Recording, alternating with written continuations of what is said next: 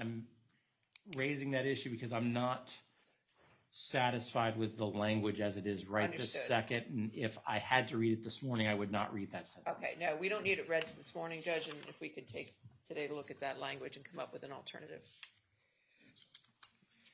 Time frame. I think yesterday I asked about when you were going to rest. You said that your group was going to be meeting last night and kind of getting a better feel for the next several days. Right, understanding that, every day we put in less than we had anticipated, given just how the timing has worked with everything. We're confident that we can rest Tuesday afternoon at the very latest, very early Wednesday morning. And let me ask the plaintiffs.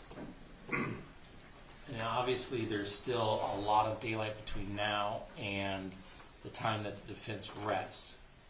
But do you have a concept as to how much or how long your rebuttal case is going to be?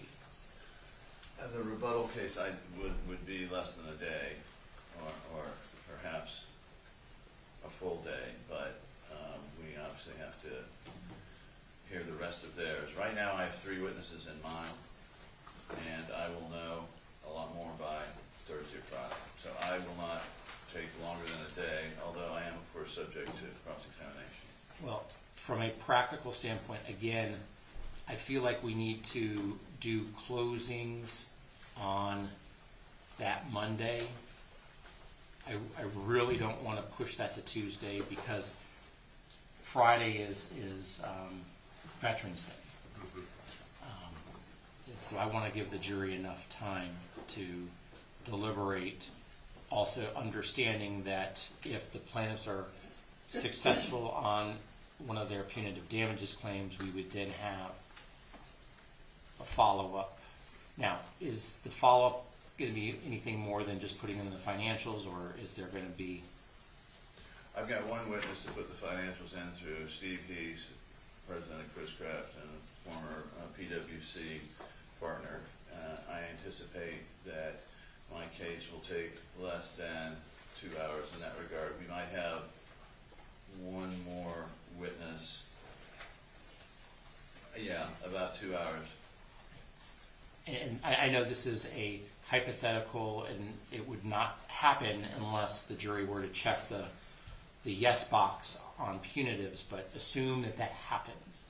What type of defense type of case, how much time are we talking about? Well, the agreement between us and plaintiff's counsel, since we delayed his deposition, we still need to depose him, so I don't know if we need to do that potentially during the case in that eventuality. Well, I will tell you that I'm going to want, if the jury checks the box yes, to go right into I'm going to want to go right into it. Okay, so I mean, if it's like, if they check the box at 5 o'clock, then right into it means the next morning. Yeah, I understand. So we may need to take his deposition this weekend or something of that nature.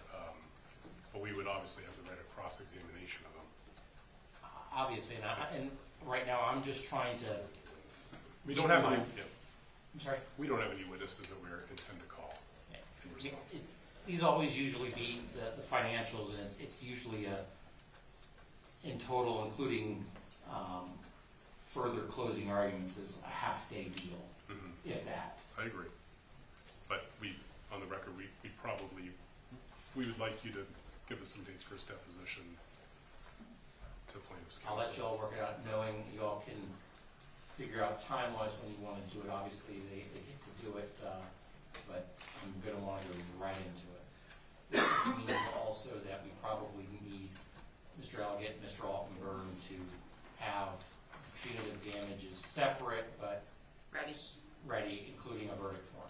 Understood. Judge, as to depositions, we're getting jammed up a little bit. Ms. O'Leary was supposed to testify live, but she is, I don't want to go into detail for her privacy, but physically unable to do that. So we told them on Saturday that we needed to read O'Leary. She had been previously designated by us. We have not received any response from the plaintiffs as to whether they object or if they have cross designations. Hannah we designated that in June. We told them we were gonna read it. We did one slight addendum on October 20th. We still have not heard back on Dr. Hannah, who we want to read tomorrow. On Dr. Vos, I looked at that last night. So recall, they played the third death of Dr. Vos. That was done in 22 or 23. We want to do the November 2019 death. And what happened on that, Judge, is there had previously been designations, but I went back through it, given the court's orders in this case. And a large part of it dealt with much house by proxy and the phone calls. So I went back and redesignated those, removing all of those designations. And I didn't send that to the council until last night, but we need responses on that as well. We did not receive the exhibit list that council indicated he would send us last night. At least I didn't see it, and I checked with everybody, and we did not receive it. But the depositions are concerning to us because we want to play Dr. Hannah tomorrow. We'd like to play O'Leary tomorrow. And it's been radio silent. So we need some assistance. Are either side waiting on me on any sort of rulings on any depositions? No, Judge, because we haven't received a response from the plaintiff's counsel. I mean, we haven't received objections. We haven't received counters for Dr. Hannah. So at this point, we're assuming there are none, and we're just going to play what we designated. With O'Leary, they never cross-designated back in June. Perhaps because they thought she was going to testify live. That certainly was ours, but she's ill. So the priority order is Hannah, O'Leary, Vos in that order? Yes. Samantha, Ms. Lawrence is doing the cross designations and objections to Hannah, or at least putting those in a pleading. I was up till midnight last night reading that 325-page deposition. And it was designated in June. The first notice we received that they wanted to put in by deposition was sometime this week. And those designations from June have not been revisited with respect to the court's rulings here. So there's all sorts of stuff there that has everything to do with Chapter 39 and issues that we're just wasting our time on. It's Dr. I Hannah. designated nothing to do with Chapter 39. Okay, well, and so we're not calling Hannah live? Well, all along, we've been told they were going to call him live, which was why we weren't too concerned, but they didn't. So we're just going to designate his death, which was previously designated. And he's in Clearwater? That's, yes, Pinellas County somewhere. His practice is in Clearwater. Yes, Judge, we didn't call him live because we've been trying to conserve time. We had a little discussion about just how much CRPS and ketamine discussion they could tolerate. We are still considering whether we would call him in our rebuttal case. It depends a lot on, again, what the defense is going to do, obviously. If that's something that makes the court's job easier, which I sense it might, if we did decide to, we can try to make the court something. Judge, we're still To the going to want to. extent that I'm being asked to make rulings, that's what I get paid to do, and I'm happy to do it, even if it's, I'm doing it at midnight when you're doing it. Does the defense want him to come live at this point? Can that happen, or do you want to do the deposition? No, Judge, we're happy with doing the deposition, which, again, we just, The communication notes about O'Leary. At this point, yeah. I want to talk about the art of the possible. Sure. Hannah sounds to be like the number one priority, even if the defense plays Dr. Hannah's deposition to the extent that the plaintiffs wish to call Dr. Hannah in their rebuttal case, that doesn't foreclose. So Ms. Lawrence is working on it. By when is it possible that you're going to get the designations or objections over to the defense? The first one will be filed in 10 minutes. When you say the first one, The first deposition. There's two volumes. Yeah. So the first is 300 pages. The second I have here is much shorter. It's 100 pages. So we will have that, both of them filed by the end of the lunch hour. So if you can get that by the end of the lunch hour, and assume that that happens, when will you be able to turn, if there's any objections for me to rule on? Well, we'll do it as soon as we're out of court. We'll look at it first thing. I mean, I don't know if we can look at it. I mean, I could try to look at it while we're playing Dr. Mallet today. If I didn't bring a laptop, but. So it doesn't sound like I would get anything by the time we leave today. I guess it depends on how many counters they have and how many I have to look at, Judge, but as soon as feasible, as soon as I can, like the first thing, I'll do the first thing. I determine it tonight if I get something tonight, Okay. but let's talk about O'Leary next. You've made the designations, and when are you trying to play that, something that can be played, where are we on? Today's Wednesday? Today's Wednesday, Judge. Play on Friday? Yeah, we only have a couple of live witnesses for tomorrow, so we're hoping to get in these depositions. How long is O'Leary's deposition?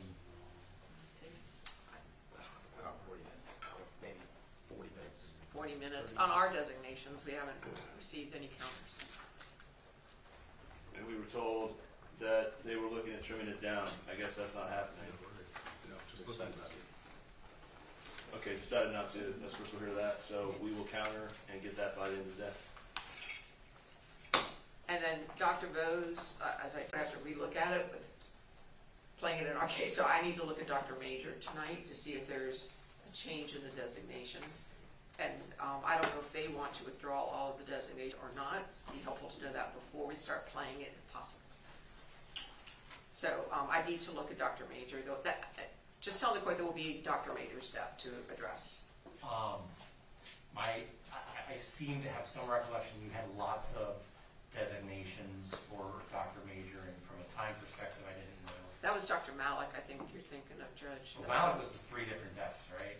No, Major's 3 to 1. Malik is the one that was cut down. It was 2 hours, and now it's at 55 minutes. Okay, so Major had 3 different volumes. It does. Because I remember there was like the first one in Dr. Major that there was a lot of designations, maybe not so many in the second. In any event, I guess the question is, are you going to want to relook at your designations of Major? Yes. So if the defense gets their designations to you tonight, will you be able to get your designations back by, the end of the business day tomorrow, Thursday? Clarification. Has the court already ruled on Major? Because if we could Yes. get a clip report, it'd be much easier just to withdraw in the clip. That's the most efficient way to do this. Well, again, Judge, just the nuance is slightly different because they designated and we did some cross. So we got to go back, since we're putting it on now and they did not, to make sure we have designated what we need. Let me back up. Is there a clip report that you can give to? I don't think so, because they were playing it, so we didn't edit it. So the answer is no, without getting into all the backstory. Perhaps you would have your own clip report? I don't think we didn't go through that process because we decided not to play it So there's no clip report. So at this point. let's go back to, if Ms. Corrales is able to get you the designations of Dr. Major this evening, will you be able to get your counters by like 5 o'clock tomorrow?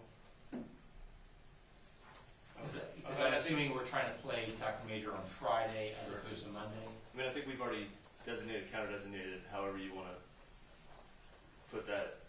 And so there's already rulings, so we'll just look at the rulings in perspective and withdraw where we. It sounds like, based on how I've been ruling during the trial, they're going to somewhat change their designations. I need to look at it, Judge. I don't want to waste the court's time in ruling on things where you already ruled. So I need to look at Dr. Major. I just didn't do that yet. We will withdraw some of it for sure, and however we get it, we'll take a look. What's next? Exhibits. So the only other depot that is going to be designated as Dr. Major. Is there anything else? They got Hannah, O'Leary, Bose, and Major. Danielson and Kimball. Danielson and Kilgore. Those are not going to be played till next week.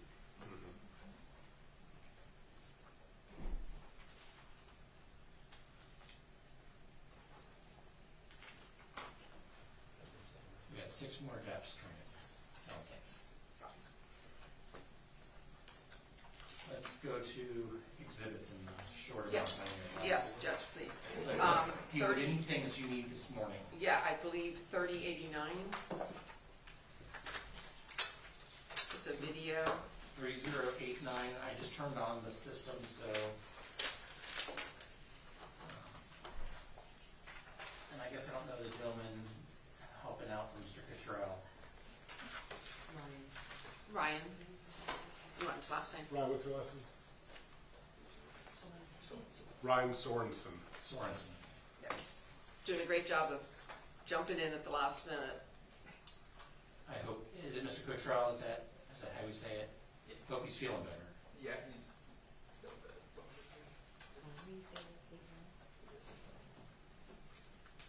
3089, if you can put it up, please.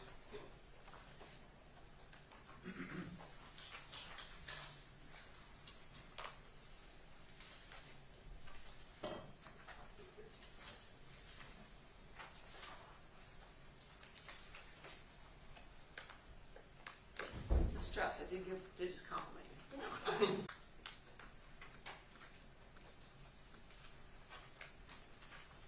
It says playing the piano at the hospital. Yes. Is there anything else? We don't have an objection. How long is the video? Short. Seconds as opposed to minutes. I need the organizational. If it's less than 15 seconds, we have no objection. Well, I don't, it's less than 15 Can we play seconds, it? but it's Yeah, seconds. let's put this quick. Looking for it.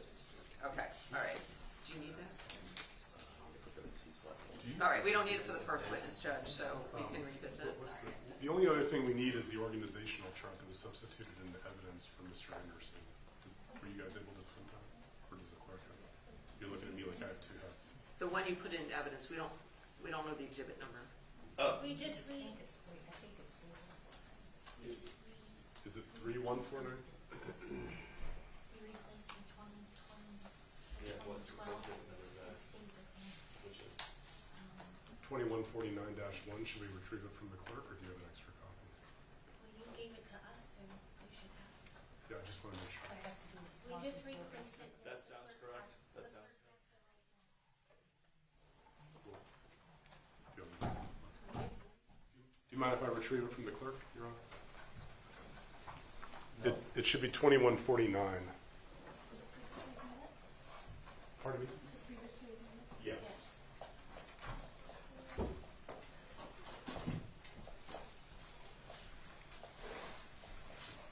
Are we having some technical I issues? think we're having some technical issues, Judge. I know it's closed, so maybe at lunch we could do some exhibits, since it's almost 9. Remember, I have a hard stop at right before noon today. No, I meant like after. Right, I'm just wanting to make sure that whatever the issues are, it's fixed. Oh, you have a bigger issue in mind. Yes, okay. Mr. Reyes is going over to help Mr. Sorensen. Okay. 2148 organization. Love the teamwork. 2148. Do you remember what number?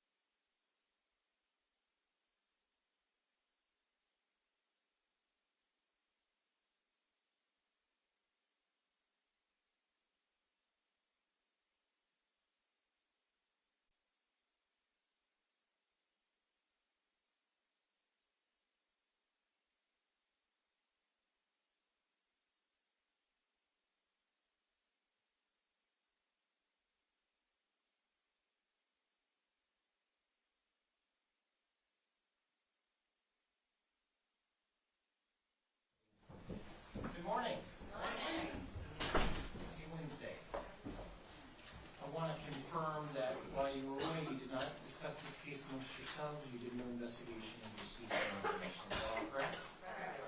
And no one has approached you about this case. Is that correct? Correct. And you have not seen any clips, media clips about this case. Is that correct? Okay. Defense, let's call your next witness, please. The defense calls Lisa Reck, registered nurse.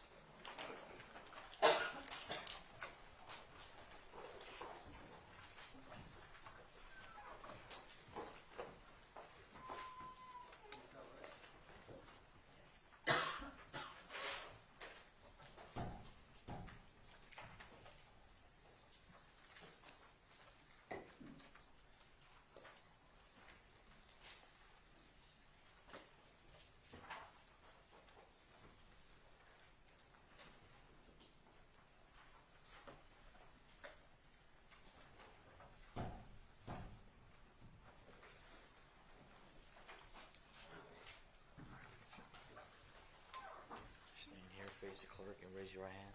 You solemnly swear or affirm the testimony you're about to give will be the truth, the whole truth, and nothing but the truth. I do. All right, we're gonna come around this way. Bit to make sure we can hear you. Thank you. Can you please state your name? My name is Lisa Reck. And what is your current occupation? I'm a registered nurse. Can you tell us a little bit about your education and training, including any degrees or licenses that you've obtained through the years? Okay. I went to school at the University of Akron in Akron, Ohio. I graduated with my bachelor's in nursing in the summer of 1990. I sat for my boards in the spring of 1991, and I have been a registered nurse licensed in the state of Florida ever since. Okay, and you're currently employed as a pediatric nurse at All Children's Hospital? Correct. And how long have you worked at All Children's Hospital as a pediatric nurse? Since the spring of 1991, so almost 32, well, over 32 years now. Can you please describe for the jury what it is a pediatric floor nurse at All Children's does on a daily basis? So we coordinate patient care. Anyone who's admitted to the hospital has a medical plan, which we, as a pediatric nurse, of course, would follow. But we also provide just help with daily care, so like their activities of daily living. We help with the time that they're at the hospital, any therapy that's ordered. Basically, we keep in contact with the physicians. If there's any changes in their status, we would be letting people know. So we help with the coordination of care during the time that they're hospitalized. Why did you choose pediatric nursing as your calling? It sounds kind of cliche, but I was always going to be a nurse from the time I was little. Both of my parents are actually in education, and they really wanted me to go that route, but it just wasn't my calling. So once I was accepted into the School of Nursing, they send you through various clinicals. And when I got to the pediatrics clinical, I really felt that that's where I was going to find the most fulfillment and enjoyment. So I have done that my entire career. I'd like to take you back in time to the October 26 to January 2017 timeframe when Maya Kowalski was inpatient at All Children's. Okay, Do you remember that time? I do. And at that time, I believe you served as both Maya Kowalski's bedside floor nurse as well as a charge nurse across several days over the course of October and January, correct? That would be correct. What do you recall about your time with Maya Kowalski? Objection, narrative. Sustained. During the time that you cared for Maya Kowalski, did she have good days and bad days? I would say definitely. I would say that she was no different than any other patient that we see that's in the hospital. Some days are definitely easier than others for everyone. Okay. And did Maya Kowalski ever complain of pain during her admission? Yes, she would. She would complain of pain, and honestly, pain is something that's very patient specific. So if someone's telling me in pain, I'm going to be understanding and provide what care I can to help with that. So yes, I would say that she definitely complained of pain on occasion.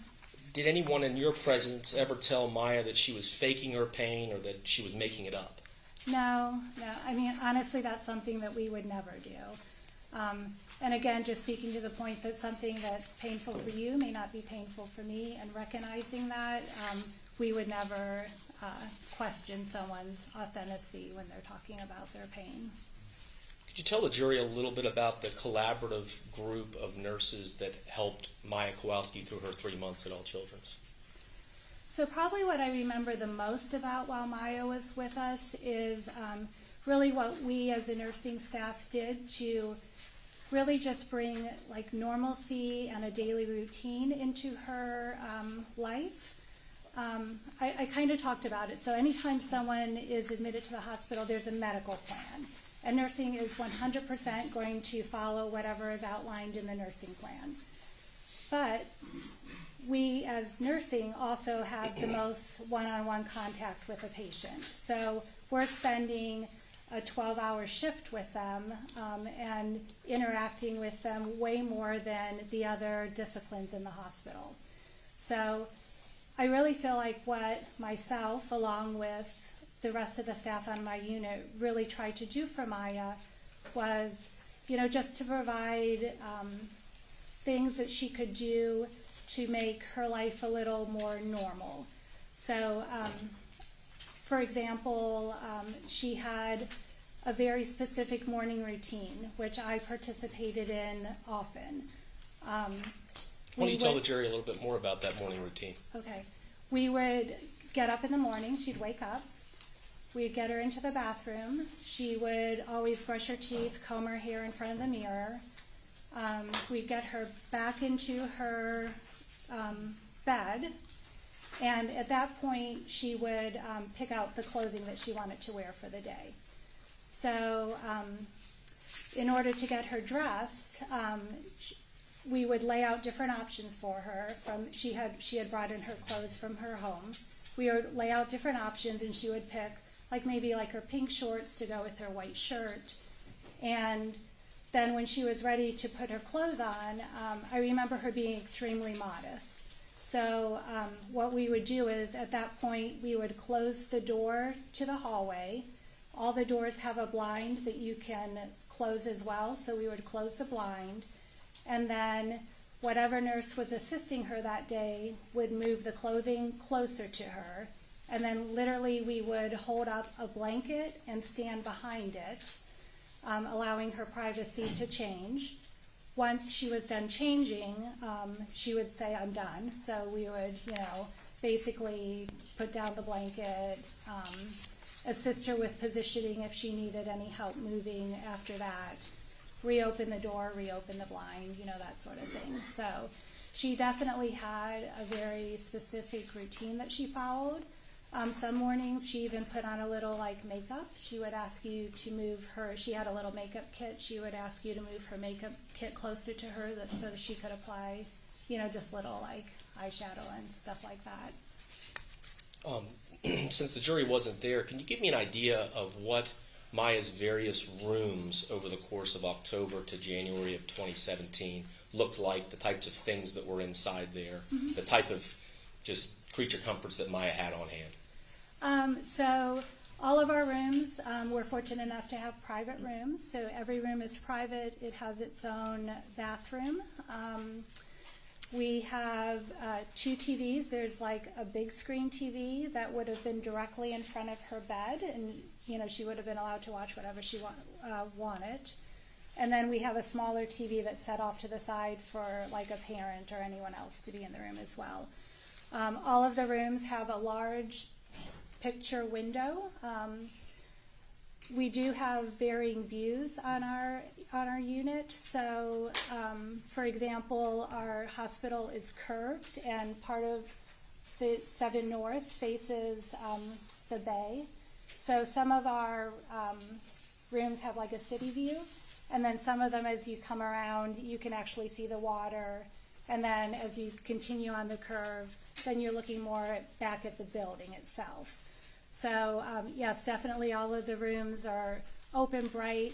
None of our rooms are painted just white. They're all pastel colors, so you'll see colors like yellow and light blue and kind of a purpley color. So we really do try and make them as kid-friendly as possible.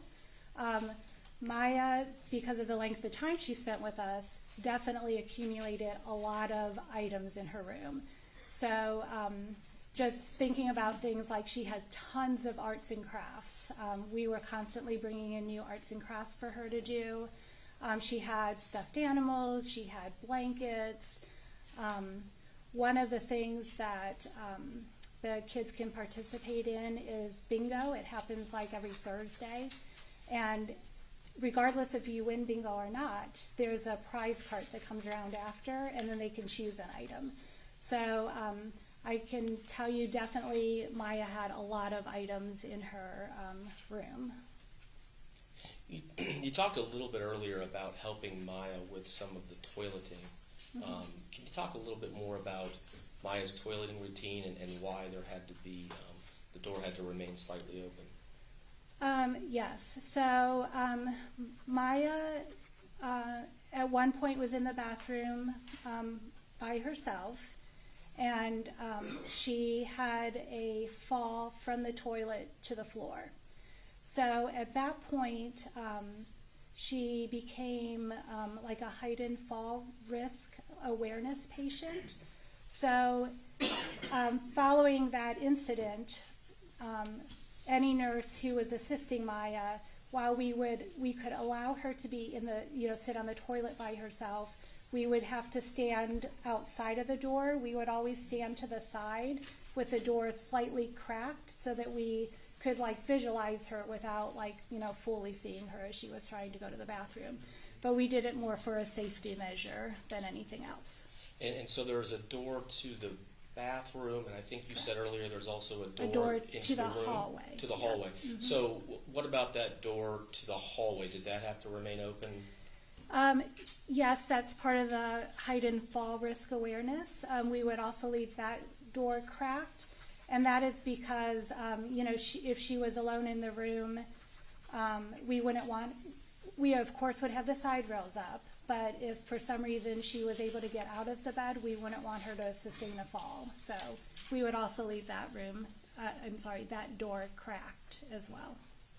You touched a little bit on this earlier, but can you describe some of the activities of daily living that Maya Kowalski was able to do independently, and maybe some of the things that she needed help with from the nursing staff? So I would say independently, definitely she could brush her own hair, she could brush her own teeth, she'd wash her own face. Like I said, she would put makeup on. She definitely had, like I said, with her modesty, preferred to dress herself. So she would get her own little sports bra, t-shirt, and shorts on. Things that I would say that we had to assist her with, just because we didn't want her to fall in any way, is if she was moving from the bed to the wheelchair, we would always be by her side to kind of help her pivot from one position to another. And that would also be similar for pivoting from the wheelchair onto the toilet so that she could do her toileting. You had mentioned earlier in your testimony that Maya would have some good days and some bad days. Why don't you tell the jury on those days where she wasn't feeling well or having a bad day, some of the things that the nursing staff would do to try to help cheer her up and make the situation a little better for her? Yeah, so I feel like some of my best memories of the time that Maya was with us is just the little things we did for her. We had a couple of nurses that have a lot of skill with braiding hair, so if she was feeling down or we knew that she wasn't 100%, those nurses would go in and they would offer to braid her hair. We would do mini spa days with her. I remember nurses bringing in their own nail polish from home or going to the store and buying her new nail polish and painting her nails. So when David talked a little bit about just the collaboration of nursing, a lot of interaction happens with our patients that you're not necessarily assigned to. So, say for example, I was not assigned to Maya, but I heard that, someone had just braided her hair or they did her nails. I'm going to go to her room specifically and say, like, hey, let me see your nails. Oh, I love them. Or like if I heard she got a new t-shirt, I'm going to say, oh, cute t-shirt. There's a lot of interaction that our nursing staff works together really well, just to make sure that, that all our kids feel special. We would do it for anyone. It wouldn't necessarily just have to be someone in Maya's position. It's something that we do on a daily basis. Another example would be if I'm walking down the hallway and Maya's call light is on, or anyone's call light's on, and I don't see another nurse close, I'm going to pop open that door and say, hey, can I help you with something, or what do you need?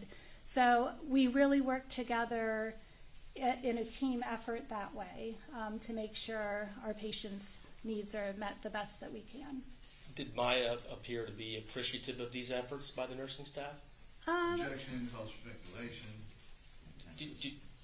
Did you ever observe Maya Kowalski being appreciative to these efforts you just outlined? Yes. Objection. Overruled, you can answer that one. I'm going to say yes.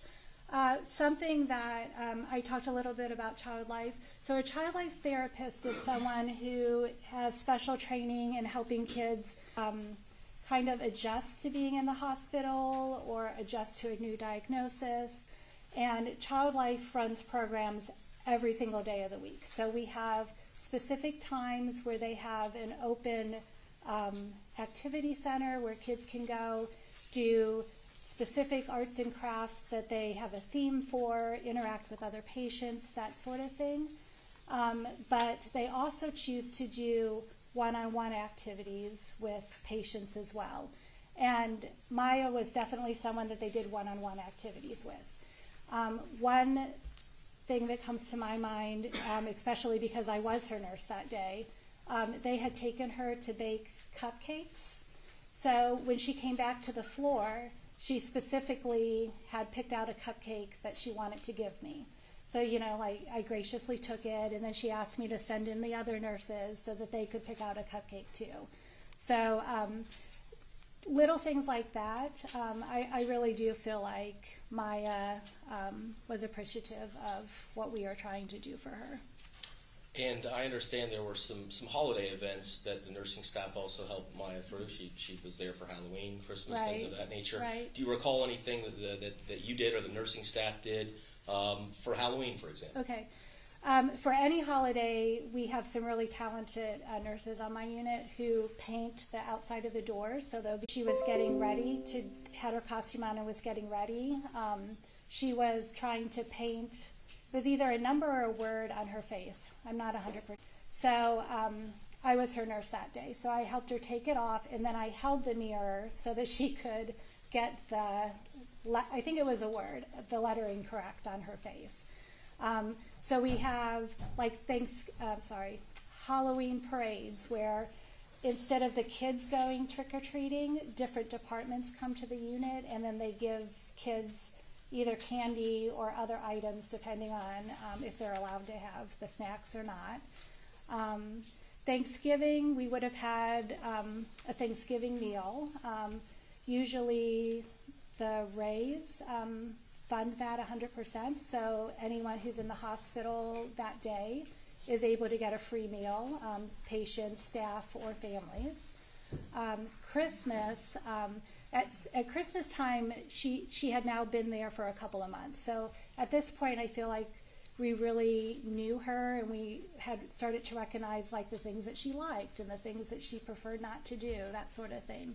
So our unit has always done a cookie exchange. So each nurse will bring in a dozen of whatever cookie you choose, and then basically you walk away with a dozen of someone else's cookies. So since Maya had been there so long, we actually brought her in and let her be a judge. And then the nurse whose cookie won actually brought her a dozen of that cookie, and then it was just for her. So like that is something we wouldn't have done with just any patient. We definitely included her just to the length of time that she had already been with us, and we just felt like we had a little more of a bond with her. Now, did Maya have the opportunity to leave her room and go to other parts of the hospital? And if so, can you tell the jury a little bit about the activities that she would do outside of her room? Yes. So, I mean, no one is ever just like stuck in your room at our hospital. I talked a little bit about Child Life. Child Life ran an activity every day. The activities that they would do are actually, I work on the 7th floor. Their activity center is on the 2nd floor. So we would definitely have to make an effort to get her there. And this happens every day of the week.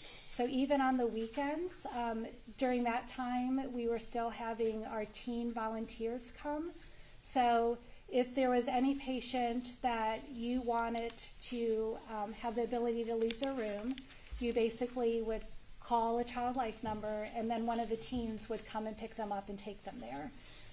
We also had music therapy. So music therapy is like an awesome adjunct to our Child Life department because a lot of kids can relate to music, like people in general can relate to music. But it's really soothing for some of our patients. They would have events where she could go and like listen to music, or the person would come to her room and do it with her, again, like on a one-on-one setting. We also have pet therapy. So our pet therapy folks, the dogs have been cleared for their temperament. So they literally come around and they interact with the patients on a one-on-one basis. And the only ask is that the patients, clean their hands with alcohol to, decrease germs, but they're allowed to pet them, and the dog will actually lay its head right up on the bed next to them. So we definitely would have made a lot of opportunities for Maya to not just be in her room. What about other children that were at the hospital or volunteers? Did Maya have the opportunity to interact with children around her age or her age? Why don't you tell the jury about that? So we do, on our unit, kids are up in the hallway at any given time, right? So we have a little area that sits in the corner of our unit. It's a big picture window, overlooks the bay. And there's a little seating area there. So like sometimes like kids will sit around there and talk. Again, we really do utilize our Child Life services to help coordinate interactions with other kids. So anytime she would have gone down to the activity center and played bingo, there would have been, a variety of other patients in there at the same time. So she would have had a lot of opportunity to interact with other patients during that time. And did Maya like going to the activity center? I really feel like she did. Did you have an opportunity to observe Maya Kowalski ever practicing her Roman Catholic faith while she was at Old Children's? Yes. And what do you remember about that? So she definitely had a rosary at her bedside. She would occasionally ask you to hand it to her, so she definitely had a rosary. I recall a little vial of holy water. That was also at her bedside. We had an absolutely lovely gentleman. His name was Father Tom. He dressed in the traditional clergy outfit, so black with a white collar. He would come around on the weekends, and I know that he spoke to Maya on occasion. Another thing that I can think of that like we as nursing did for her is during the Christmas holiday, one of our nurses brought her in an Advent calendar so that she could open, the little section every day and have like little something to look forward to. Do you have any recollection about Maya having any visitors while she was at Old Children's Hospital for that 3-month period? Mm-hmm. Visitors, I definitely remember her dad and her brother. Would they visit often? I would say frequently. I don't know like what his schedule, like how it prevented him from visiting. But during that time in my life, I was working a lot of Friday, Saturday, and Sundays. So I would say definitely they were visiting on one of those days. She also had an aunt and an uncle who visited. I recall a couple of her school-aged friends came one time, and I think one of their mothers brought them for that visit. And then I also remember a school teacher coming to visit her. Would Maya typically go out of her room for these visits, in the room? Was it a mixture of both? It would be whatever they wanted to do. I know that I feel like when the school teacher was there, they stayed in her room. But I know when her family visited that they went to the cafeteria. They may have taken her to the activity center. I know that definitely they left the room when her family was visiting. What about Maya's diet during the period of time that she was there? Do you recall anything about her eating habits and ordering food, things of that nature? So we have a great program at the hospital. Basically, we have a menu and everything is made a la carte. So it's almost like a restaurant. No one is ever going to bring someone a meal and say, like, this is what you get for breakfast, lunch, or dinner. So Maya had the ability to call a number and order anything that she wanted. So I do recall that she was a little bit of a picky eater. She would occasionally just want to order like white rice, and that's what she would have. But she also ate like smoothies and ice cream, and like she ate a good variety. But I do remember that she was a little bit picky of an eater. One thing that also makes me think of this, one thing that we did as a nursing team almost is she was ordered to have some vitamins, and I recall that Maya had trouble swallowing pills. So her vitamins came in a liquid form, and if you've never had the opportunity to try a liquid vitamin, it's pretty rough to swallow. So what we did, we figured out for her is if we took a popsicle and melted it almost down to a slushy, we could squirt the vitamin in, it was like a small syringe, into that mixture, and then she could like sip it down that way, so she wouldn't have to just take the vitamin straight. Now, at any point during the hospitalization, did you come to learn that Maya nominated one of your colleagues for an award for exemplary nursing service? Yes. And who was that? Her name is Lindsay Arenas. And what was the award that Lindsay Arenas was nominated for by Maya Kowalski? So it was the Daisy Award. What the Daisy Award is, it's a nursing-only award. The Daisy Foundation was created by a family who had a child who had cancer during his younger years, and then when he was older, I think roughly in his 30s, developed some sort of immunosuppressive issue, and then subsequently passed away from the immunosuppression issue. So they created this foundation to acknowledge nurses who create like special bonds, do exemplary things for their patients, and that is what Lindsay was nominated for. And how does one go about getting nominated for a Daisy Award by a patient? So we have, you can do it a couple of ways. There's a paper format, so literally someone can write out what they want, and then they can also submit something online. I'd like to show you what's in evidence as 324001-002 and see if you recognize the document that's going to be coming up on your screen there in front of you. Okay.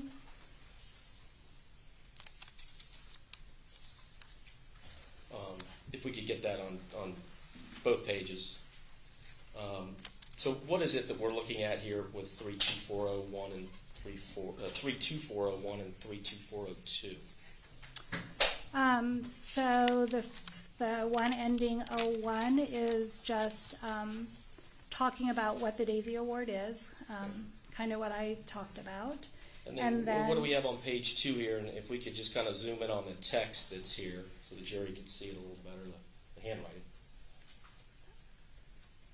So what are we looking at here? So I would say that this is Maya's handwriting describing what she liked about Lindsay. And I don't know if you're able to make it out, but what are some of the things here that she seems to like about Lindsay? It looks like she's saying she's very fast, super nice. Example, when I have to use a bathroom or anything, she would come as fast as possible. And so this would be an example of a patient making This a would be a nomination. patient nominating, yes. Now, I understand you also won a Daisy Award during Maya's hospitalization. You remember that? Correct. Tell me a little bit about what it was that you were doing for Maya that led to you winning a Daisy Award during the time in question. So my nomination came from a fellow staff member. I already talked a little bit about how I would help her with her morning routine frequently. Sustained. Did you ever do anything for Maya Kowalski outside of the hospital? Why don't you tell the jury a little bit about that? So I took her laundry home on 2 occasions, washed it and brought it back to the hospital. That is because when I was helping her change, she was very low on clothing options. So I wanted to help her have as many choices as possible. So literally I worked on a day, asked her if it was okay if I took them home. She said yes. I went home after working like 13 hours, did her laundry, and came back at 7 the next morning. Primarily because I wanted her to have the options. Really, we could have called it a day and just put her in a hospital gown when she ran out of her personal clothing, but I didn't want that to happen. And when you were nominated for this Daisy Award, was reference made to the fact that you were doing Maya's laundry? Yes. Objection. Move to strike.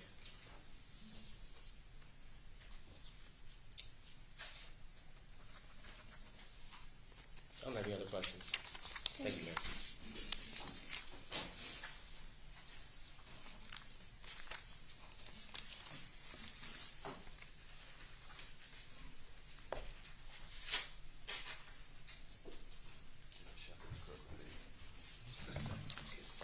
According to the All Children's Hospital medical staff rules and regulations, when you are on shift, you are to complete at least one nursing note. Is that right? Well, we chart, so yes, we would On the make days you're an there, assessment, yes. Right? Well, it sounds like you and Maya were just really close, right? I would say, I mean, I definitely had a fond place for her, but she was close with a lot of our staff. She stayed with us for almost 3 months. In fact, there were a lot of staff that saw her a heck of a lot more than you did. In fact, you only saw Maya charting in on 5 occasions.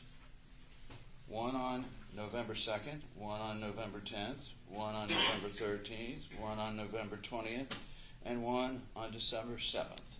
True? I would say that's accurate, but I am also the charge nurse every day that I go to work. So as a charge nurse, I am responsible for overseeing the entire floor's status. So I'm a point person for admissions, transfers, discharges. I have an idea of why every patient is in the hospital at the time they are. So even if I wasn't actually taking care of her or charting on her, I would have been helping to oversee her care during that shift. Anything else? Ma'am, I only ask you whether it's true you charted in seeing her on 5 occasions. How many kids are on that floor? We run a variety of census, but our max census would be 28. All right. So now, if you were really close with her, one would expect you to, I guess, be like featured with her. Like when she put up her list of favorite people, would you not be part of it? I mean, that's Maya's choice. Can we put up 2364 and 008-009. For the record, it's the My Care Journal. I think there's 2 pages to it, 08 and 09. You see your name anywhere on that? No? All right.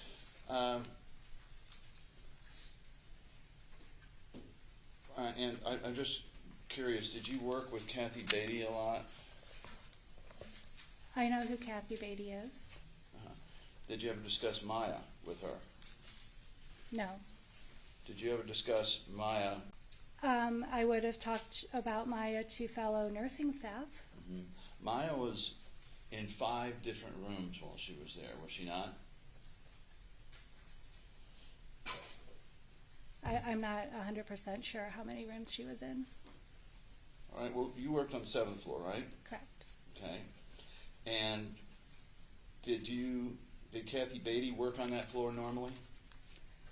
She was one of the hospital social workers, so she worked on all floors. Don't hospital social workers get assigned a specific, well, what was the 7th floor known as? Known as? Yes. What were the children? Was it the PICU? What was it? Okay. So I work on a med-surg floor. Our specialty is neuroscience and surgery. Right. All right. So Kathy Beatty, I think the testimony has been, worked the PICU. Why was Kathy Beatty up on your, what's it called, med-surg? A medical surgical floor. Medical surgical floor. Mm-hmm. What was she doing up there? Because social work goes to all the units. Well, aren't social workers assigned to a specific floor? They can be, but they will also cross-cover for other areas. And you were aware that Kathy Beatty was assigned to Maya, right? I mean, I'm sure she was one of them one of the social workers that took care of Maya. All right. Maya was pretty modest, you said? Yes. So she would definitely find it, in your opinion, offensive to be forced to strip down and have photos taken of her, wouldn't she? Objection, argumentative, false speculation. Overruled. You can answer that. Okay. I mean, I just have no comment on that. I wasn't there the day that it happened, so I wasn't part of that at all. Well, you spent a lot of time explaining to the jury about how well you knew her and about her modesty. You have no opinion on whether this girl you knew to this extent would find it offensive to be stripped down and have photos taken from her? Objection, argumentative, speculation. Overruled. You can answer that. I do not. No opinion, huh? All right. Let me ask you along those lines, if we could bring up Exhibit 2.5. You have to.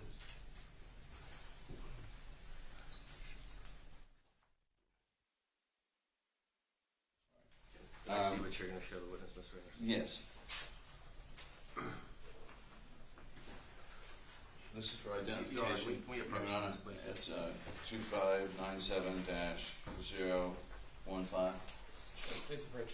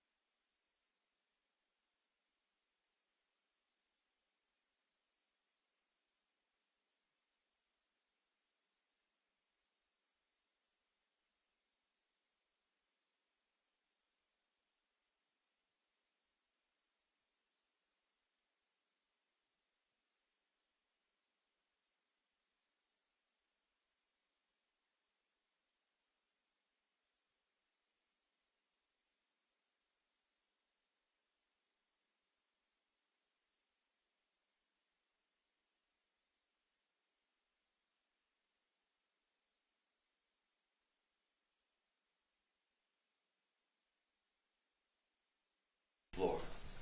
Yes. Were there cameras mounted in the ceiling of almost all of the rooms on your floor?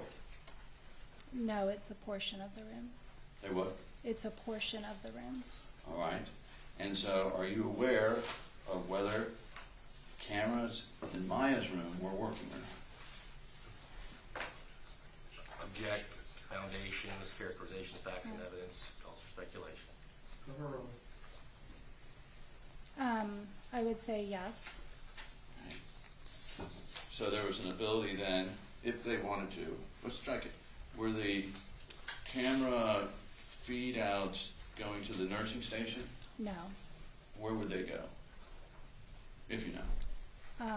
There would have been like a central monitoring room of some sort. All right. And do you happen to know if the central monitoring room had the ability to record any data from the cameras? That I'm not sure of. Okay.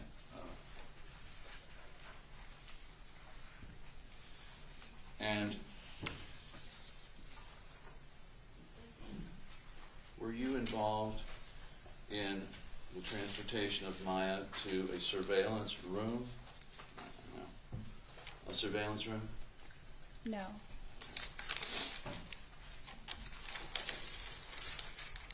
No. That's it? Yes. Fine. Brief follow-up. Mr. Hughes. Nurse Rec, on the 7th floor, are there some rooms that are known as seizure monitoring rooms? There are, yes. And do those rooms have video capability? They have video and audio capability. Thank you very much for your time. Best of luck. Nothing further, Your Honor. Members of the jury, do any of you have any questions?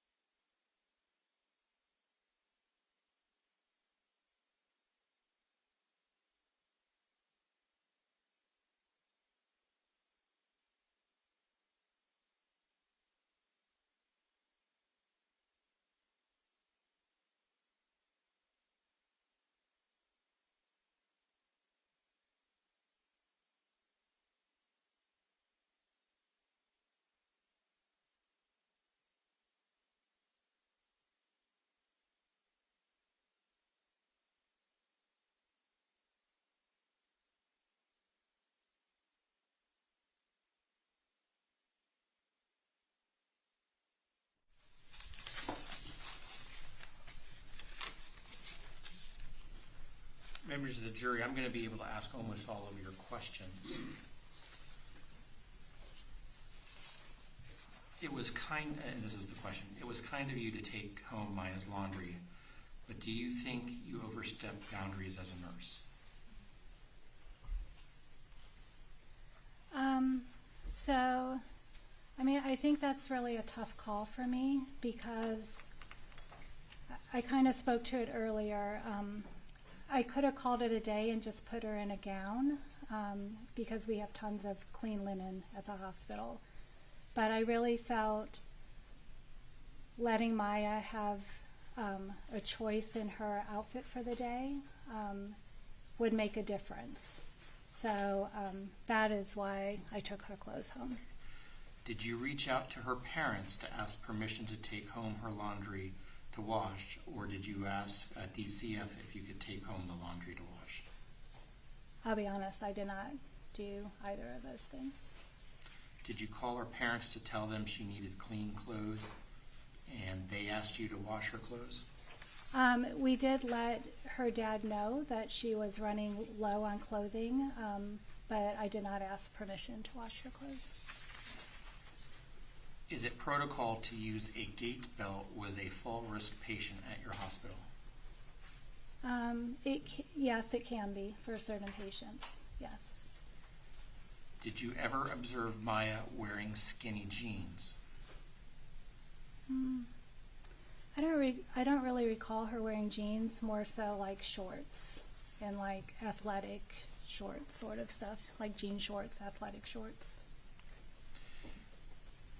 If you received an order from a doctor that was above hospital protocol parameters, would you question those orders and would that be documented in the medical record? I guess I need a better example of what that means. Okay, is there anything else on your answer to that? No, I mean, if there was something that I was like really worried about or didn't seem to fit what was going on with the patient, I would definitely make contact with the doctor, but I would need a specific example to How answer. often, okay, I'm sorry, were you finished? Okay. I apologize, didn't mean to speak over you. How often as the bedside or charge nurse did you communicate with Kathy Beatty about Maya's care or needs? I mean, I don't recall having many conversations with her at all. The things that Kathy would have kept us informed about would be like any changes related to the DCF plan or like changes in if she could have different visitors or like if those are the types of things that social work would inform nursing staff about. So it would be more as a as-needed basis. Did Maya have bad days where she just stayed in bed? I would say like she would have some days that probably started off a little rougher than others. I don't recall her staying 100% in bed. I think at that point we would be reaching out to our friends in like child life, like pet therapy, music therapy, doing something to try and bring her mood up. Would you say Maya was a good patient or troubling? No, I mean, I don't have any bad memories of Maya's time with us. She was a beautiful, smart little girl. She was definitely a good patient. When Maya was in the video observation room for, I believe, 2 days, were you the floor nurse for Maya during those 48 hours? I was not. Did you or a different floor nurse, if not you, keep the morning routine flowing, or was that morning routine interrupted? I mean, I can't speak for what someone else's practice was during that time. While Maya was in the video observation room, did you or the floor nurse for that area, if not you, did that nurse make their daily notes in Maya's file? They should have been charting a daily assessment and activities. After Maya was returned to a regular room from the video observation room, were you still, or once again, become Maya's floor nurse? So yes, again, I definitely take care of patients, and I definitely am the charge nurse. So as a charge nurse, I kind of have an over view of everyone on the floor. So nursing doesn't happen as you're assigned to this patient and you're the only one who takes care of them during your shift. We really work together, and if Maya would need something, if her call light comes on, if someone's walking down the hall, someone might just pop in her room and say hi. Like, that's a common occurrence for every patient on our in the hospital, I would say, and especially our unit, because we have an amazing team.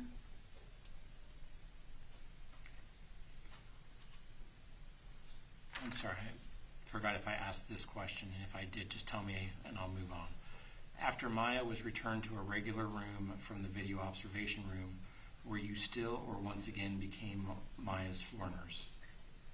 I mean, I would have taken care of her after she was back in a regular room. Did you make any review of the observation room nurse's notations? No. I mean, I wouldn't have had any reason to do that.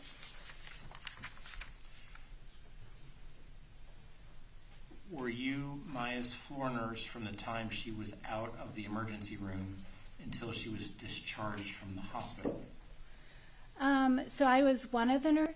She initially, when she left the emergency room, she went to an ICU, and it gives like our housekeeping staff a good opportunity to really like deep clean the room to keep our germs down as much as we can. As a floor nurse, was it part of your job or routine to make daily notes into her medical file? If I was actually assigned to her as her floor nurse, yes, I would have been charting on her. When, if ever, did you last speak to counsel before your testimony today? At some point, like yesterday evening, I talked to. They were just making sure like I knew where I was coming and that sort of thing. Thank you very much. Mr. Hughes, do you have any follow-up questions? No, Your Honor. Mr. Anderson, do you have any follow-up questions? Were you involved, ma'am, in Jack Kowalski's attempts to get a Christmas dress to Maya? I don't recall anything about that. Did Kathy Beatty tell you that the Kowalskis, that is Beata and Jack, kept parental rights as to medical decisions? Objection, hearsay. Or admission?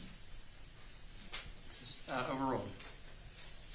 So I don't recall having that specific conversation with Kathy. As a floor nurse, or the nurses underneath you, were you responsible if there was going to be a procedure, surgery, or whatever, with getting the signed consent forms from parents? So any procedure requires consent. That is correct. So at that point, the first step for any nurse would be to go to the chart, Right. figure out who has the ability to sign the consent, and then that's the person we would reach out to. Okay. And were you involved in trying to get any consent for the port removal of Maya? I was not, no. Were you involved in obtaining the consent for taking photographs of her without most of her clothing on? I was not. Were you involved in obtaining consent for Maya being placed in that surveillance room for 48 hours? I was not. And you were prepped by defense counsel for how many hours total over the past month? Like maybe one. That wasn't very long at all. Okay, including all emails and other communications? I mean, okay, so if I include emails, maybe like 5 emails, a handful, yeah. And did Kathy Beatty, or anyone, any nurse, ever tell you that there was a belief that Maya could actually walk? No. Nothing. Mr. Hughes? Nothing from my end, Your Honor. Members of the jury, looks like more questions.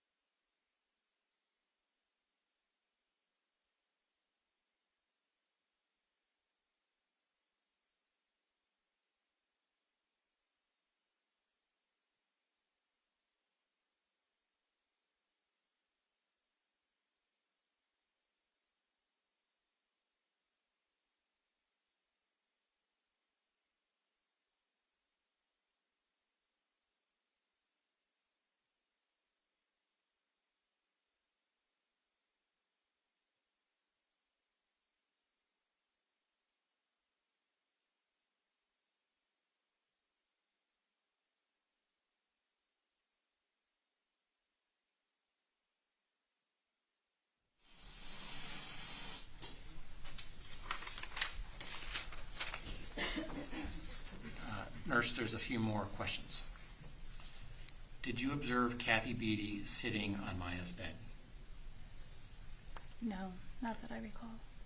Did you observe Kathy Beatty listening to Maya's phone calls? No. Was not Maya told there were some kids she was not allowed to talk to? I mean, we wouldn't have restricted her from talking to people. Like fellow patients, for sure. We're having a real hard time here with that, I think. So she would not have been restricted from talking to other patients. Can we move the microphone a little bit closer? Better. Clarifying when Maya returned to your care after the 48 hours away from your care. Were you not curious to know what happened while out of your realm and review anything, quote, notable, end quote, that happened while Maya was gone? So first of all, Maya never left our unit. She was just moved to a different room within the unit. So outside of just moving from one room to another room, nothing changed. It's really not nursing's place to like make a diagnosis or order new testing. So at that point, we would have been relying on our physician staff to determine what information. Mr. Hughes, anything further? One moment, Your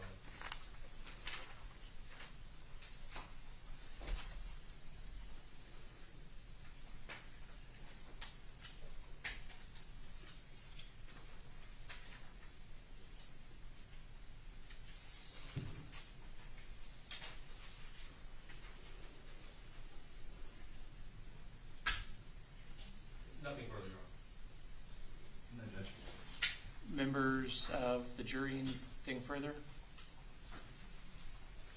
May this witness be excused Yes, Judge. Yes, sir. and released from subpoenas? Yes, sir. All right, Thank you, ma'am. thank you. Okay, members of the jury, I know you've only been in for an hour and 10 minutes, but we've been here a little bit longer than that, so I think this is going to be a good time for us to take a mid-morning break. Let's try to keep this to 10 minutes. Do not discuss this case amongst yourselves. Do not do any investigation and receive no information. All rise. Jurors exiting.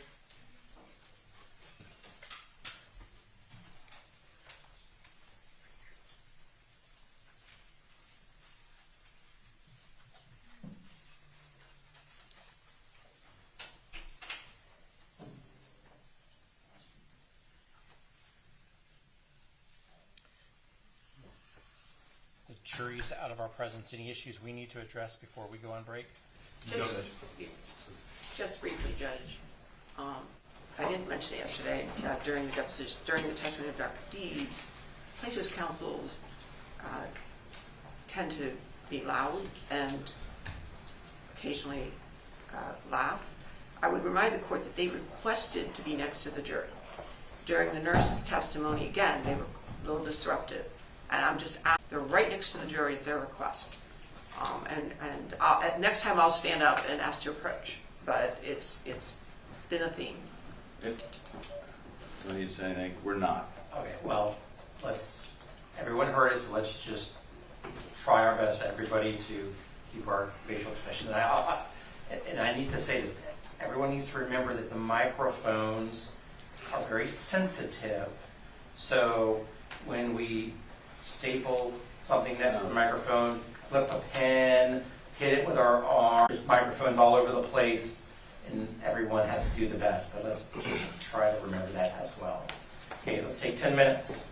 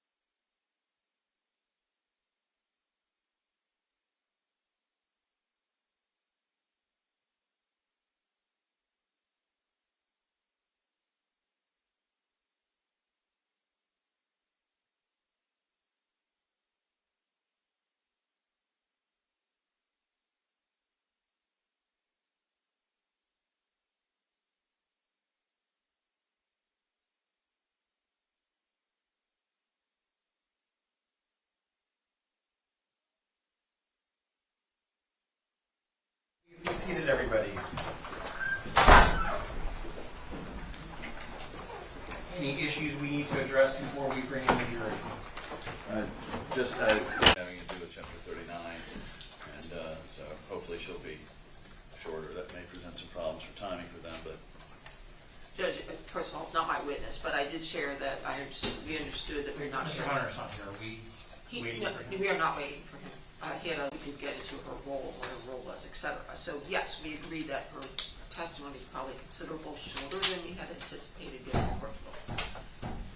Well, I would imagine that we're going to have some discussions at sidebar during her testimony. I would think that there'll be questions also from the jury. So yes, it may take longer than we think. Anything else before we bring the jury back in? Not from the defense, Your Honor. Justice Granger?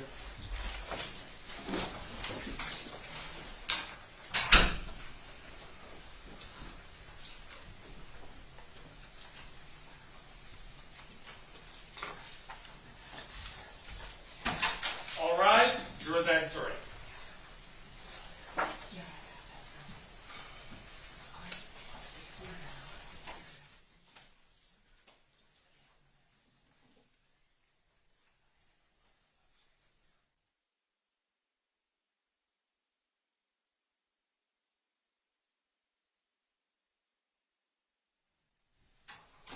Members of the jury, welcome back. Please be seated. I want to confirm while you're away, you did not discuss this case, you did not do the investigation, receive no information. Is that all correct? Correct. And that no one approached you about this case, is that correct? Correct. And you did not see any media coverage, is that correct? Correct. Defense, your next witness, please. Thank you, Your Honor. We call Mark Anderson.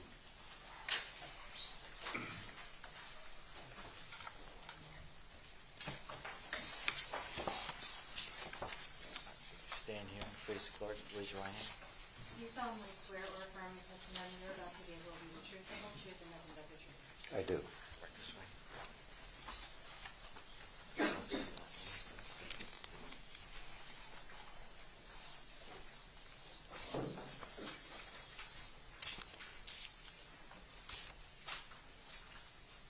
If it may please the court. Good morning, sir. If you could introduce yourself to the jury. Good morning. My name is Mark Anderson. Okay. The other Mr. Anderson. I wish the court reporter luck. No relation to the gentleman sitting behind me, correct? No. Okay. Correct. We got the hard part out of the way. All right. Can you tell the jury what do you do for work? Right now, I'm semi-retired. I do some consulting for a medical device company. Okay. So let's take you back. Was there a time where you served in executive leadership at a children's hospital? Yes.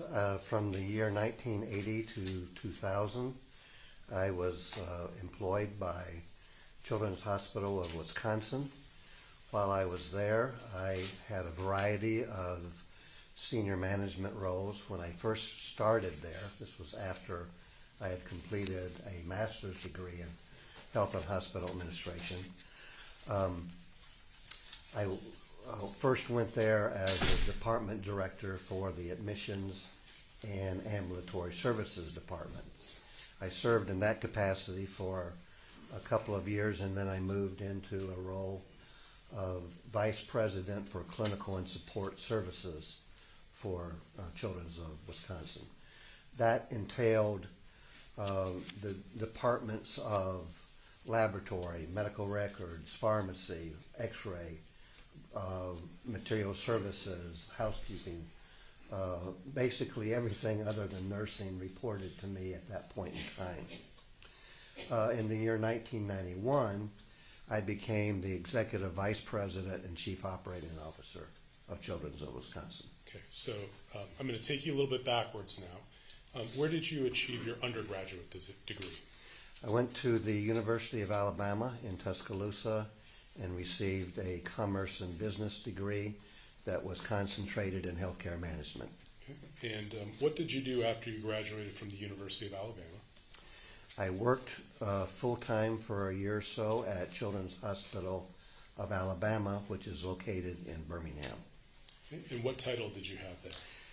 While there, I was also the director of ambulatory services in the emergency department. Did you obtain any graduate degrees at the University of Alabama, Birmingham? In 1980, I received my Master's of Hospital and Health Administration from the University of Alabama, Birmingham.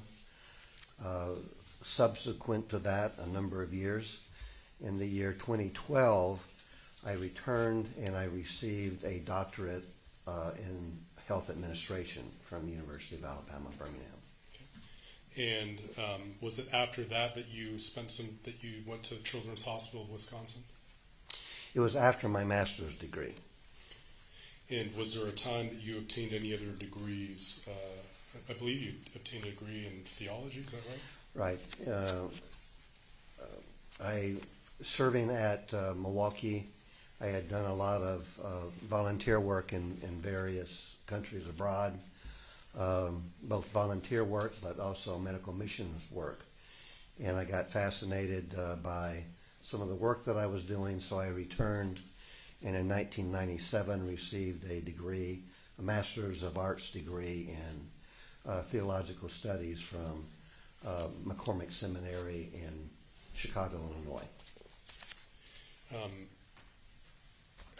What years were you at Children's Hospital of Wisconsin? From 1980 to 2000. And what did you do after you left Children's Hospital of Wisconsin? In the year 2000, I relocated to Virginia, and I worked for a not-for-profit, non-governmental organization called Project Hope. Project Hope did overseas training for health professionals, and I was a management officer at Project Hope, overseeing the areas of Asia and the Middle East. Was there a time that you started working for an organization, the Society for International Health?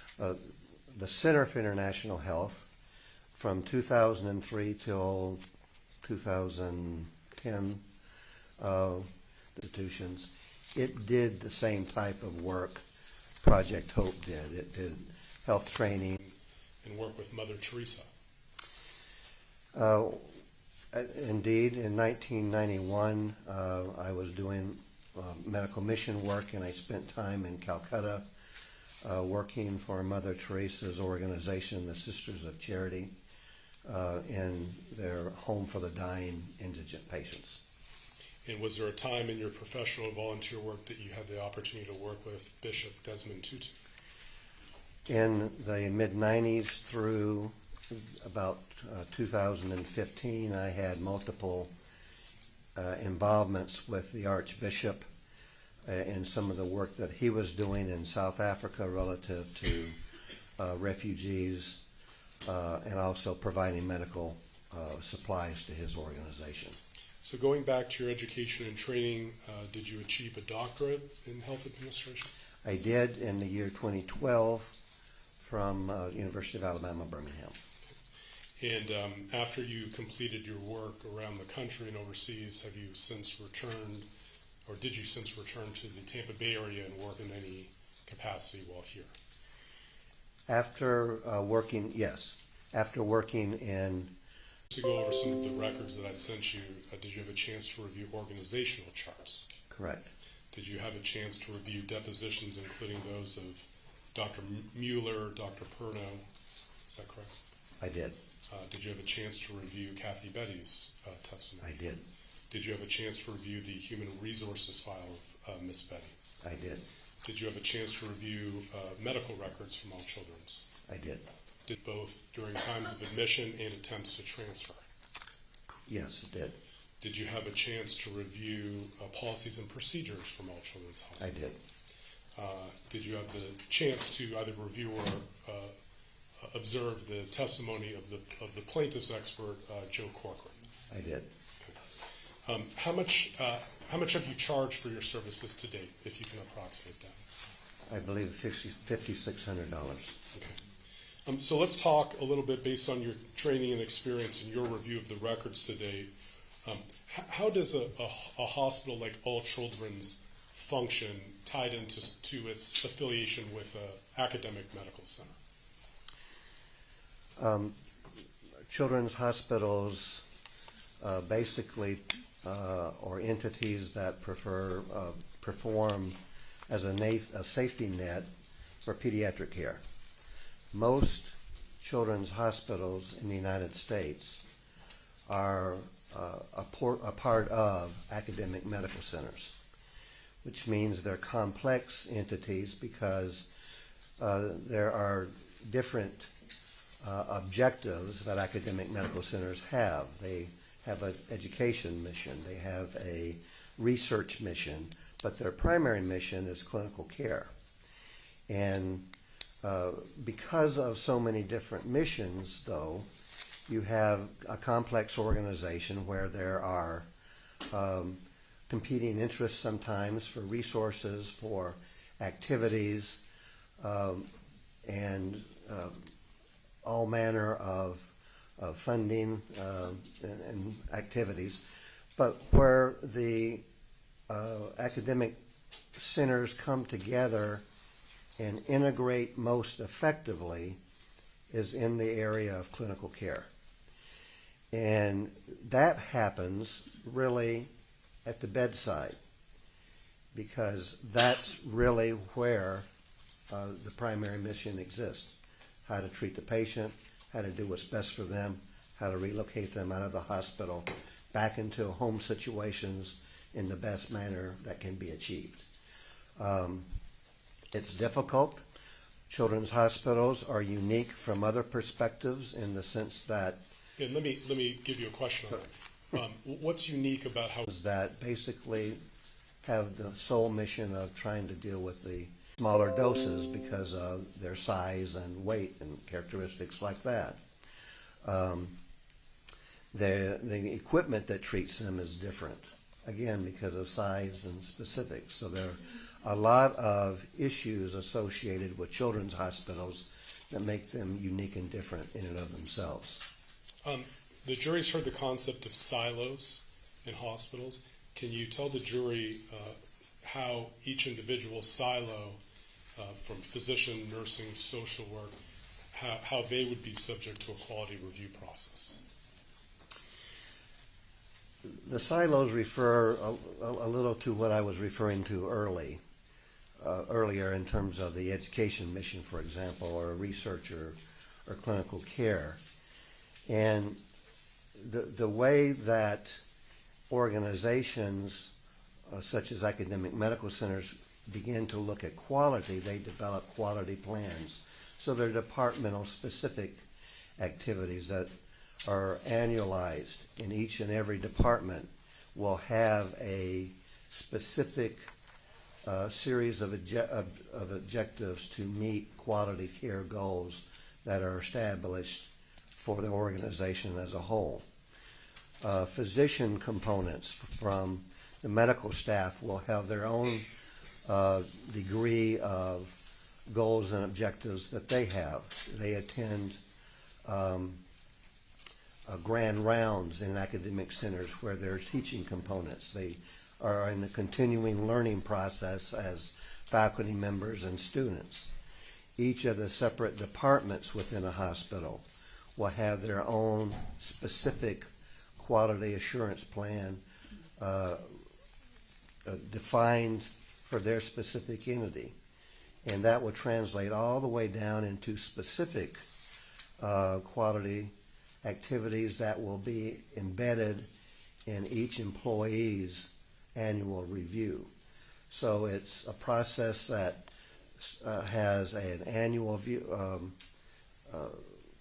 quality assurance and improvement plan for the organization, stepping down to the specific entities that are part of that, whether it be medical staff or hospital staff, and then down to the specific departments, and then all the way down to the individual.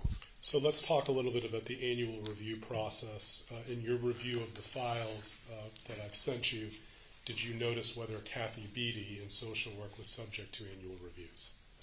Yes, I reviewed a number of her human resource reviews, yes. And did you notice that she had been an employee of All Children since about 2009? Correct. And did you have a chance to review her performance reviews in 2015 and 2016? I did. And how does a performance review work at a hospital? Who's doing the review, if you could talk about that in the Care 360 model? And each individual will be reviewed by their immediate supervisor. And as part of an annual review, several things happen. One, you review the past year's activities of that employee. So there's a review of what's happened. And then forth, what are going to be the goals and objectives for that employee going forward. And Ms. B supervisor on a series of previously agreed on objectives that she would try and meet. Yeah, objection, Your Honor, you need to post on it.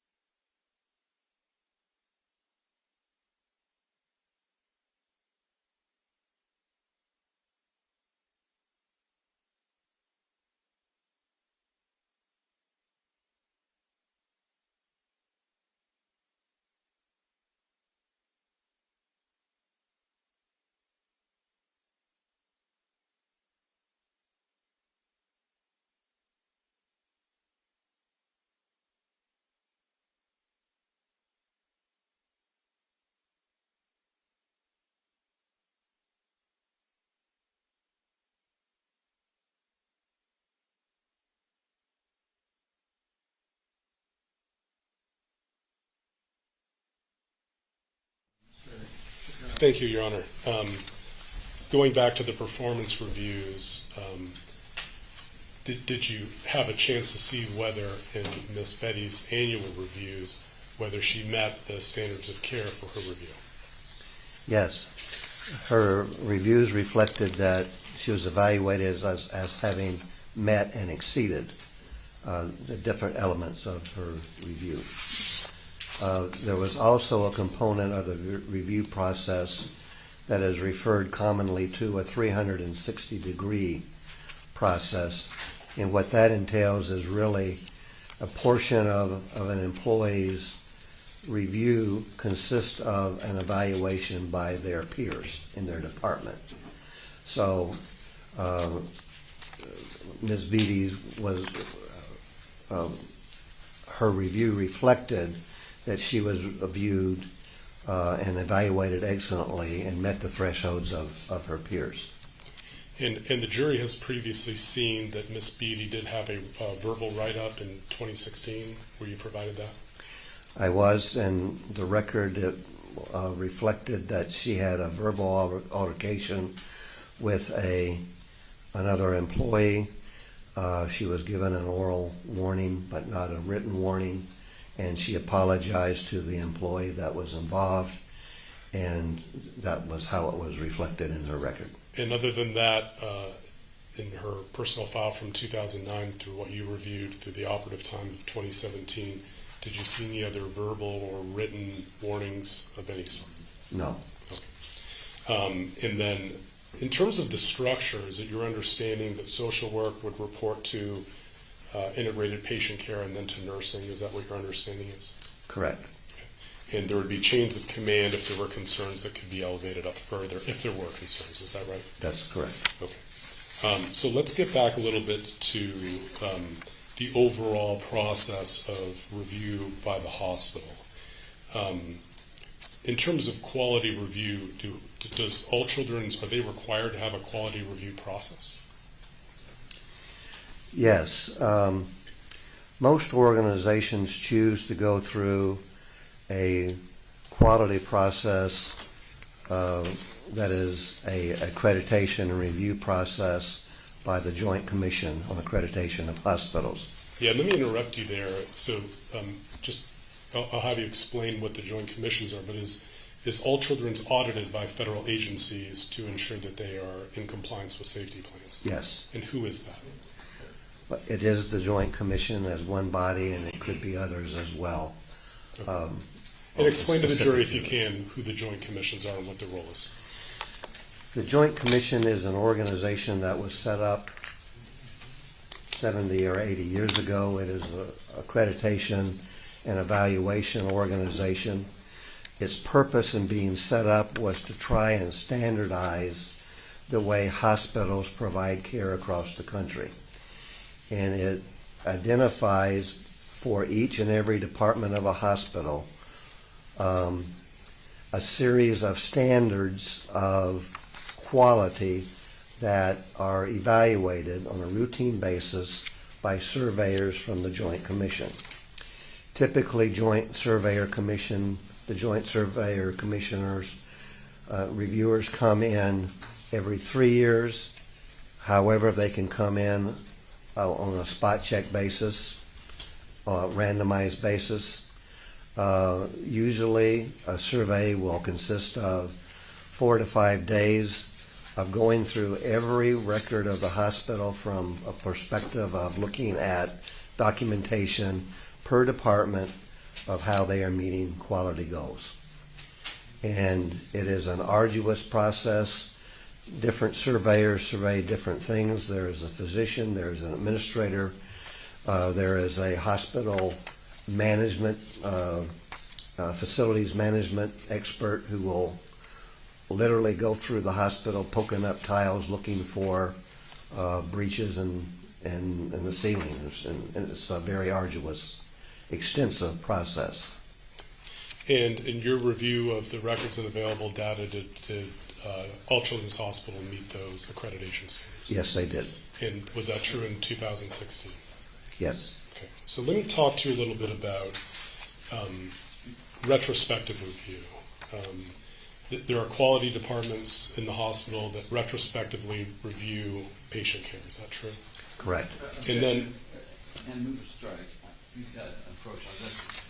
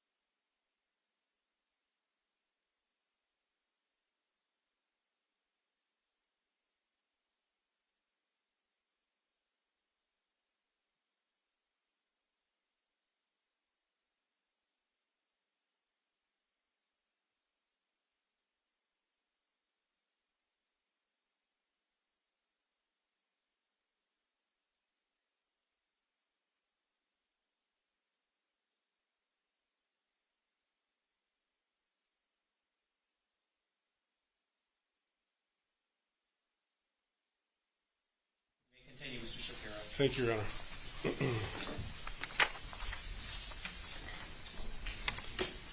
In your experience working with hospitals, I wanted to talk to you about your experience on the role of social work and what they're generally tasked to do. So just to sort of suggest this, is social work usually the discipline that works with discharge planning? Yes. Okay, and why? What's their role in that regard, from your understanding? The social work area actually starts when the patient comes into the hospital and really carries through all throughout the admission of the patient. But towards the end of the patient's stay, social workers are very much involved in discharge planning. They're trying to identify areas where there can be support systems for the patient when they get home. During the admission itself, they might be helping to examine if the patient doesn't have funds for the treatment to secure financial resources. So in association with other people, including discharge planners, social work is engaged in doing everything they can to facilitate a transfer out of the hospital or a discharge out of the hospital. One of the questions that the jury has asked in this case is why Maya's case did not rise to the level of senior leadership at the hospital. Based on your experience as the chief operating officer at a children's hospital, let me ask you, I'm going to approach on this one question now.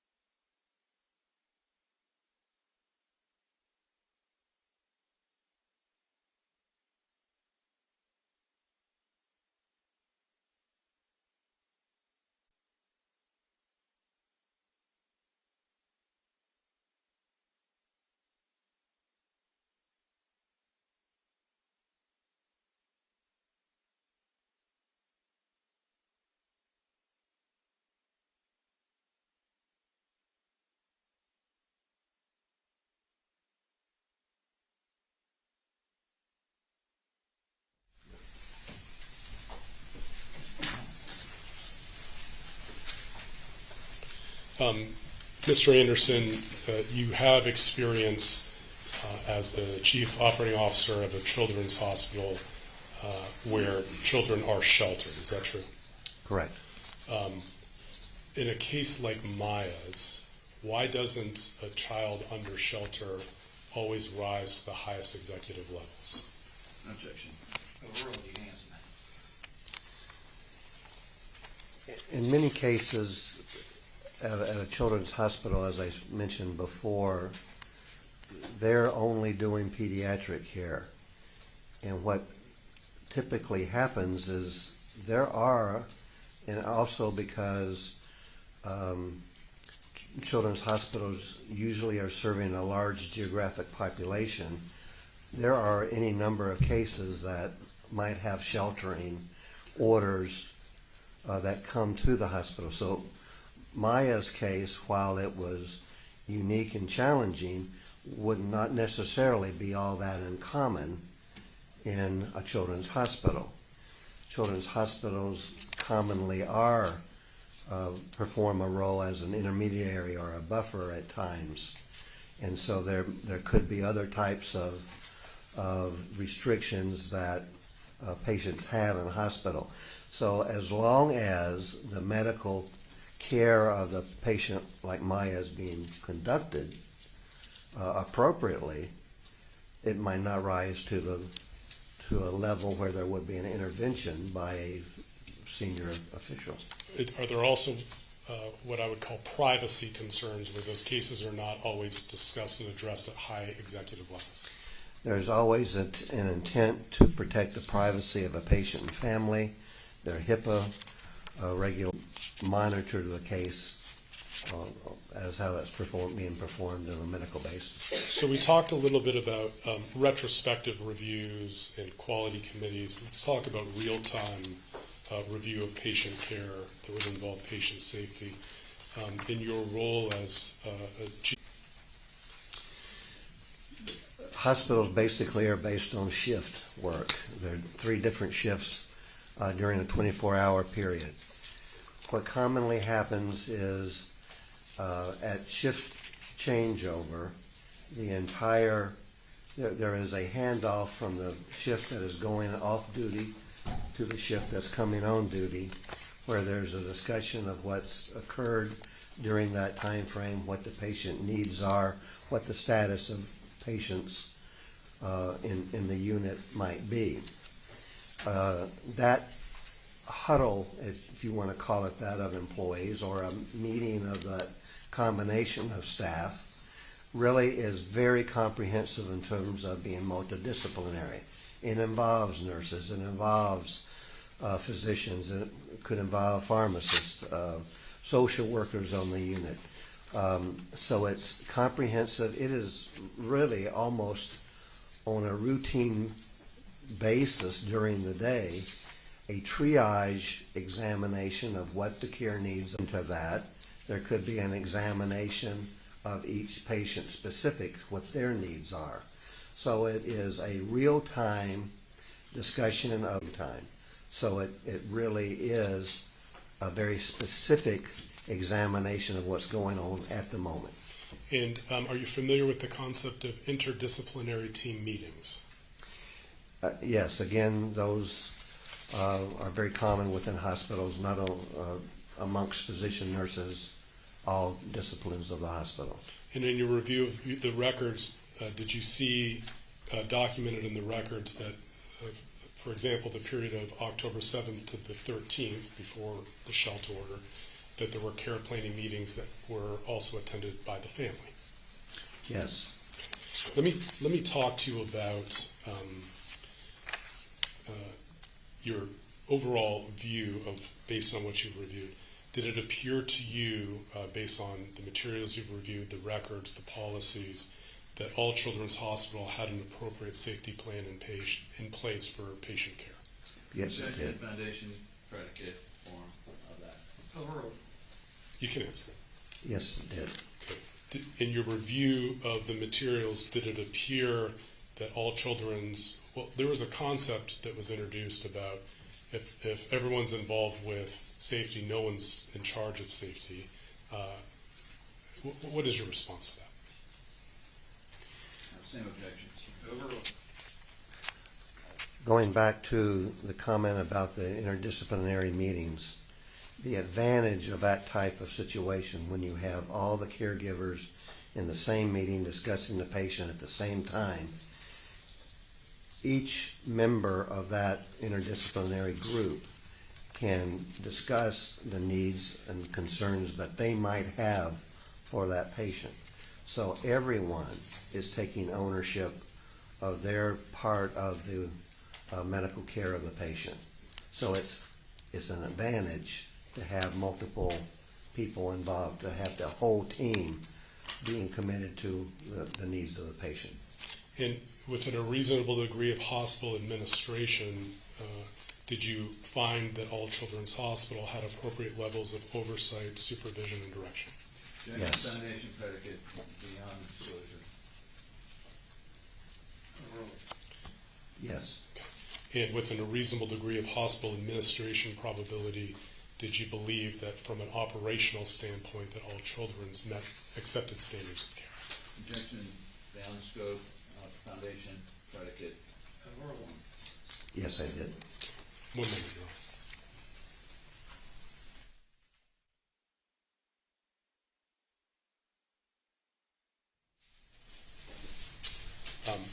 Thank you, Mr. Anderson. I don't have any other questions at this time.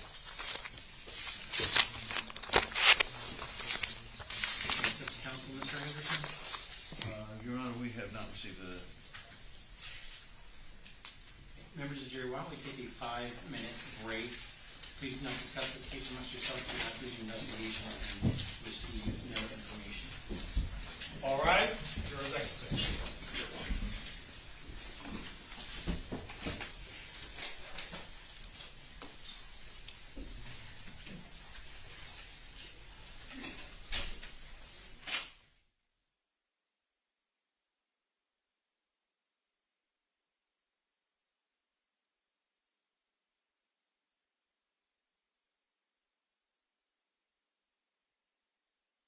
Our presence, witness, Mr. Anderson, you're in the middle of your testimony, so you cannot talk to anyone, including the lawyers, about the substance of your testimony, okay?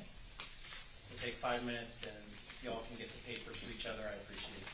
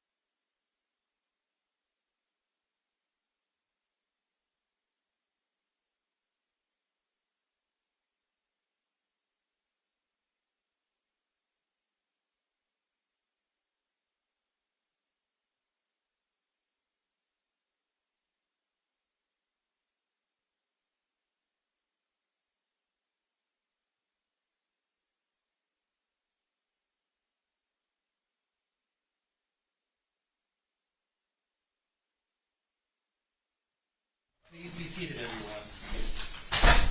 We ready to proceed?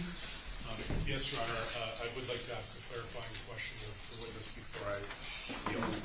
I disagree. Do we need the witness, Mr. Anderson, to step out?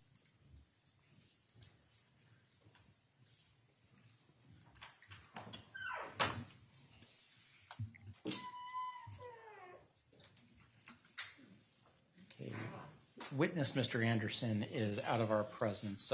Attorney Mr. Anderson. We still Or, haven't seen sorry, it was Mr. Shapiro that had the questions. Yes, he has Yeah, a question. the performance reviews we have are from October 2014 to the end of October 2015 and the end of October 2015. The ones that he reviewed. The ones that he reviewed to the end of October 2016, and I was going to clarify that with him.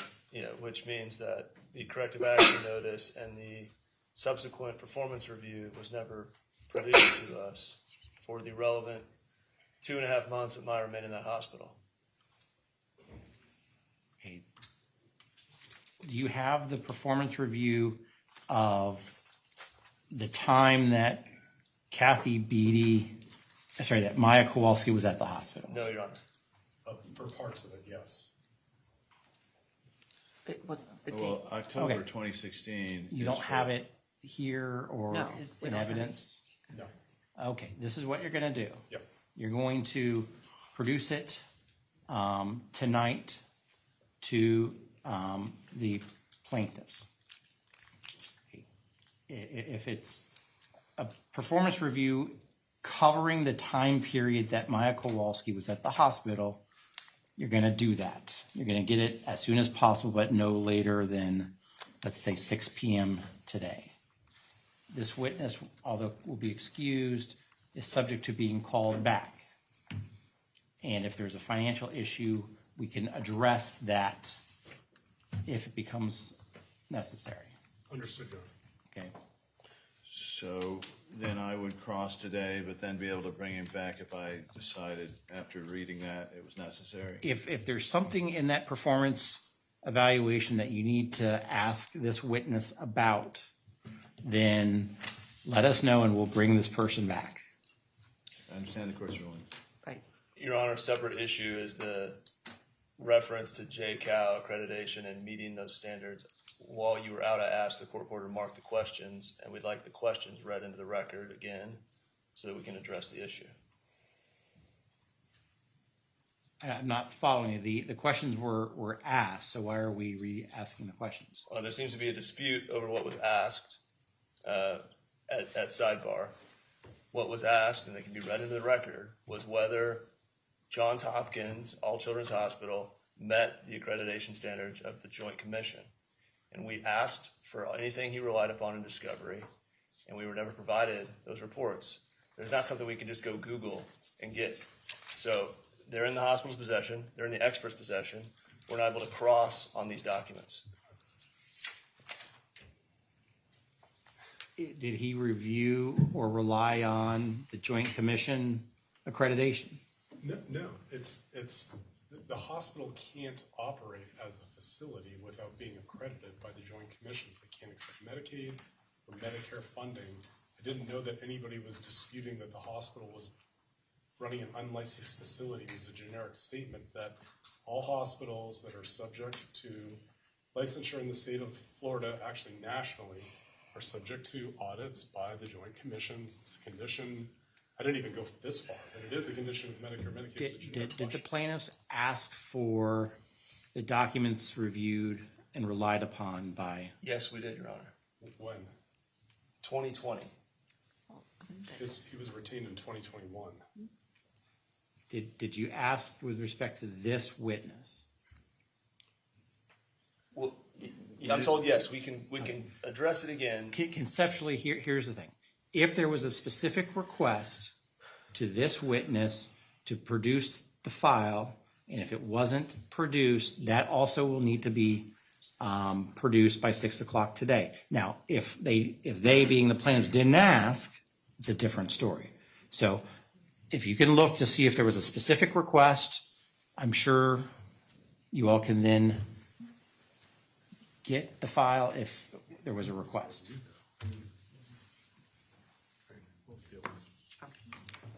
Okay, I mean, I can have the request for production here, it's a 2020, June 10th, our RFP to Mark Anderson. And it asks for any and all documents and or materials referenced.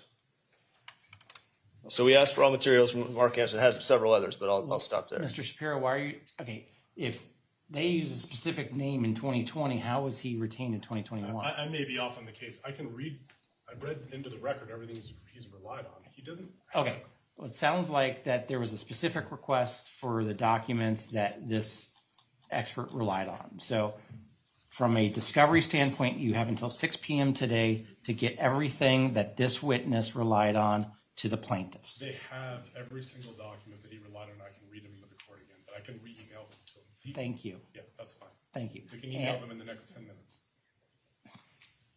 And again, this witness will remain, and if we need to call him back, we'll do that.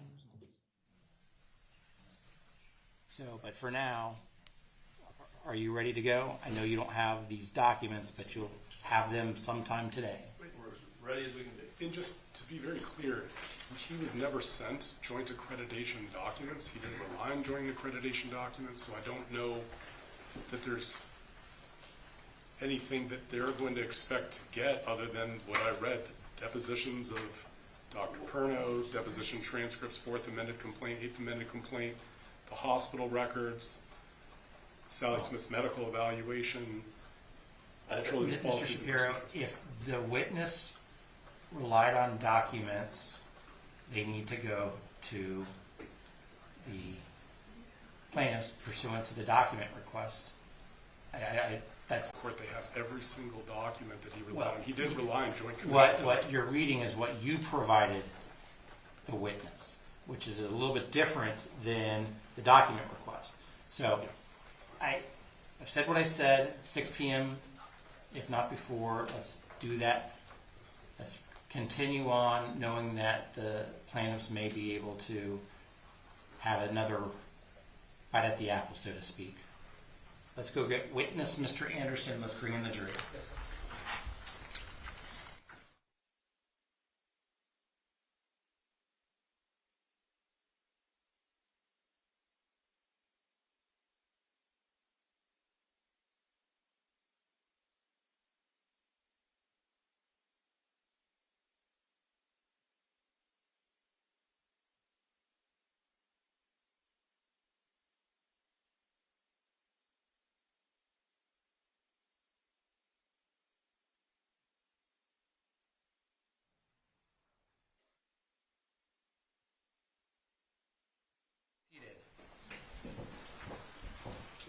Members of the jury, I want to confirm while you're away, you did not discuss this case amongst yourselves. You did not do any investigation. You received no information. Is that all correct? And has anyone approached you about this case? Has anyone seen any media coverage about this case? Mr. Anderson. Sorry. Attorney Mr. Anderson, you may now ask witness Mr. Anderson questions. Star Trek. Mr. Spock. Mr. Spock. Make it so. So, You got that, didn't you?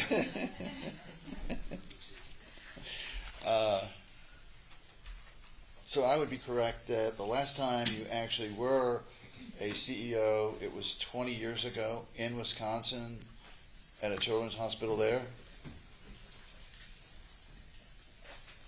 I was a senior administrative. I held the title Chief Operating Officer for Ambulatory Services at Tampa General, so that would have been 2018. For a children's hospital, 2000. You're correct. Sounds correct. 20 years ago in Wisconsin. In Wisconsin. Did you actually review the Joint Commission reports that you testified to on direct examination?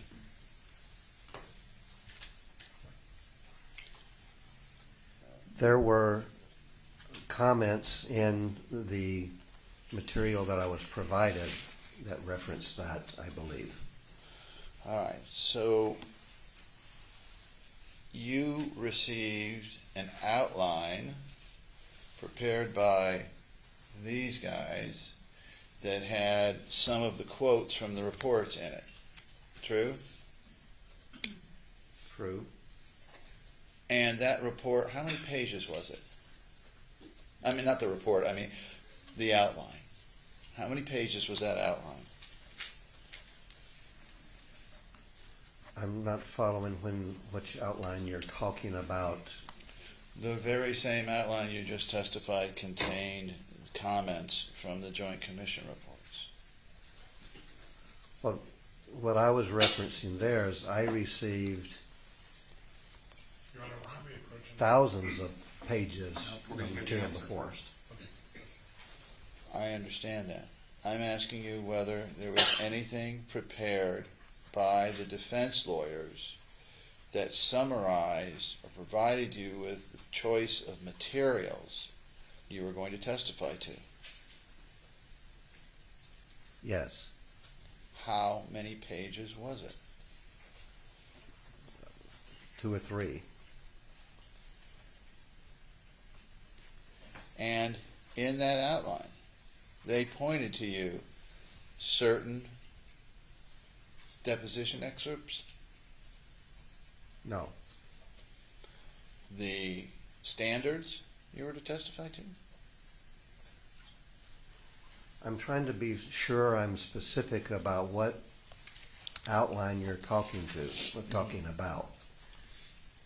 I received a document of what portions of my testimony would be this morning that had outlines of topics that I had discussed with my attorney.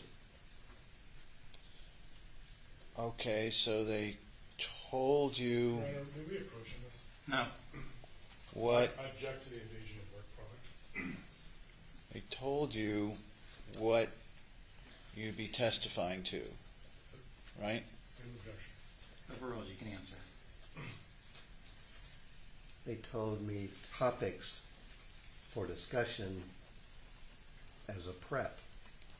And within those topics, they also gave you materials or excerpts from materials that you should use, did they not? They gave me, if we're talking about the information this morning, I reviewed some documents relative to an HR performance eval. I'll get to that in a moment. What I'm asking you, sir, if I'm understanding your testimony, you got an outline from the defense last night. Are we in agreement there? It was not last night, it was this morning. And I received a document about discussions that we had about topics that were going to be brought to my attention to discuss this morning. Okay, in that one, did they provide you with references for materials that would be useful in discussing that topic? No. Then how?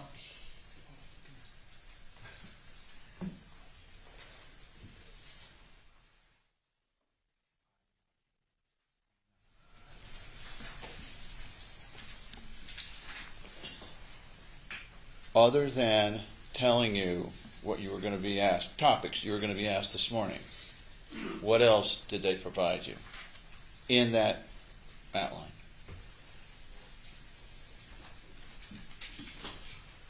A listing of materials that I had previously looked at, and then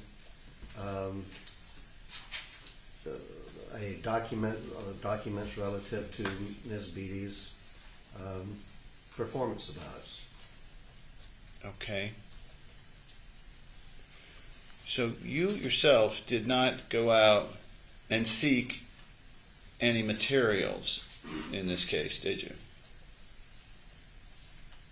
Materials I received were provided.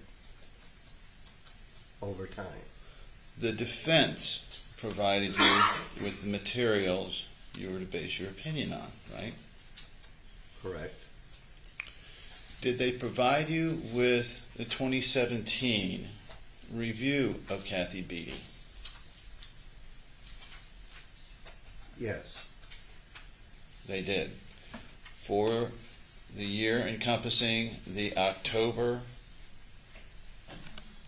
incident, I'll get the date, sorry. The November 18th, 2016 incident involving Kathy Beatty. They gave you the review that encompassed that? I think it encompassed that, yes. I don't have the document in front of me now to look at. So now, did you actually get any of the JCal reports on Johns Hopkins All Children's Hospital? By JCal, are you referring to the Joint Commission? The Joint Commission reports, yes. I did not see their full report, no. You saw excerpts of the report. I saw comments and material I received referencing Joint Commission, yes. So you offered an opinion to the jury without actually reading the entire reports, right? I gave an opinion based on what the findings of that report seemed to be, yes. What that report seemed to be was selected by the defense lawyers, was it not?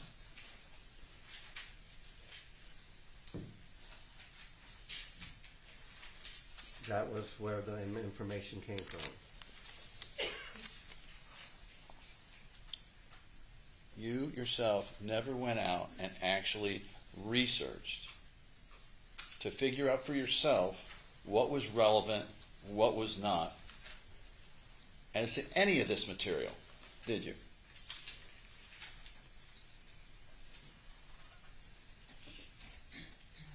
The information that I saw was provided by the attorney, but it had comments.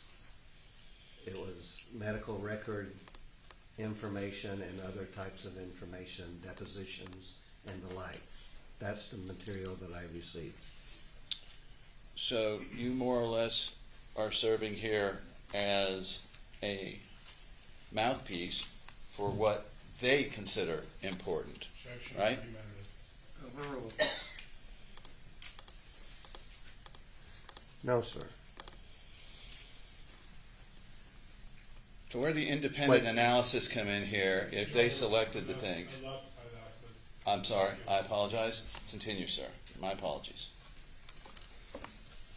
What I made comment about are progress notes and information that is documented within the records of all children's. And I've made comments about how transfer agreements were made. I made comments about interdisciplinary meetings that have occurred. I've made comments about perceptions of organizational structure and how quality of care is being rendered. And those are judgments that I have made based on my serving as a chief operating officer, looking at documented progress notes of patient care that was rendered to Maya. Okay. Now, in what you reviewed, I'm going to ask you some facts here that have been put before this jury, and I want to know in the materials you were provided, there's two questions here. First question is, were you provided them? And second, did you review to see whether this information ever made it up to senior management? Okay? First, so you understand the parameters. All right. First one is Kathy Beatty taking my client to a room, undressing her down to her sports bra and short shorts, and taking photographs of her without her parents' permission? Objection to mischaracterization of the evidence. Overall, you can answer. First, were you provided that? That information was detailed or was told in documents that I received, yes. All right, as to that one. And then, second question. Well, maybe there's three. Would you agree that that's a type of situation that should be reported high enough up in an organization so somebody can review it and decide whether action needs to be taken?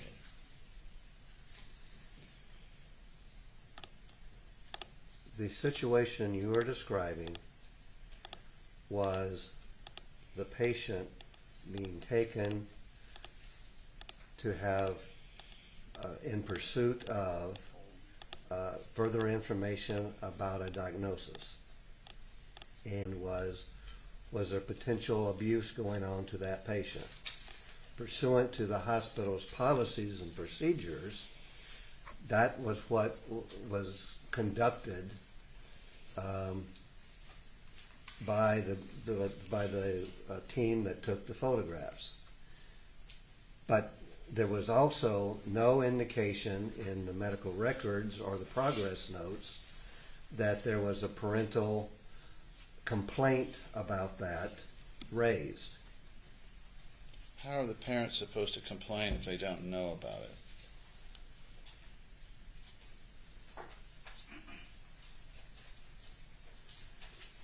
The policy that is... It's all right. Just tell me now, would you agree that that's the type of information that should go far enough up the chain so that someone can decide whether this was action that needed to be corrected?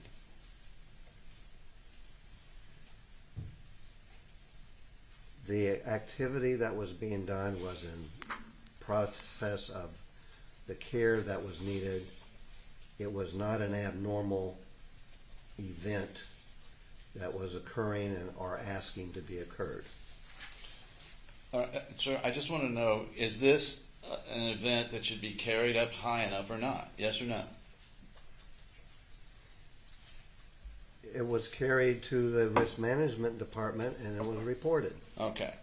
And in your view of this risk management, Strike, have you ever seen the flow chart there, the organizational chart of this hospital?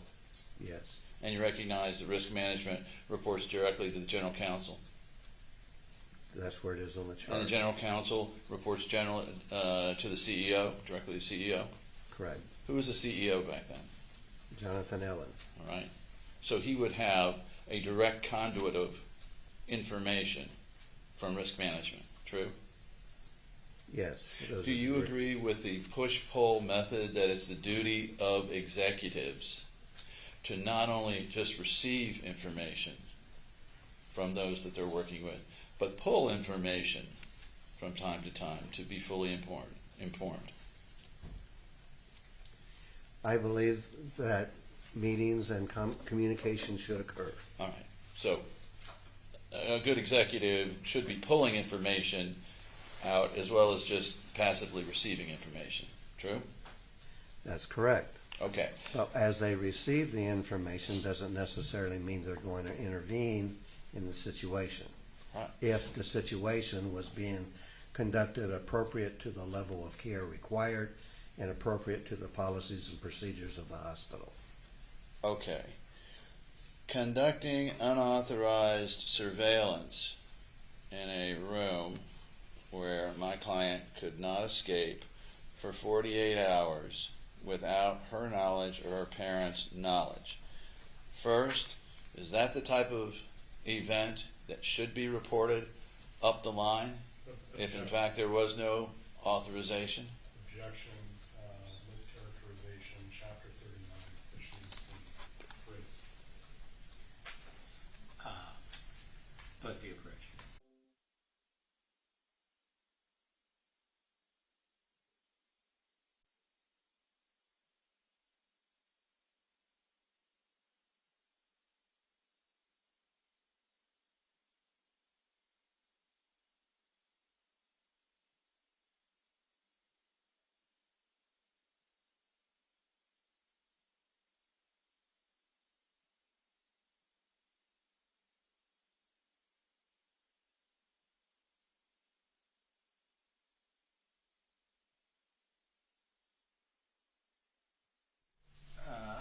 Attorney, Mr. Anderson, why don't you ask your question? Is this the This situation that you're describing, though, was a case that was being a hospital policy. So it was an approved action. I mean, really, it was a yes or no. Should it be reported up or should it not? I know.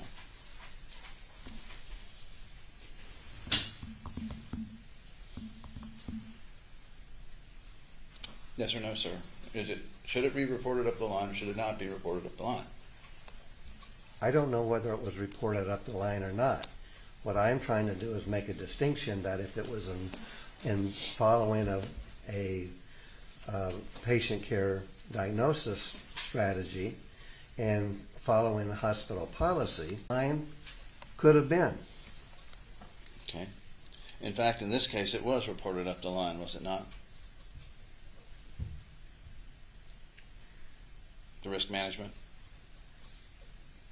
I believe it was through a existing shelter order.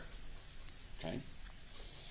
Now, what about a social worker putting my client on her lap and kissing her without the parent's knowledge or authorization?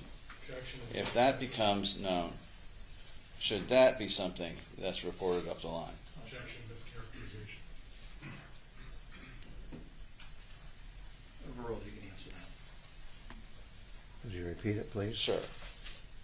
Putting my client, a social worker, putting my client on her lap and kissing her, is that the type of thing, if discovered, should be reported up the line? I'm not aware that that specific event actually occurred as you described it. We have our jury here to decide that, but go ahead. I answered it. I'm not sure that that event occurred as you described it. Okay, let's just assume for the purposes of this question, since you're up here as an expert, that that happened. Is that the kind of thing that should be reported up the line? If that was raised as a complaint by the family, yes. I do not believe that was raised as a complaint by the family. Again, sir, how are the Kowalskis to know this is happening to their daughter if no one tells them?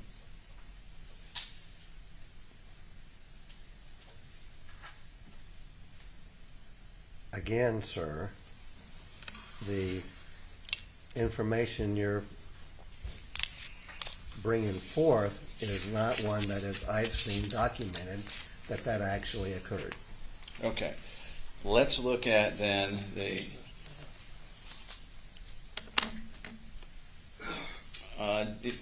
did you, in your review, note that Dr. Katzenstein was notified of concerns of Ms. Beatty about her behavior? I did not see any of that in the record in my review. That was not provided to you. I did not see it in a review that I did. Did you receive the All Children's Hospital? Did you see the All Children's Hospital corrective action notice on Ms. Beatty? No. Okay. In the record, I saw that it was referenced as an oral warning to her, and I did not see any written notice of that in the record. Okay. Well, then let's bring up Trial Exhibit 2278-036. I'm aware of the time, Your Honor.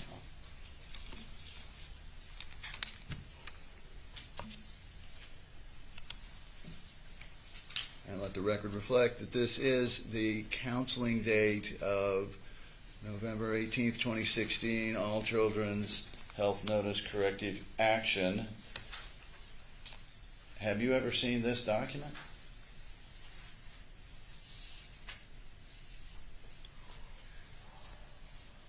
Sir, I do not recall having seen this document. Would it matter to you, sir, in your evaluation, if you look down under previous counseling corrective action, that Ms. Beatty here had been counseled 2 previous occasions on her professional behavior?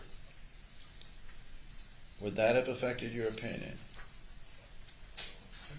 Can I ask the witness to be showed both pages of the document and not just excerpts so we can see if this is what we should do before?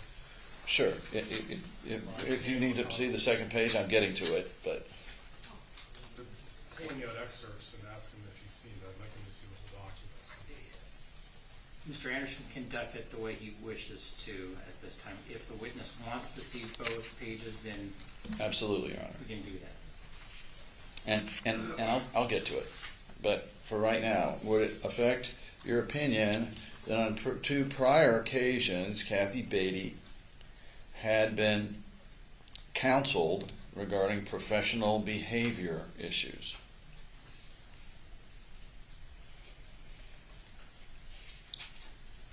That reflects that she has been counseled. I don't know what the outcome of the counseling was. I don't know what it was for. The fact that someone brings something to her attention in a corrective way is the proper process. In the human resource records that I saw, I did not see reference to this activity. Let's go up to the specific misconduct. Mr. Anderson, I've got to be in a meeting in 6 minutes. So I just shall let be- you know. I shall be done in 2 minutes. Okay, Will that give you enough? go for it. All right, just a couple questions. Let's go up real quick under specific, state no specific misconduct. You see that there? Yes. And you see that the problem complaint of the specific conduct was Miss Beatty saying, do you want to take this outside? You see that? Yes. Would that indicate to you that Miss Beatty here, at least from what you're reading, is challenging a fellow worker to a fight?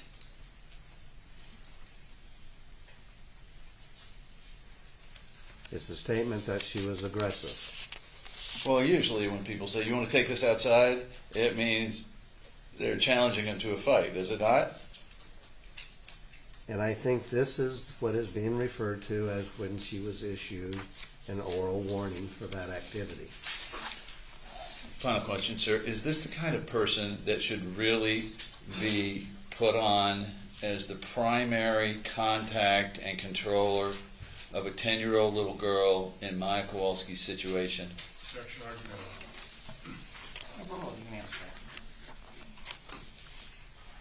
that. Based on Ms. Beatty's record, based on the evaluations that she had seen, based on the information that she was provided by her supervisors, she was assigned to this patient, and I don't see anything that would have prohibited that being done.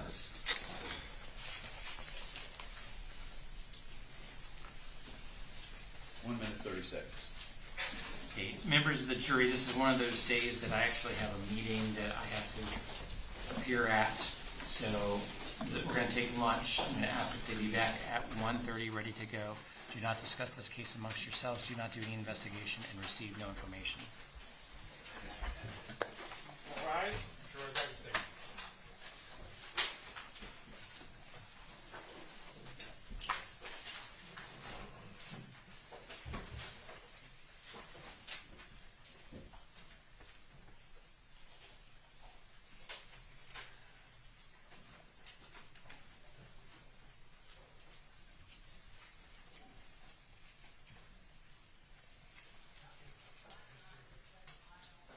Okay, the jury's out of our presence.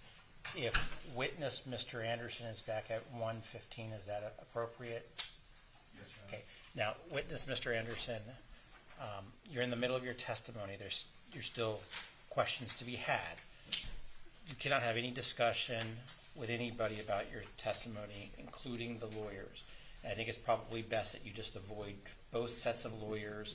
You go and have your own lunch and come back and not participate or be around any of the lawyers. Let's do it that way. We'll be back at 1:15. Yes, sir. Okay, we're in recess until 1:15.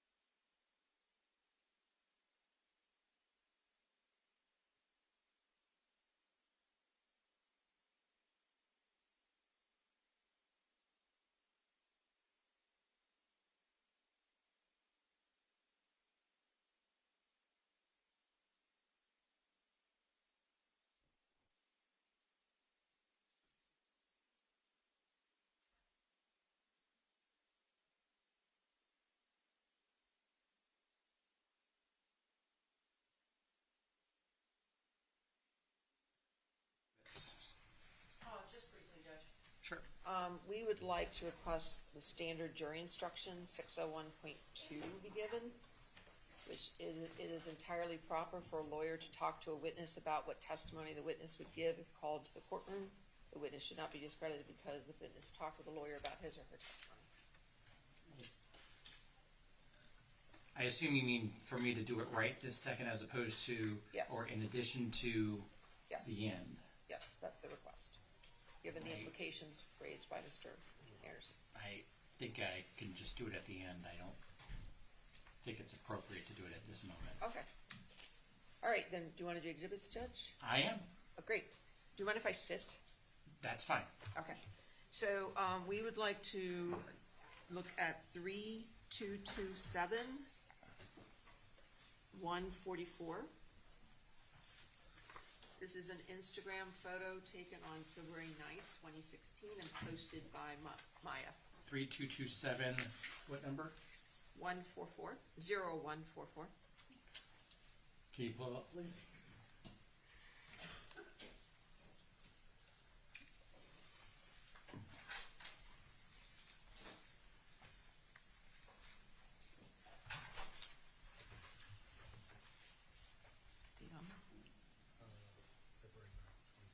Yeah, February 9th, 2016, Judge. Objection, relevance. I think we faced a number of cumulative objections for trying to introduce photos of Maya Kowalski, so I'm not sure what this adds to the case. Well, if I need to respond, I can, Judge. Sure. It adds several things. One, it is 3 days before she is in Dr. Barr's office saying that she has pain that is like fire throughout her entire body. Secondly, it shows that her ears are pierced, which goes to several people testifying that piercings would cause pain with RSD. And it shows no lesions on the skin. And I don't think we've put in many photographs at all yet.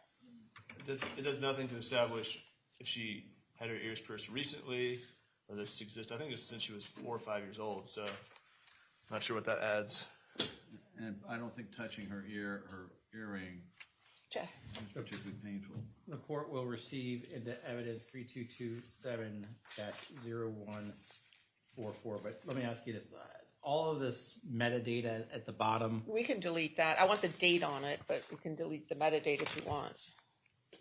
I mean, does the plaintiffs care? I just want to. Right, we did delete some of it, but I'm happy to delete all of that, Judge, as long as the date remains. We don't have any objection to the metadata. Okay. The next one would be 3227-0135. The significance of this photo, Judge, is that this is the day after she's in Dr. Barr's office saying that her pain is like fire throughout her body. I think the jury should be able to see the photograph the next day, which would indicate no, plus there are no lesions visible on her skin. Objection, that is absolutely not the purpose. They are going to attempt to make the jury believe, I don't know what about Maya in that pose, but we assert 403 on that. Any probative value is far outweighed by the prejudice of attempting to show this young girl as anything other than a young girl. Judge, this isn't like surveillance. This is a photograph she took of herself and posted on Instagram. It's the day after she was in a doctor's office telling them she has pain throughout her entire body like fire. The court will receive into evidence 3227-0135. Thank you. 3227-0485.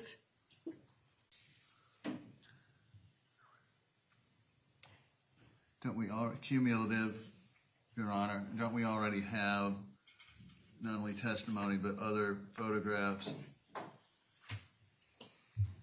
Okay, I'll let this one in, but Ms. Quarles, we're getting to the point where, That's fine, Judge. I mean, we almost have a family photo album of probably about 40 Well, I or did- 50 pictures by now. I did try to pick different dates, Judge. I do have one more along those lines, though, that I'd like the court to look at. Sure. That is 3227-0441. The significance of this photo is that this is July 16, when she's in a wheelchair. You can see that she is sitting on the edge of a table of some sort, raising her left leg. And this is when she is in a wheelchair.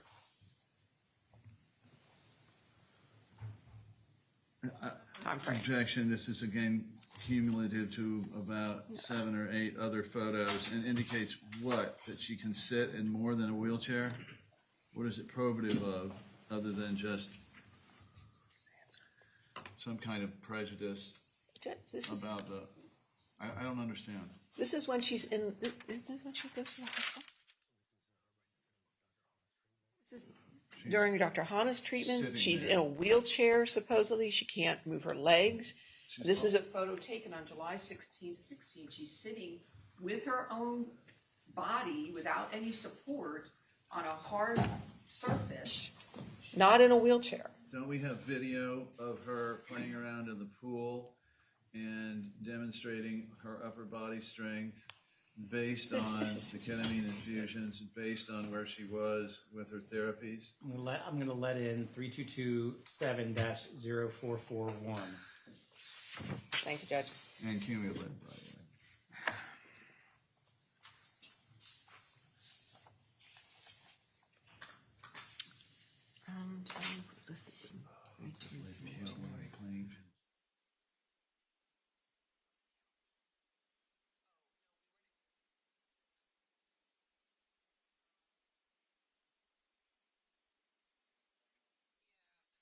Number 3089, I think we just, are you able to play that?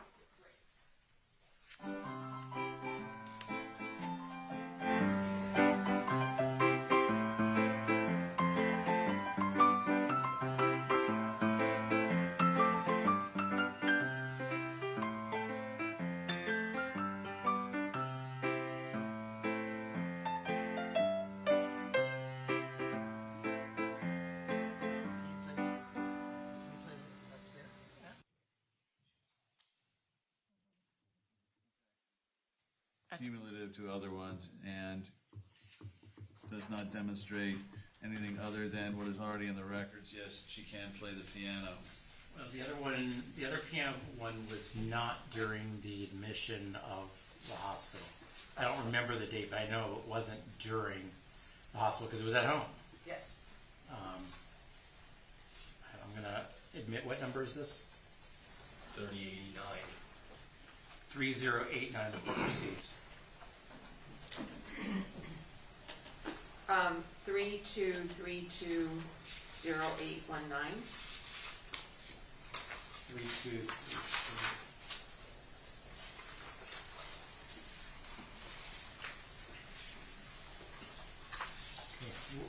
Let's go ahead and put it up, whatever it is. It's a blog by Beata Kowalski, dated 8/10/2015. We were going to redact the comments above and below, Judge.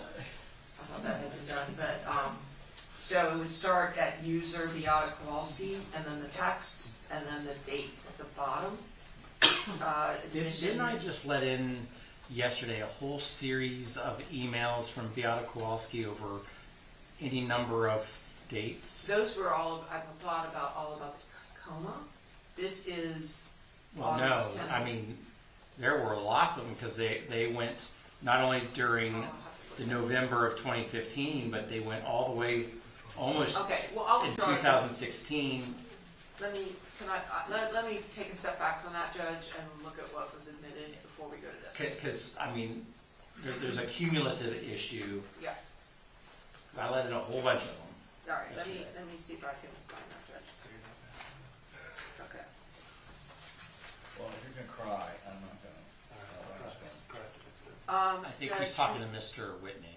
I'm sorry? He is. Yes, we're talking having a about. moment, sorry. Very mad at me. I didn't ask questions. He wanted to. Okay. Never mind. It's just, if you all want to talk to each other, you really need to push the silence button. And I understand. I mean, we all hear Me. when you know Including the jury.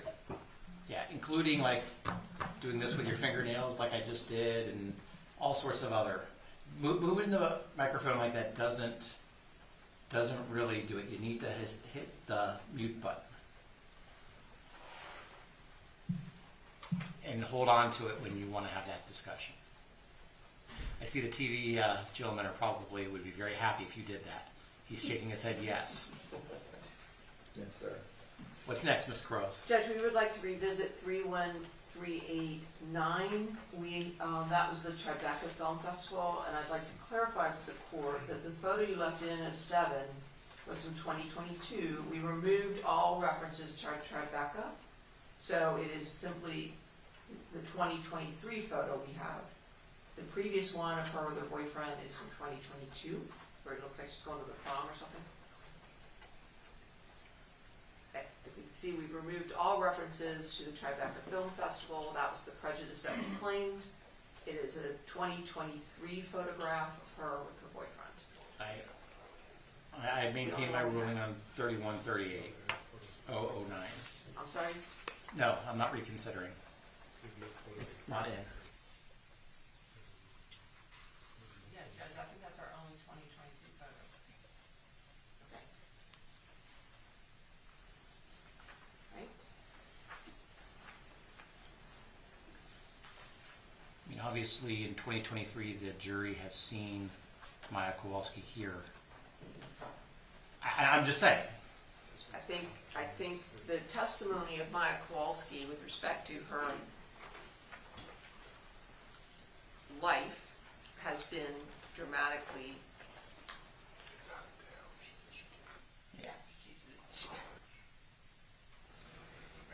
different than that photo. Although she acknowledged she had a boyfriend, she only goes over to his house, they don't do anything. I'm suggesting, Judge, that in fairness to the defense, we should be able to present other aspects of her life that have not been testified to in front of this jury. Tribeca film photo is out. Okay. What's next? We're getting close to 1:30. Okay. All right. Well, there's nothing else that needs to be confronted today, Judge. Are we, anything else we need to talk about? Witness, Mr. Anderson, before we bring him in? Judge, we would move to strike the opinions having to do with standard of care based on 90.704703 on the fact that from the evidence, the witness conducted virtually no independent analysis of the evidence in order to render such opinion, and therefore both the foundation and the predicate of this were lacking, and thus there was no basis for those opinions rendered. Well, I think the jury can make the determination based on the questions that have already been asked, and I'm sure will be asked. Yes, sir. Only thing, Your Honor, is... So we're back to tag teaming again? No, I'm not arguing the issue. Oh. I'm bringing up witnesses for tomorrow. We only know Dr. Smith. Nurse Alicia Alcida. The nurse that assists with the photographs. I'm not Sally sure I'm Smith. saying her last name I know who correctly. you're talking about. And who else? Those are the only 2 live witnesses, hence the need for depositions. Understood. And we're done designating Dr. Hannah counter-designating, so. Okay. And so at some point, when do you think I will be able to receive the objections? And I might or might not. Did someone send the actual deposition over? I know I got something for Dr. Hannah in a few minutes. I'm sure they weren't highlighted, Judge, with designations, if that matters. I don't know if you need it highlighted. We're just going to give you our objections. I just need what I'm supposed to rule on and the Okay. deposition, hopefully the full-size deposition, and I'll take it from there. Okay. But I just need that information. Understood. Yeah. Anything else about anything before we bring in the jury? No, just procedurally, Mr. Anderson, are you done with your cross? I am done with my cross. I have just a couple minutes of redirect, and then we'll yield to jury questions. Okay. Let's bring in the jury. Let's go get witness, Mr. Anderson.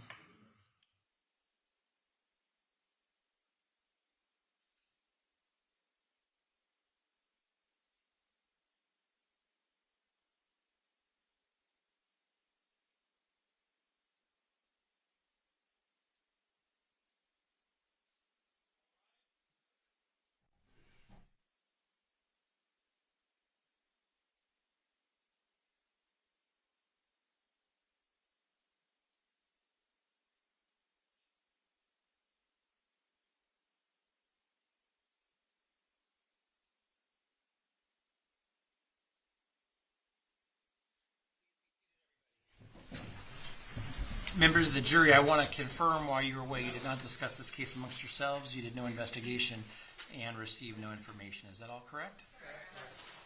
And no one approached you about this case. Is that correct? And you did not see any media coverage about this case. Is that correct? Mr. Shapiro, it's your turn, sir.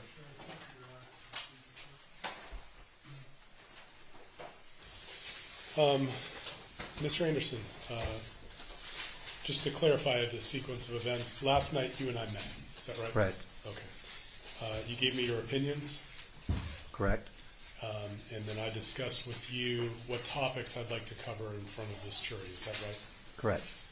I gave you an outline of the topics that I wanted to cover. Is that right? Correct. I didn't tell you what the answers needed to be, did I? No. Okay. The answers that you're giving to the jury today are your own. Correct. Objection, leading, let it go a little bit. Sustain on this issue. Okay. The answers that you gave to the jury, where did they come from? They were from my own experience and my own observations of the data that I read. Okay. And I know that at this point in the trial, you're one of several experts that the jury has heard from. But in your experience serving as an expert, is there anything unusual about meeting with the attorney the night before? No. Okay. You were asked about a performance review of Miss Betty. May I approach the witness with the document? Show it to Mr. Anderson. Yes. Attorney Mr. Anderson, I should say. If I may approach. Yes.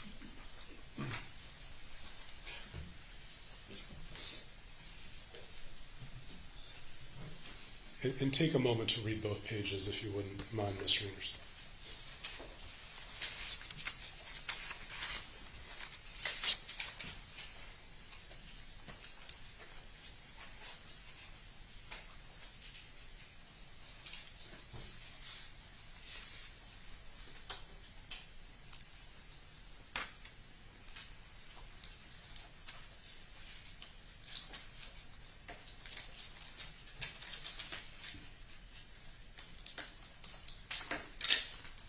Is this the two-page document, the full document that you had discussed with me earlier about you being aware of one verbal write-up? Correct. Okay, so I had provided that to you before testifying. Correct. Let me ask you this. In reviewing the document, does that show any impropriety with another patient, or was it employee to employee? It was employee to employee. You were asked about any notification from the family about Miss Betty's conduct. Do you remember that testimony? Mr. Anderson had asked you if the hospital ever received notification about the family complaining about something Miss Betty had done. Do you remember getting that question? Not in the way you're... Okay. There's no, in your review of the record, was there any notification from the family complaining about Miss Betty regarding any improper touching or stroking or anything of that nature? Okay. No. And finally, regarding, just briefly on the joint commissions, the accreditation body for hospitals, in your experience as a hospital executive officer, is that a requirement for hospitals to participate in federal funding programs? The Joint Commission is a volunteer activity. If they choose to go through it and are accredited, then they are enabled to bill for federal funding. And from your review of the materials you have, either publicly available or otherwise, did it appear that all children's had participated in that program? Yes. Okay. I appreciate your time. Mr. Anderson. Members of the jury.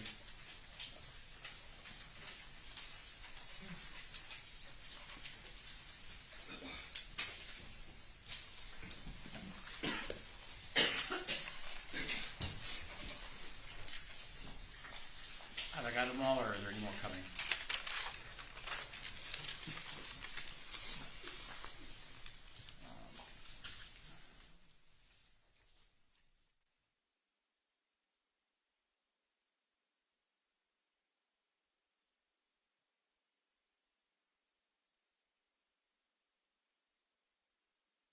Looking at the number of questions. Why don't you all step back? Do not discuss this case amongst yourselves.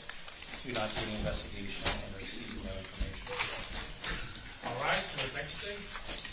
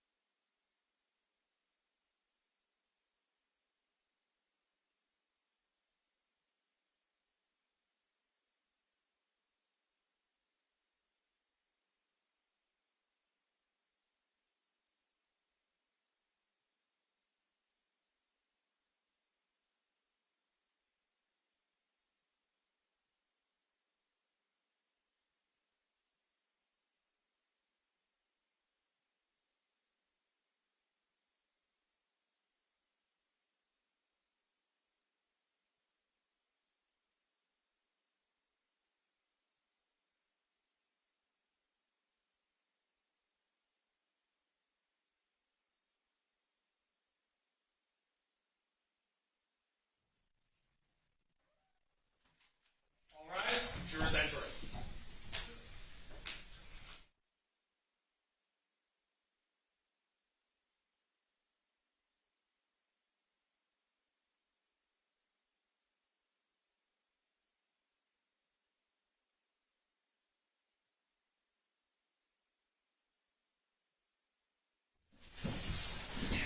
And Mr. Witness Anderson, or Witness Mr. Anderson, let me ask the jury my questions. I want to confirm while you're away, you did not discuss this case amongst yourselves, did no investigation and received no information. Is that correct? No media? Correct. No contact? Correct. Okay. And Witness Mr. Anderson was outside the presence when I went over these questions with the attorneys, so this will be the first time he's hearing them. Mr. Anderson, if the hospital had all of the proper protocols in place and periodic department reviews, would a patient or patient's parents' complaints about a specific employee be documented and reviewed by supervisors, especially if the complaints were multiple?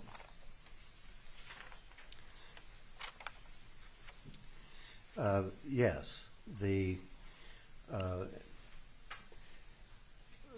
When the parents make a complaint, it would go through whoever they complain to. If they're complaining to a physician, go through that process with an employee the same.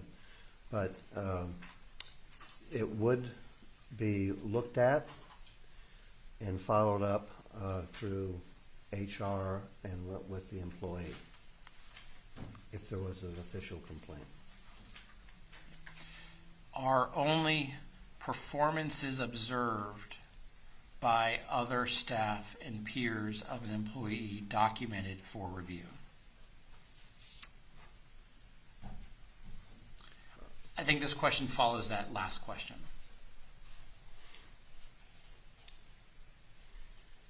When behavior is looked at as well as complaints or anything that might come to an attention, but a review that is conducted is really the observations of the supervisor, any external comments from other departments, and then the 360 review, where there is commentary from the peers of the employee. Did you see a letter from Beata Kowalski about action of some of Johns Hopkins All Children's Hospital's employees in the care of Maya Kowalski?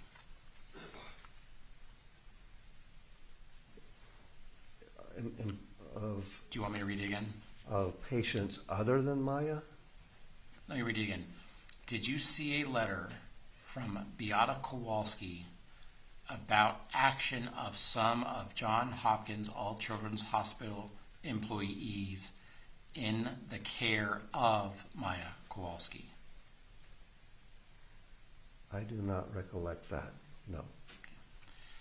Do you know the name of the supervisor that did the review of Miss Beatty, and does she still work at Johns Hopkins All Children's Hospital?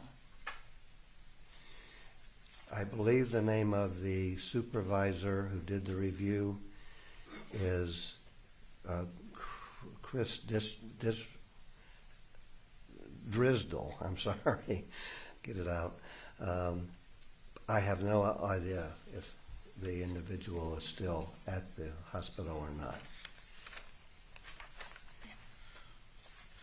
Do you believe the 2-day surveillance was done with the right intent, given the statement made between Doctors Dees and Smith that, quote, a 10-year-old can't keep up the charade 24/7, end quote? I would set aside the comment and answer that I think there was an exploration of a diagnosis that was still being explored, that of is there abuse, so that there was justification for the order.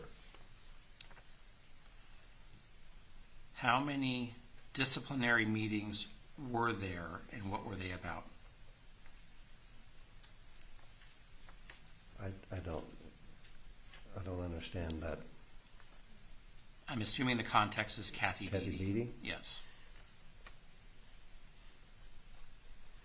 I think from the documentation that I see now is, I think there are two, is what's referenced.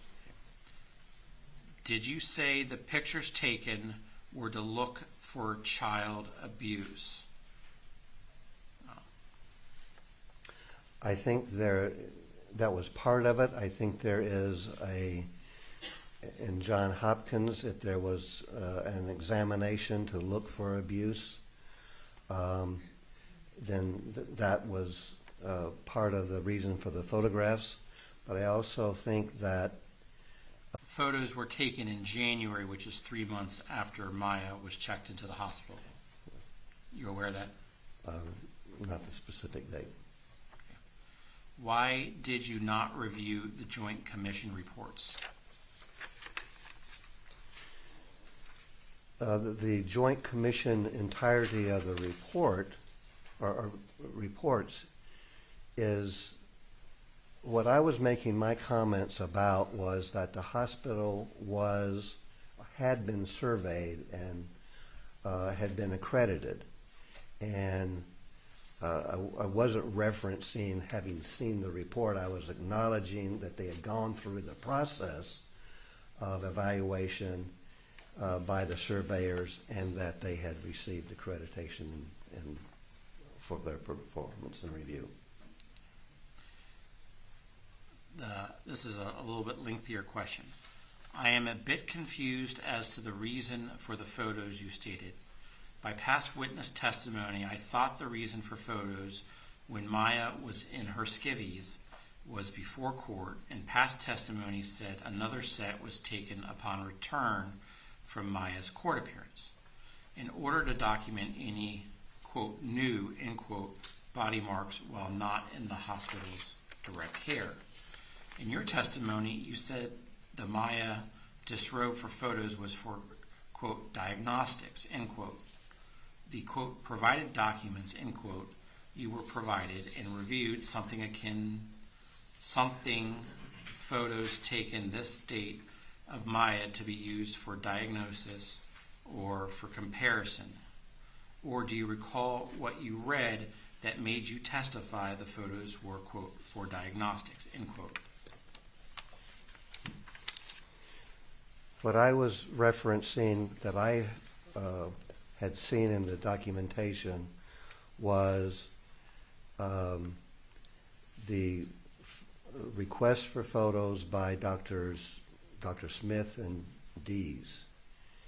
And that was to assist in the pursuit of the diagnosis of whether or not that was contributed to a diagnosis of child abuse. That was the referencing that I was making. Mr. Shapiro, do you have further questions? Not at this time, thank you. Mr. Anderson. Attorney Mr. Anderson.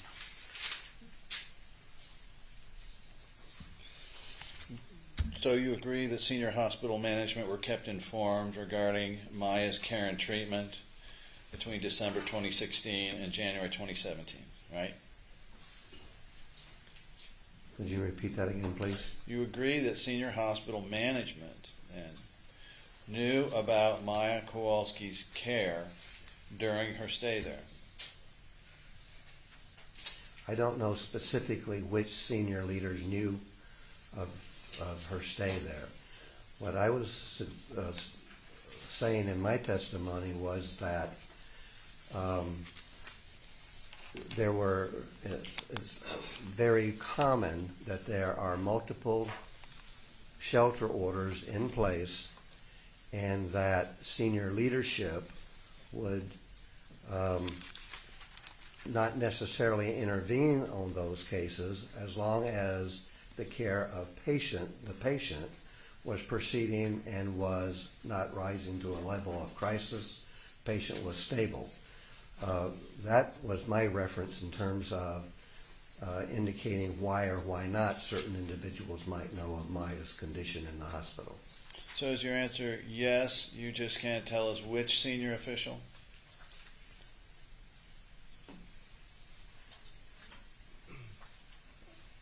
Well, Mr. Anderson, I can't tell you which senior officials knew. I don't know. understand. We're speaking the same language. I'm saying, are we in agreement that in your opinion, senior management knew, you just can't tell us which one of the senior management? Are we in agreement about that?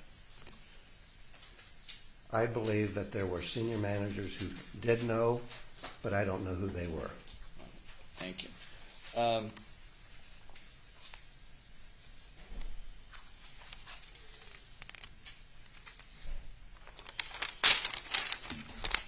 You've never seen any indication of any review of Ms. Beatty's conduct outside of the corrective action I showed you, right? Not from Ms. Beatty. Right.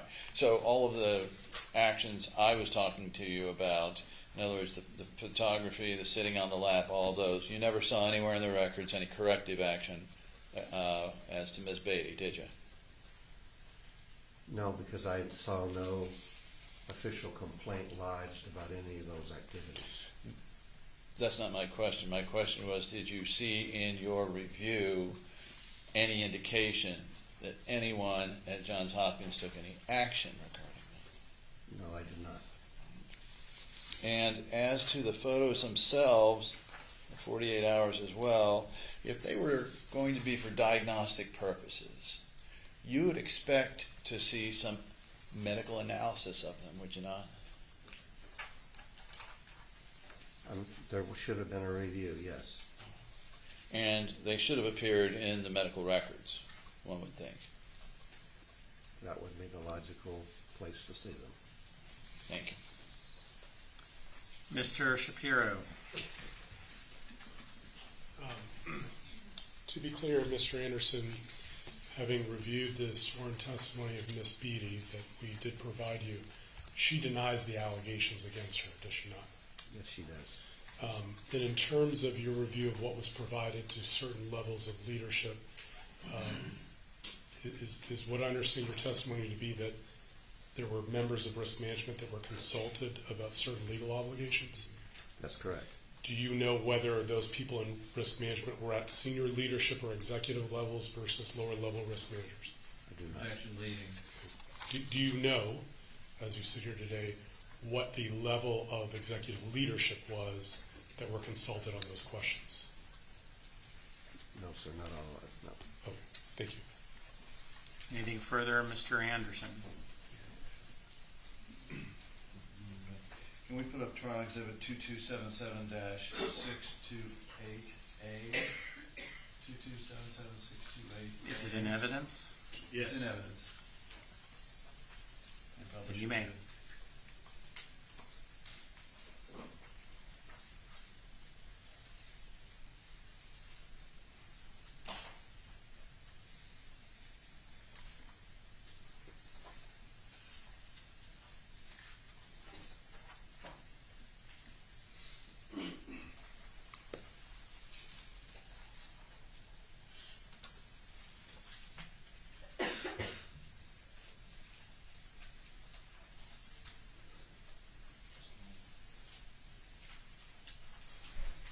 While we're waiting, do you know who Jackie Crane is? I've seen the name on the organizational chart of John Hopkins and knew she was the senior counsel. Does this exhibit show a copy to Jackie Crane?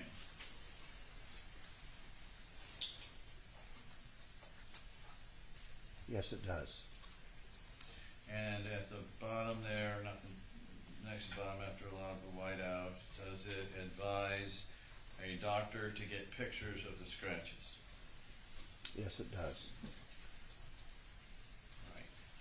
And when you explained before on that flow chart, that organizational chart, Jackie Crane was directly linked to the president, correct? She has a reporting relationship to the president. Nothing further.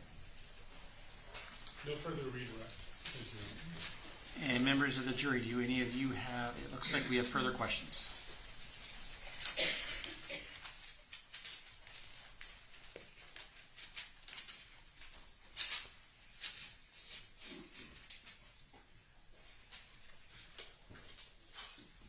Let's see if we can do that just up here without having to send everybody to different locations.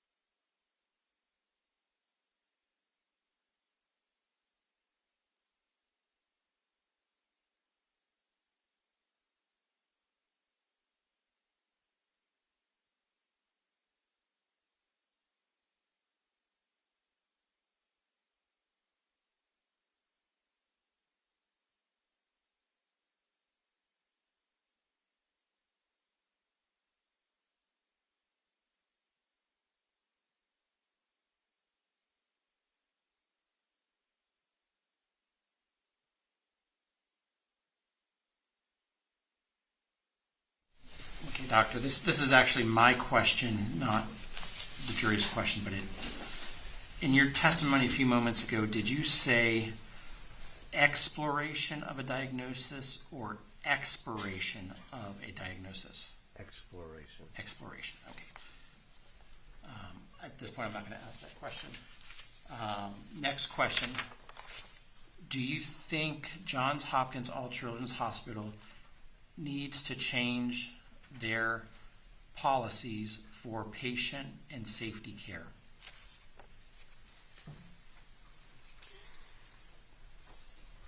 From the records that I saw, from the chart that I saw and the way that they have organized the hospital, their framework for managing safety issues, patient care issues is there. From what I saw in the record, there is internal communication going on daily on a real-time basis relative to patients' care. So I believe that Johns Hopkins does have appropriate models for the safety of their patients. Mr. Shapiro, anything follow up? No, thank you. Mr. Anderson, anything further? Have you seen the testimony of Drs. Perno and Napolitano about the lack of such day-to-day review? Objection, mischaracterization. Overruled. You can answer.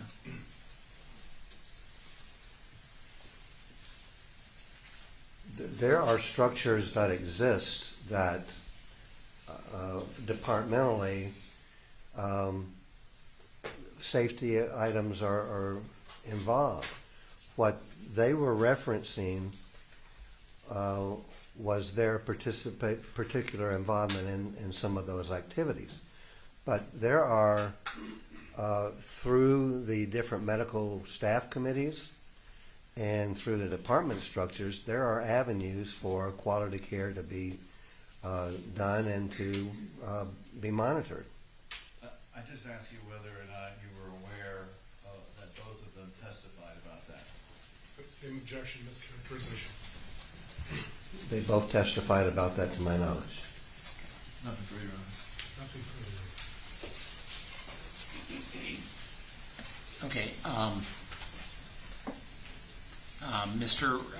Witness Anderson, you're free to go today, although you're still under subpoena, and we may need to call you back. Okay? Good. Thank you.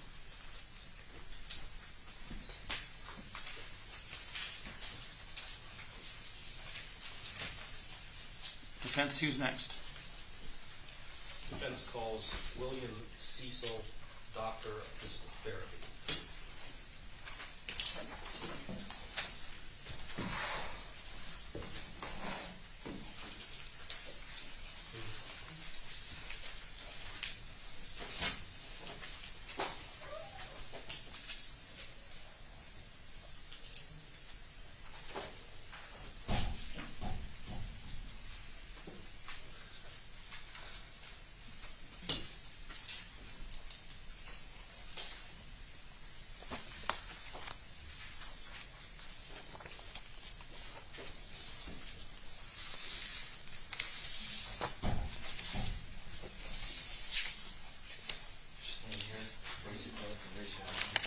You solemnly swear or affirm the testimony you're about to give will be the truth, the whole truth, and nothing but the truth. I do. Right this one.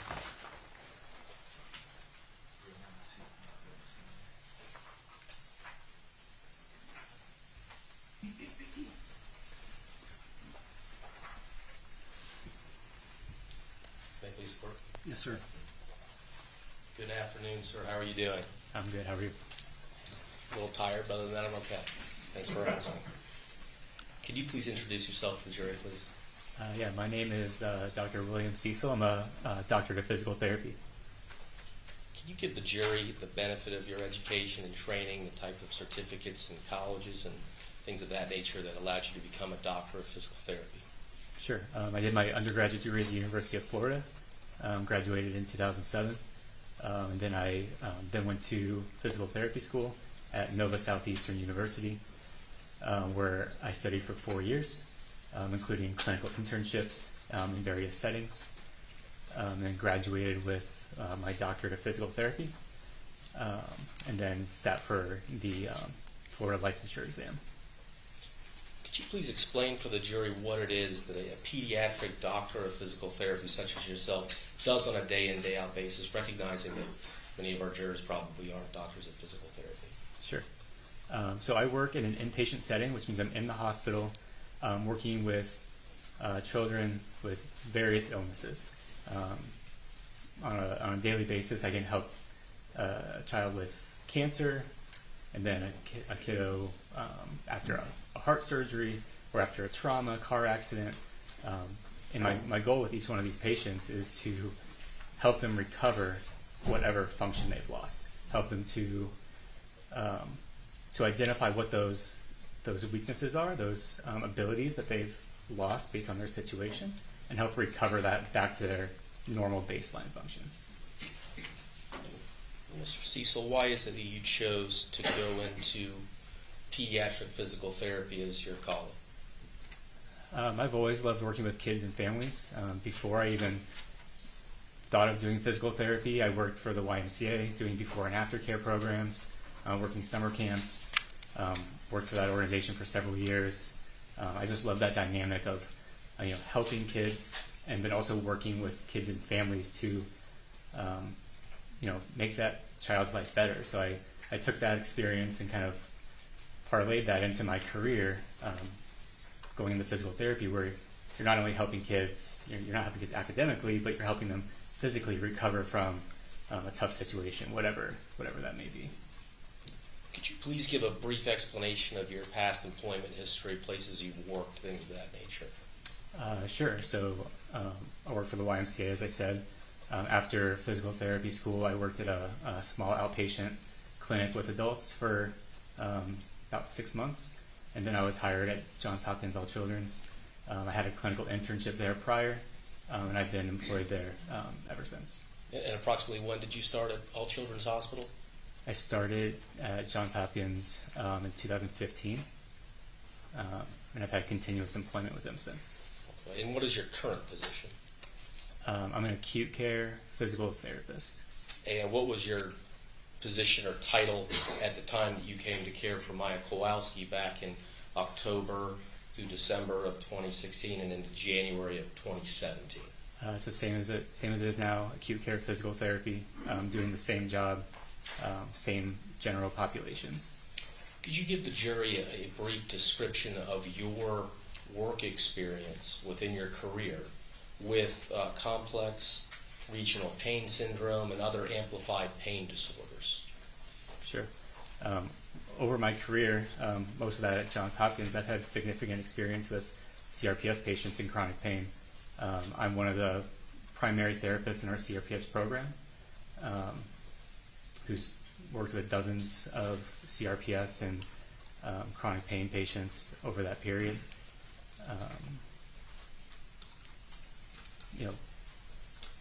Doing various, during different programs, even when I worked outpatient for a short period of time, saw patients in that setting also. So since I started Johns Hopkins, I've had the privilege to work with many patients with CRPS. Now, my understanding is Johns Hopkins All Children's Hospital currently has a CRPS chronic pain clinic. Is that correct? Yes, that's correct. And about when did that program launch? Approximately. I'm not sure. I'm not sure exactly on when it started, but on the inpatient side, so we use our outpatient clinic and our inpatient facility as part of that program. I work on the inpatient side, so I'm not sure on the outpatient side when that exactly started. And at the time you cared for Maya Kowalski, did Johns Hopkins All Children's Hospital have a CRPS clinic at that time? No, sir. Okay. Do you notice any difference with the way that you treated Maya Kowalski back in 2016 with the modalities that you currently employ with the CRPS clinic at Johns Hopkins? Sure. So reviewing the notes from Maya, everything I did with her back in 2016 are the same types of treatments that we use now. Any patient who has CRPS, the goal of the physical therapist is to assess the deficits, find what's hard for them to do, and then come up with a treatment plan to improve those deficits. And the strategies we use then are the same exact strategies we use now. Nothing has changed. Now, the jury's heard some testimony that complex regional pain syndrome is a regional syndrome. What does that mean to you as a doctor of physical therapy? Objection, Region. beyond scope, improper foundation, predicate as to medical diagnosis. Overruled. You can answer. So regional for me would indicate kind of one area of the body, one location, whether it's a leg or an arm, not a global full body syndrome or experience. Now, I'd like to take you back in time to October, November, December of 2016 and into January of 2017 and your care with Maya Kowalski. Do you have any recollection as you sit here today of your treatment of Maya Kowalski? Yes, I remember Maya well. She was easy to get along with. She was very pleasant whenever I worked with her. Some things that come to mind is like there's very distinct inconsistencies with how she participated and presented during her therapy sessions. Oftentimes she would refuse to do certain things that she did days before or in previous sessions. And we had a hard time, I had a hard time educating her. She was very resistant to any education I tried to provide to her on what we're doing, why we're doing it, trying to explain the importance of physical therapy. Now, the jury's going to have an opportunity to look at some of your notes today, and all of your notes will be in evidence as well. I see here that you put 21 sessions of physical therapy over approximately 20 hours. Does that comport with your review of the records? That sounds correct. Consults as well? Yes, sir. Do you recall who that individual was? Her name is Elizabeth Harper. But fair to say you handled the majority of the PT sessions during Maya Kowalski's hospitalization at L Children's? I believe that's correct. Why don't you tell the jury a little bit about your relationship that you had with Maya Kowalski over the course of those 21 sessions? Sure. Like I said, it was very, very pleasant. We would, I would enter her room and talk to her, kind of see how she was doing that day.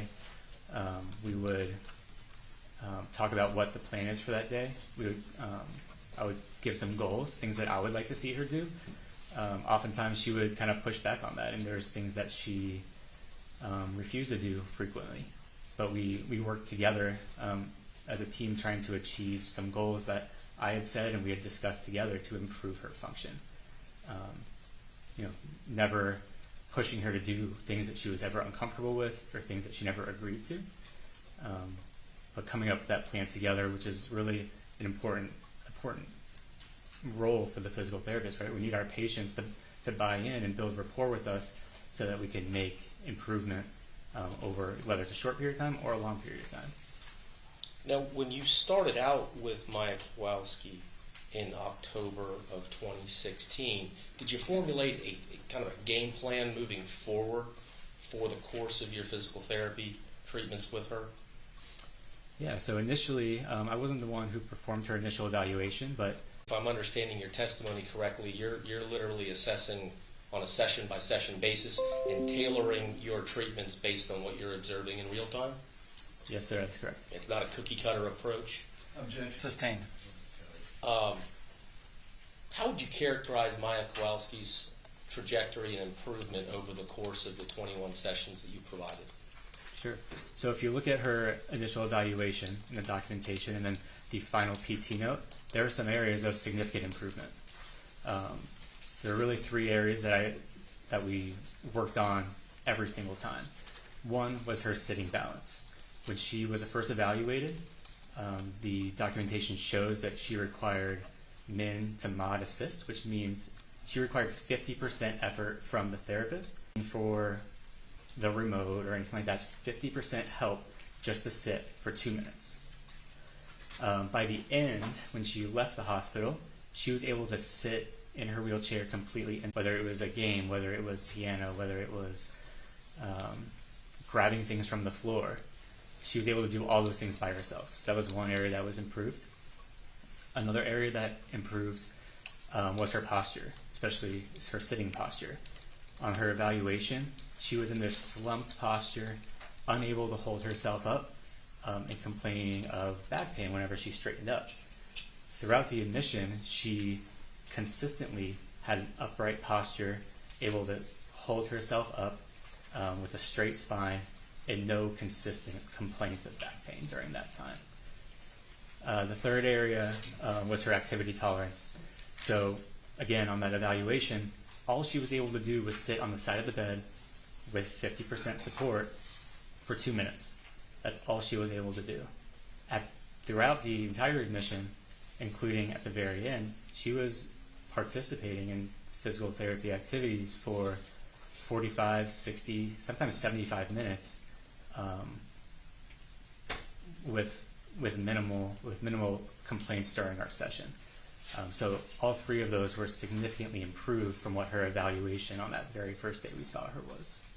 We're going to talk about this when we talk about some of your notes with the jury, as well as watch a video, but one of the things I think I heard you talk about was this concept of dynamic sitting balance that you saw improve over time. Can you tell the jury what the concept of dynamic sitting balance is to you as a PT? Sure. So when talking about sitting balance from a physical therapy perspective, there are two things we need to consider. We break it into two parts: static sitting balance and dynamic sitting balance. So static sitting balance would be just sitting, not doing anything. How well can you maintain your balance sitting with no supports, not doing anything? Dynamic would be adding in any external stimulus. So playing a game, reaching, swaying our body back and forth, reaching to the ground, even providing external stimulus, so like throwing a ball back and forth. That impact of the ball coming to you requires you to use your core to maintain your sitting balance, or else you're just going to fall over. So that's the difference between, we have this static balance and we have this dynamic balance. Now, early in your testimony, you mentioned that there were sometimes some inconsistencies with some of the things that Maya would report she could or couldn't do. What did you mean by that? Sure. Oftentimes I'd ask her to do something such as help me sit her up in bed, or let's sit and put our feet on the ground and reach to play a game. She would often say, I can't do that, or push back and resist, or say it'll be too painful. But then moments later, whether we're in conversation or we're playing a game or she's being distracted some other way, you would notice her feet on the ground. She'd be sitting up straight by herself, not leaning over a wheelchair, having zero difficulty doing any of that sitting balance task. I'd like to draw your attention to what's been entered into evidence as Joint Exhibit 1001, 1905 through 1906. And while we're waiting to get that up for you and for the jury, I'll represent to you that this is a physical therapy progress note from November 30, 2016. Fair to say you've had an opportunity to review this document fairly recently? Yes, sir. Do you see here on the first page, the 1905 page, where we'll highlight there just for the jury that it says November 30, 2016? Well, I guess I'll take my word for it. What I'd like to do is highlight the section here on 1906 that under general objective. Do you see where we're going to highlight here for you where it says patient? Patient refuses to participate in any therapeutic activities in the rehab gym this date. Do you see that? Yes, sir. Okay. Take a moment to read the highlighted passage for me. I'm going to have some follow-up questions for you, okay?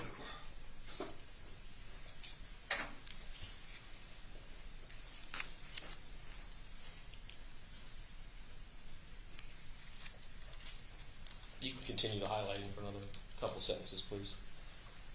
All the way through to unable to repeat.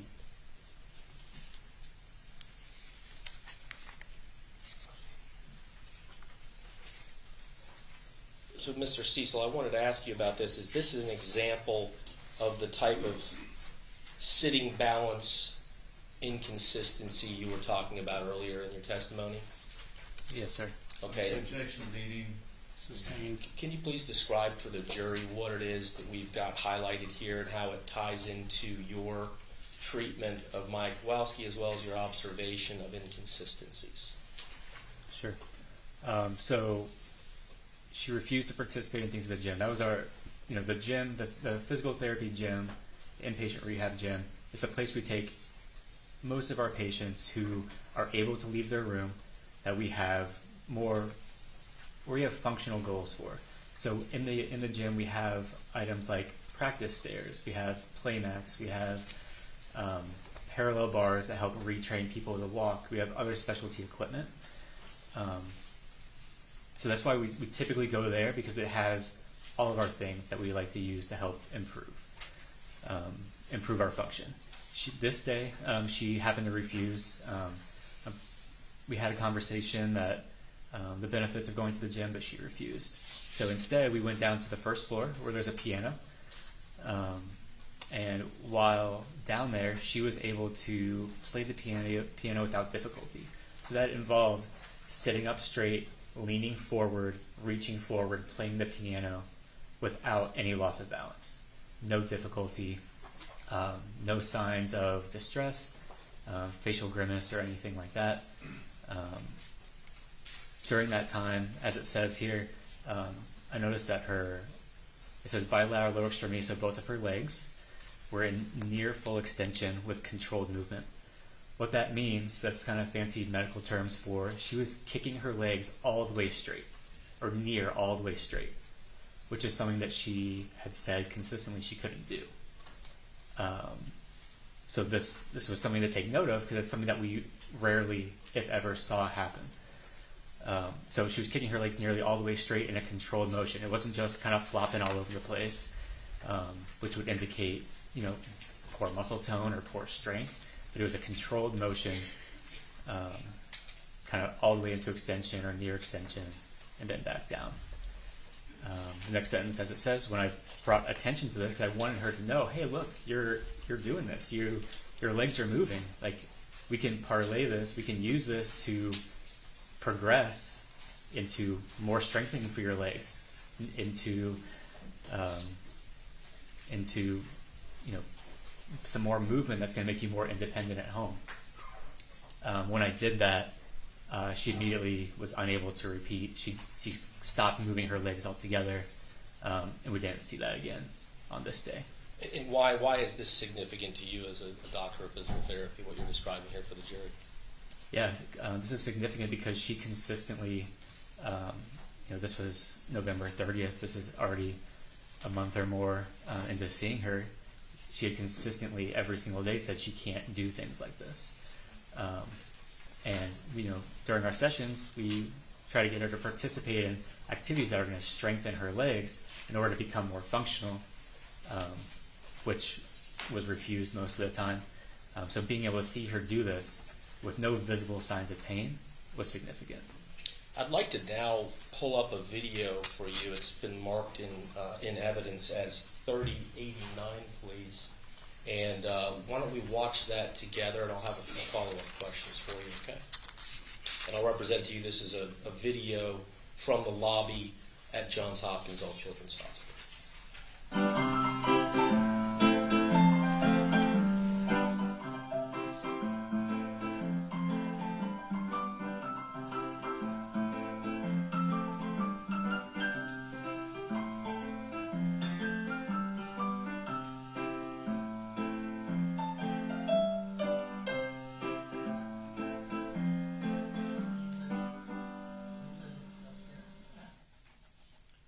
So, Mr. Cecil, I'd like to ask you, just as a doctor of physical therapy watching that video, what stands out to you as significant that might help this jury? Yeah, there were several things. So the first thing that you look at, if you look at her posture, she's sitting up straight. She's scooted forward in her wheelchair off of the back support. So she's not using the back support to help her stay upright.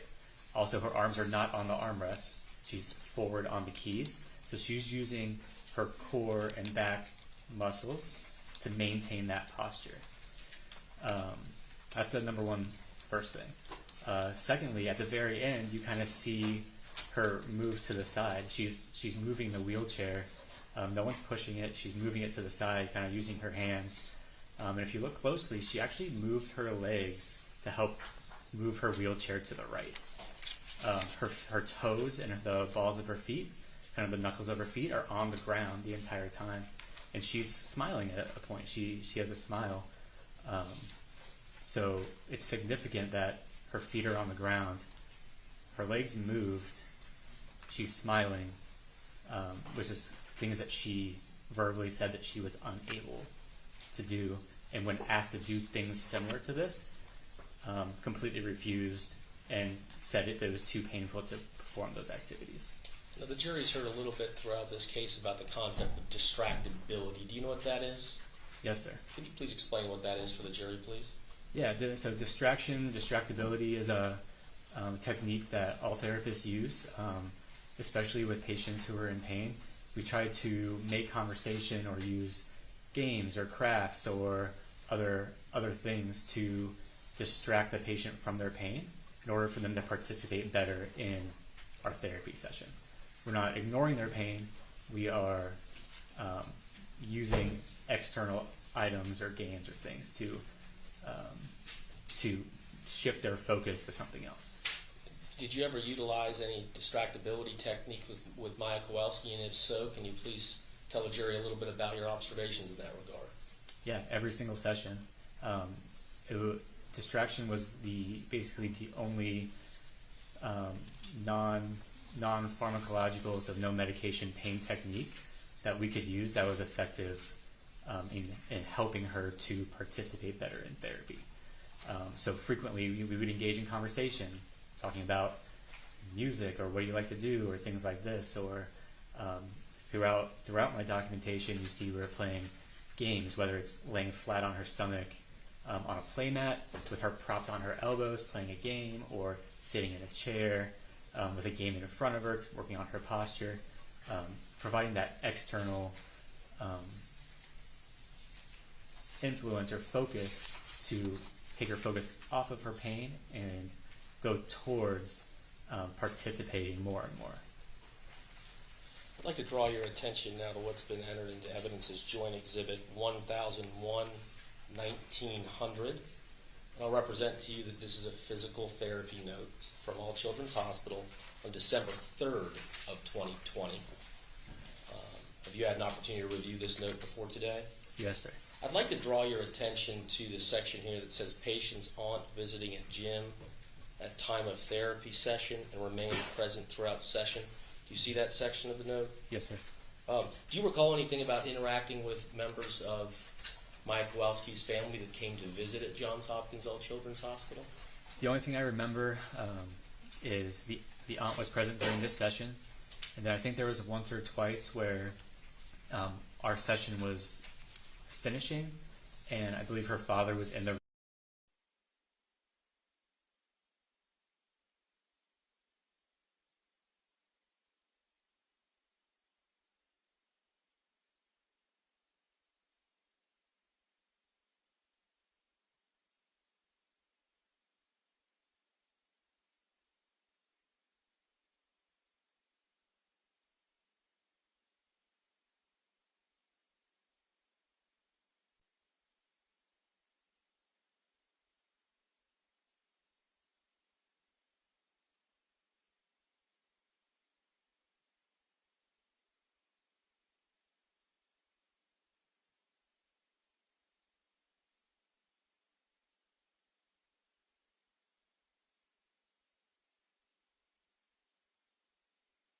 is we have about 1 hour video. This is the video that we started the other day that was going to be more than 2 hours, but we've got it down to just under 1 hour. So, 58 minutes, 55 seconds. like I said, just under an hour. So I say we just do it right now, and you'll get out of here about 5:15.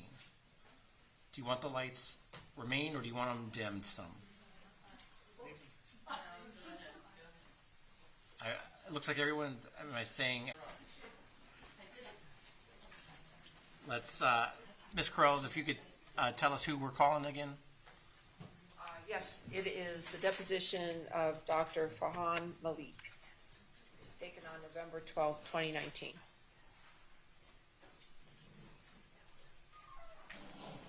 Please write him, please. You solemnly swear or affirm the testimony that you tell the truth, the whole truth, and nothing but the truth. Yes. Please state your name for the record. Farhan Malik. Oh, no. And you are a physician in practice employed by Johns Hopkins All Children's Hospital? Yes. And where'd you go to college? New York Institute of Technology. Year you graduated? 2005. 2005. Yeah. Medical school? New York College of Osteopathic Medicine. And where's that located? It's also located with New York Institute of Technology. They're both in Long Island. And what year did you graduate your 4 years there? 09. For the benefit of the jury, can you give them a very brief description of the differences, if any, between an MD and a doctor of osteopathic medicine? Sure. The degree is actually called a DO. Yeah. It essentially is very similar to MD schooling. You just take additional courses in osteopathic manipulation, which I liken it to chiropractic. And so you have the option of practicing that when you graduate versus just practicing as a regular doctor. Again, I don't know how accurate this is because I'm just reading off the internet, but osteos tend to be literally more hands-on with the patient. I mean, there's more manipulation and testing, feeling, touching, that kind of thing, and diagnosing? You take classes in the manipulation aspect of it, and if you choose to practice that, once you're done, and incorporate that into your practice, if you're in a field where you can, such as internal medicine or general practice, becomes a little different when you become more and more specialized. The area that you chose to go into was critical care with a focus on cardiac, is that right? Yes, cardiac intensive care. All right. And where did you do your residency? Newark Beth Israel Hospital, so the Children's Hospital of New Jersey. And what year did you, what years were those? So that would be 09 to 2012. And after residency, what did you do? I did my fellowship in pediatric critical care at the University of Texas in Houston. Right. And what year were you licensed to practice medicine in the state of Florida? 2015. So at the time you saw Maya Kowalski and her October 7th admission, you had been a licensed physician in Florida for 15 months? Let's see, May, so 12, May, June, July, August, September. So about 16, 17 months? Yes, I believe, approximately. You were a fairly young doctor, relatively speaking, experience-wise. Yes. And were you licensed in any other states? New Jersey. And what year were you licensed in New Jersey? That would be at the start of the conclusion of my residency, so that would be 2012. So after your fellowship at UT Houston, where did you go? Johns Hopkins Old Children's. And what was your position? Pediatric critical care physician. And what does a pediatric critical care physician do? All things involving intensive care. So if a child gets admitted to the ICU for any number of reasons, trauma, sepsis, after surgeries. Would it be fair to state then that as of October of 2016, you were not an expert in complex regional pain syndrome / also known as RSD? Yes, that's very fair. Would it be fair to say that as of October of 2016, you were not an expert in medical child abuse? Yes. You were not an expert in factitious disorder by proxy? Yes. You were not an expert in a conversion disorder? You're listing a lot of psychiatric disorders that, no, I am not an expert in because I'm not a pediatric psychiatrist. So. Okay. And then Munchausen by proxy, same answer? Yes. Not an expert in that either. All right. When was the first time you met Dr. Sally Smith, if you recall?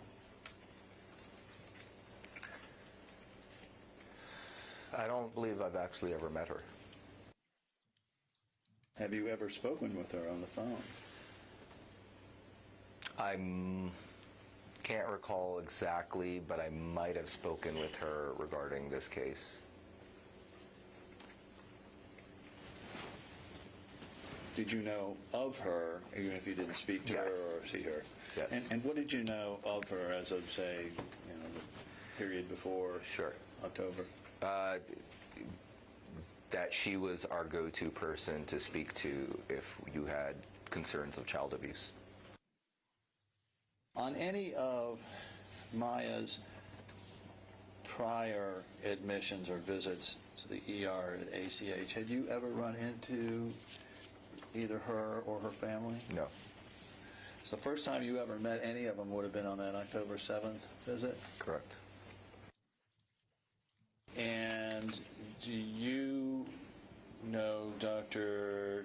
and it's Tepes Sanchez, but I think everybody just calls her Dr. Tepes. Is that right? Correct. Okay. Did you know Dr. Tepes before this admission? Yes, we're colleagues.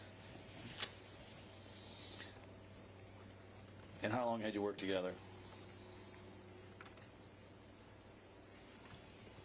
A couple of months. There has to be some structure in your mind about, do I make a call, don't I make a call, or do I recommend a call or not recommend a call? Part of being a pediatrician, if you suspect child abuse, by law, you're obligated to report it. So what are some of the things that create a suspicion to you?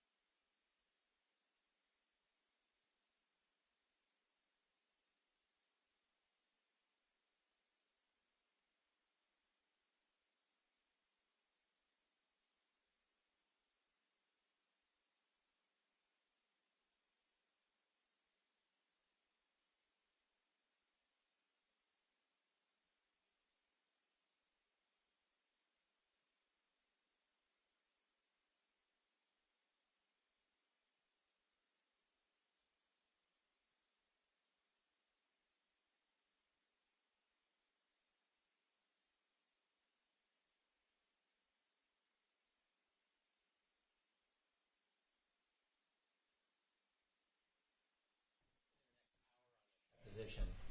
Why don't we just let you go home? Okay. Do not discuss this case amongst yourselves. Do not do the investigation and receive no instruction. Now, tomorrow we're going to start 15 minutes later than normal. So I need the jury to be ready to go at 9:15 as opposed to 9. You get 15 more minutes to sleep in. Oh, very nice.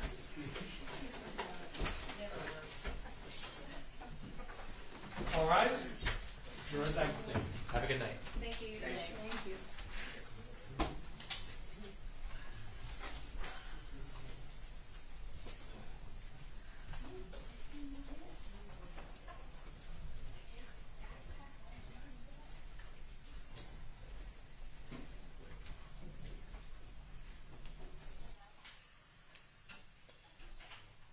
Thank you all. Please be seated.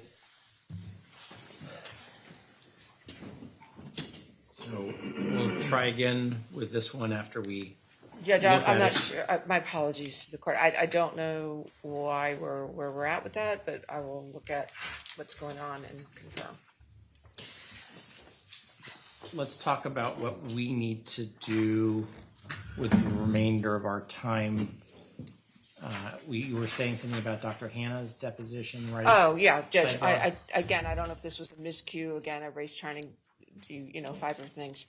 My understanding is we only designated pages in the 2020 deposition that we're going to play. I think the other side maybe was looking at old designations and spent a lot of time looking at the 2022 or 23 dep. But my question to the other side is, time you'll never get back, I get that. Substantive cross until the later deposition. Okay, so you intended to do those designations? Yes. Okay, that's what I needed to confirm, so we would look at those for objections. And I'd Okay. be happy to look at a clip report once it's done to make Yes, sure. I'll be happy to send that to you. And so do I have, I know I've gotten 2 Dr. Hannah depositions, but do I have There the were only 2. objections for? No. I only have one side's objections. We haven't seen their, we haven't had a chance to see their counters, Judge, they just got filed, so we have not looked at their counters for objections yet. And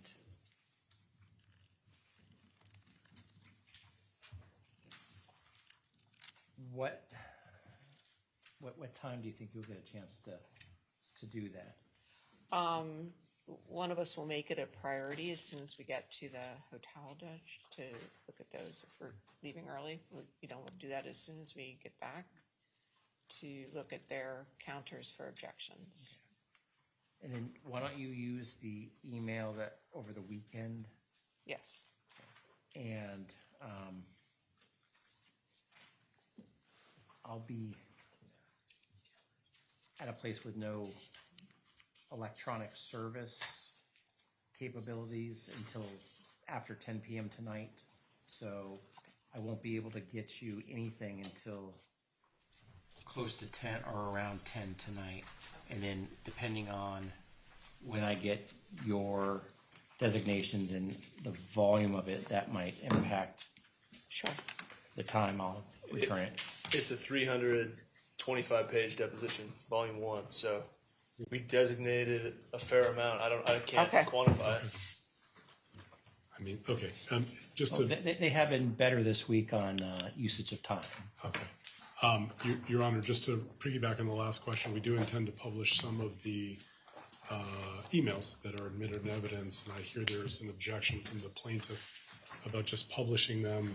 We're looking for some guidance. Would they like us to recall our expert, Dr. Crane, or one of our experts to publish them through, just so that way we have the right personnel if they're just objecting to us publishing them?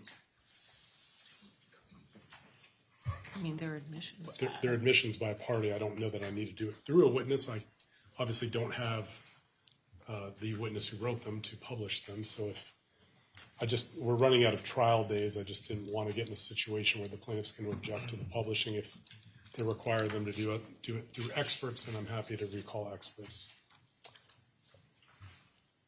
We'd like some consistency here. We've heard repeatedly throughout this trial objections to us publishing documents unless they're through certain witnesses. We've heard repeated objections. They're out of context.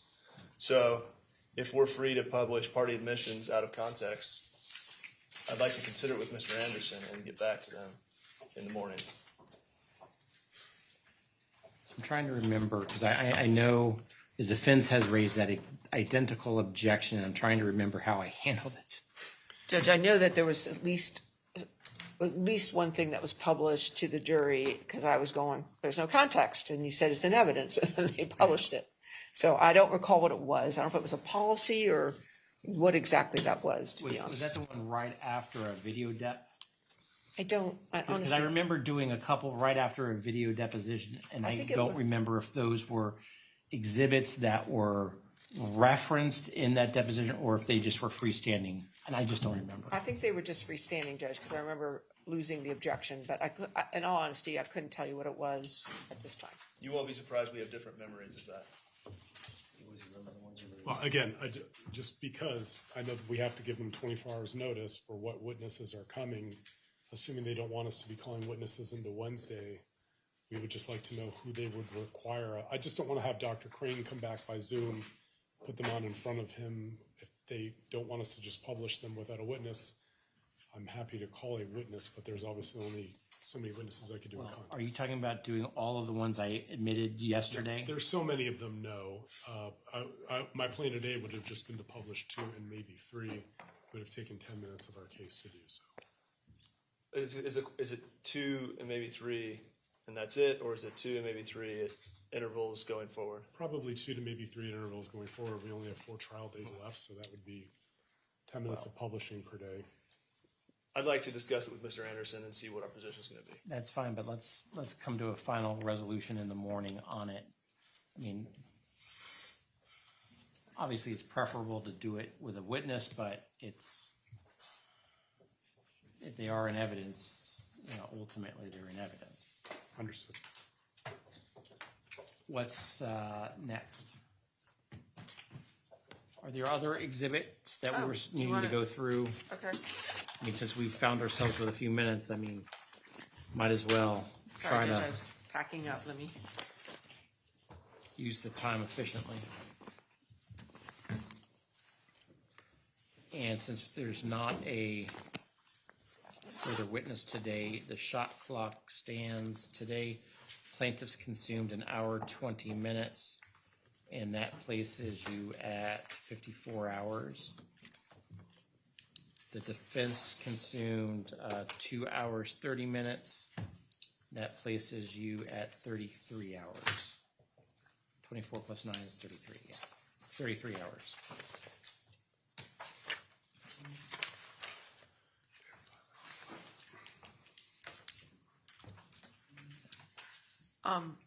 You ready, Judge? Yes, ma'am.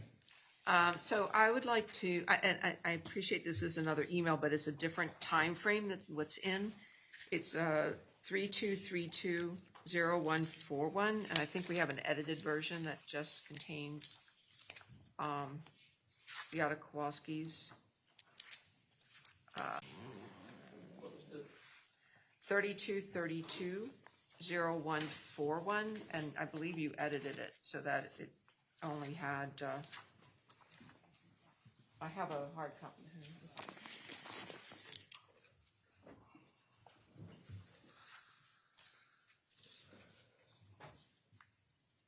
Well, that's too edited. I can't do that.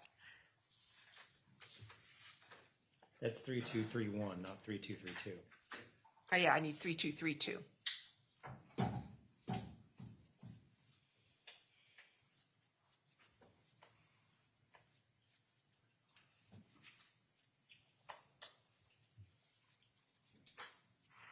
There we go.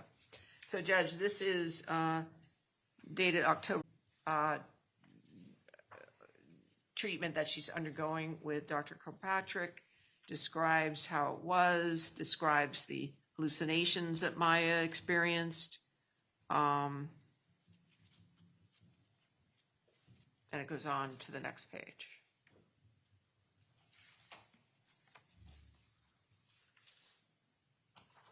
Well, I need to finish.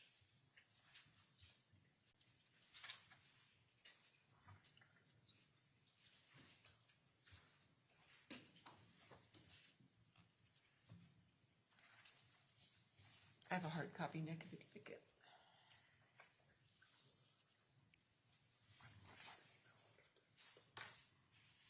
Next page, please.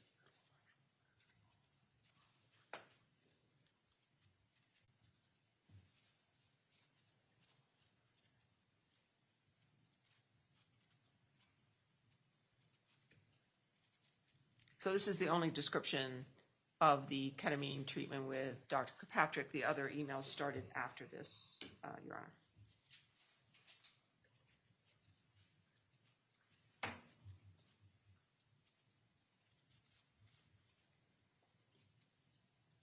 Whenever you're ready, Mr. Whitney.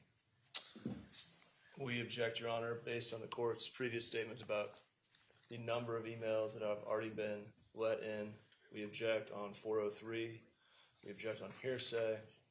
And we also reiterate that this goes to none of the pending claims. you don't go back and recreate the accident to figure out what happened a year prior. So there's no relevance to this email from our perspective, or Facebook post.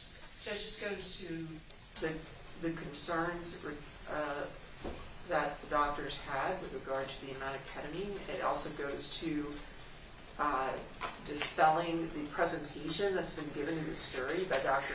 Patrick, that this was very safe, that there were no issues, that it was not a problem. Clearly, there was a lot of issues during it, as described by Mrs. Kowalski, who was there. Then the last reference to the GoFundMe. Well, that's we can take that out, Judge. I mean,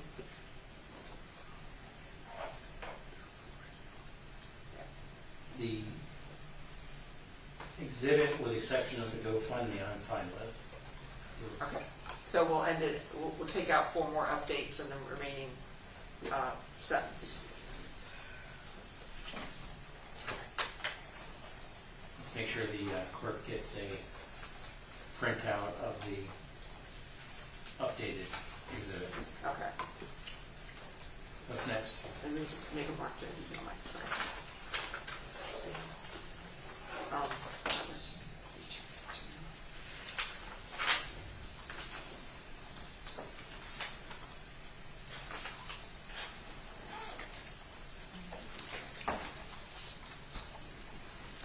And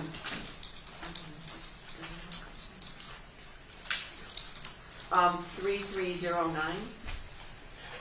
These are Dr. Patrick's billing records. 3309. 3209. I'm sorry, 3309. It's on the, yeah.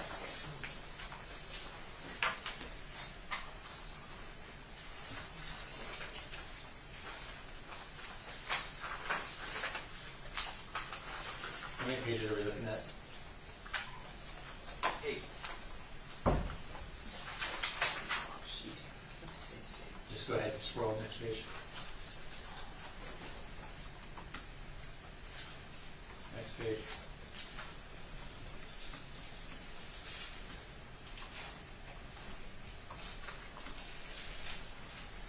What is this? We're on page 3. What is this? Page 3.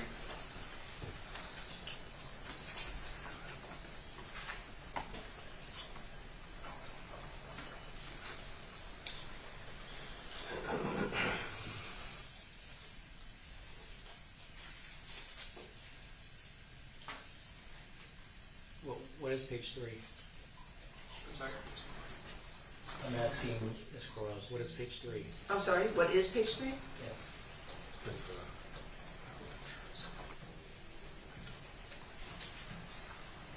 It looks like the health insurance claim form, Judge, but I'm not sure why. Next page.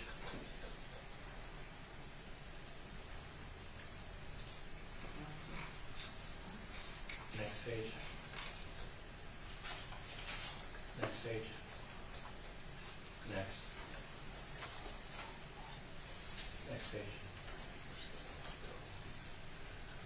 Next page. That's last page.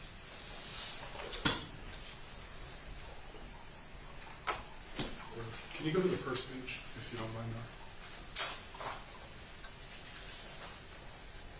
And the next page, too.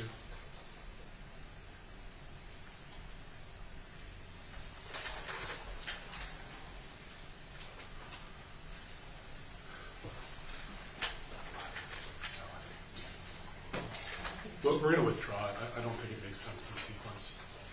Okay. What's next?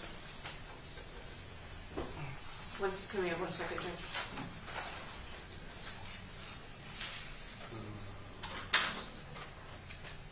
No. Okay. That's fine. Judge, just for the record, can we go to 3023? So I'm not sure if the court's rule on these. I understand this is Arnold Palmer Hospital records.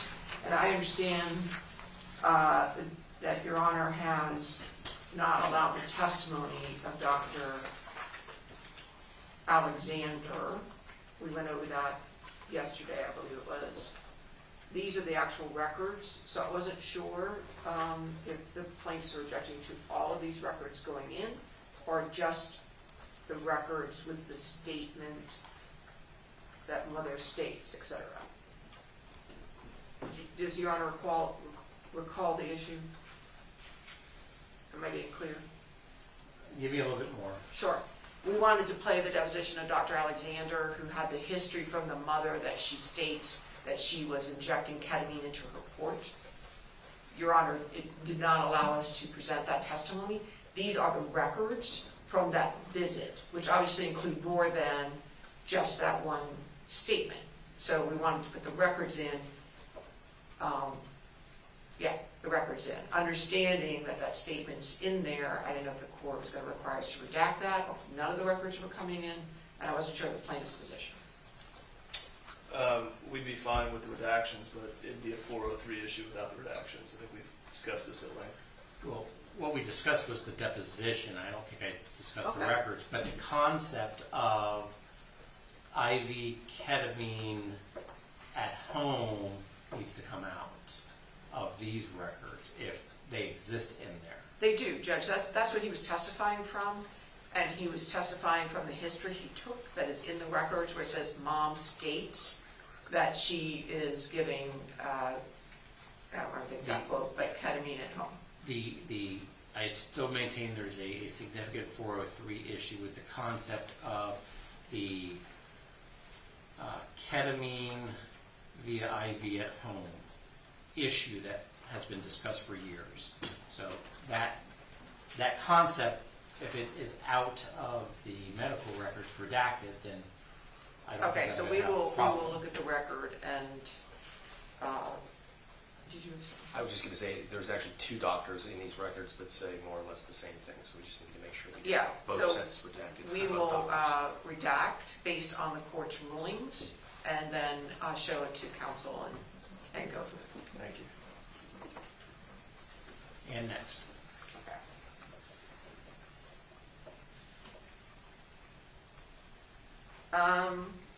3080.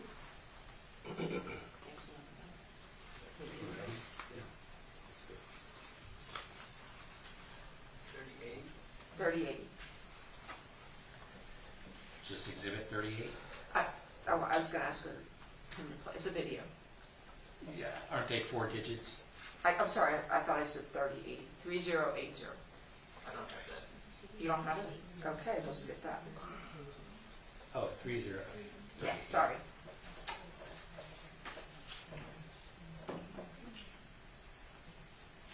So you don't have that 3080? No, I do not. Okay.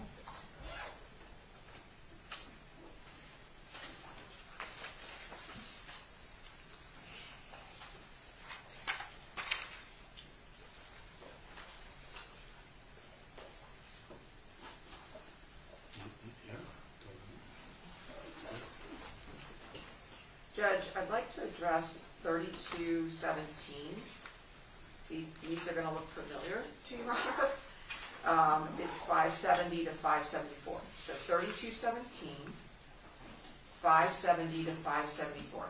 I don't believe that we've ever resolved the issue. We've discussed them a couple of times. These are the emails between Beata and Charlotte Laporte. This is the last time I tried to bring it up. Your Honor said, "Wait a minute, aren't there 4 pages?" And I said, "Let me get that, and we'll come back." These are the 4 pages, Judge. I think the plaintiff wanted all of them in, if any went in. They start backwards, so you may recall them. They start on 573 would be the first one. It's a November 15th email from Beata to Charlotte Laporte at 9:25 in the morning. Well, it looks like there's something before this. Number 4 is just thank you. So, Yeah, go to 574 so the judge can see it, if you don't mind. yeah, that's just the end. Okay, go back to the And then it is Ms. Laporte's response on November 16th at 10:39 a.m. Can you go to the 572 page?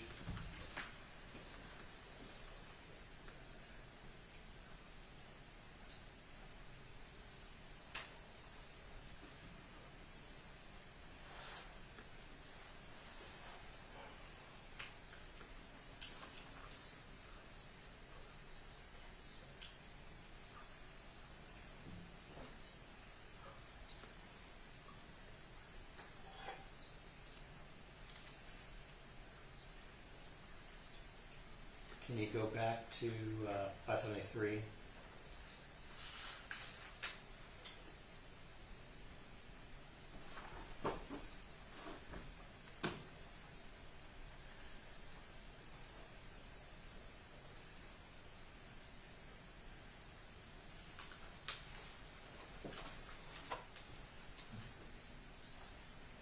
Go back to 572.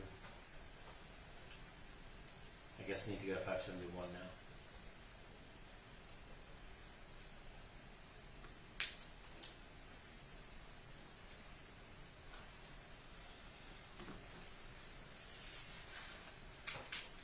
Back to 72.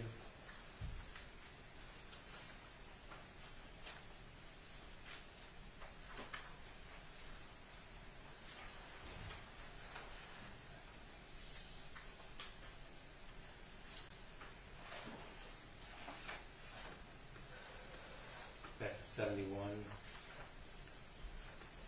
Let's go to 70.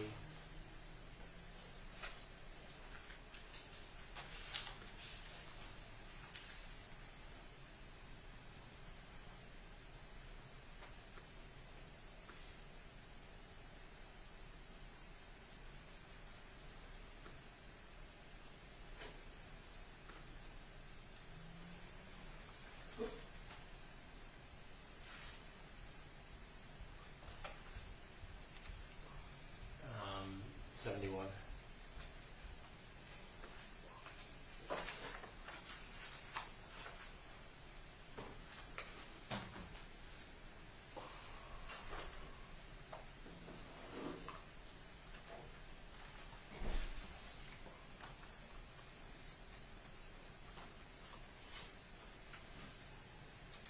I've reviewed it, so now what is it that you are seeking to do? I'm sorry? What is it that you're seeking to introduce? Well, I just wanted the one email, but the plant wanted all of them. So I'm seeking to introduce all of these, Judge. First of all, the communications by Charlotte Laporte are done from her business email. They are a business record. It's her communicating to Ms. Kowalski in the scope of her employment and role with DCF. So I think that those emails are business records. These emails by Beata are admissions. She's admitting that she was told that she had restrictions. She's admitting their statements of the party. So I think her emails come in. She admits she didn't read the rules. She admits that she was told to not do certain things. She acknowledges that she will try to follow the rules in the future. Charlotte Laporte's emails also a prior consistent statement when she was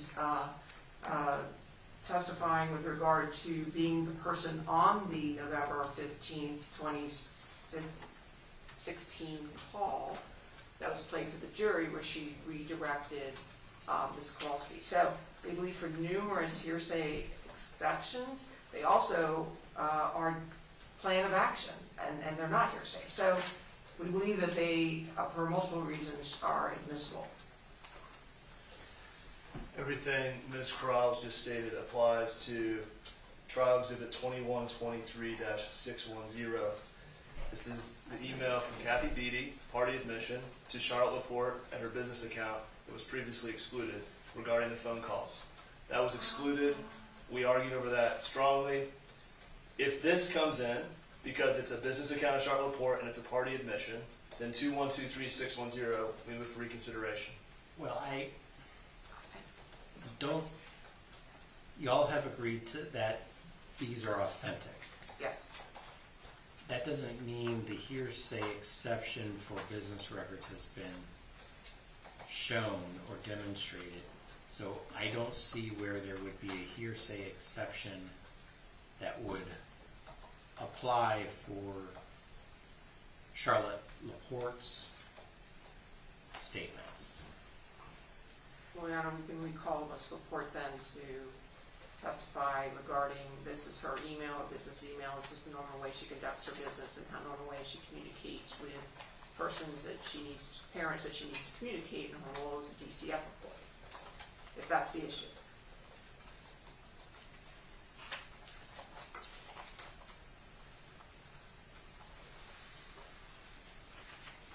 What is it that you're trying to get and use?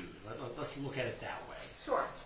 This is, there are issues in this case that the plaintiff is raising with regard to, first of all, this phone call. They have testified was Ms. Beatty on the call. We called Ms. Laporte and testified it was herself. This is confirmation that it was her on the call because she's telling Beata, I had to redirect you on the phone call. So it's referencing that same phone call. That's why I'm saying it's a prior consistent statement. Also, plaintiffs are taking position and making a claim that to the extent Ms. Beatty redirected Ms. Beata Kowalski on phone calls, that was inappropriate, and disregarding the issue of whether she had the authority to do it, this establishes that what she was redirecting her from are the same things DCF said you cannot talk about. You cannot talk about pain. You cannot talk about the case. You cannot talk about her therapies. So it's confirmation that Ms. Beatty was redirecting her to the extent she did in line with the guidelines that were set up and established with this first phone call by Ms. Laporte on behalf of DCF. So it goes to numerous issues that the plaintiff is attacking the defense for doing, including the identity of who was on that call that they continue to maintain despite Ms. Laporte's testimony that it was herself. Well, the jury doesn't believe her either, but that's a different issue. Your Honor, this is fundamentally sword and shield. They want to focus on the November 15th phone call because of these emails. And then we want to raise the November 29th phone call where there are party admissions by Ms. Beatty, and they want to duck back behind DCF in that instance and say, no, the November 29th call, we can't talk about that. We can talk all day long about the November 15th phone call and put emails in about that. But we can't put in emails about the November 29th call. And Ms. Beatty is clearly here saying, I monitored the call, and I have all sorts of issues with the way that was conducted. Judge, the November 29th? Let's just put the November 29th so I can look at it again.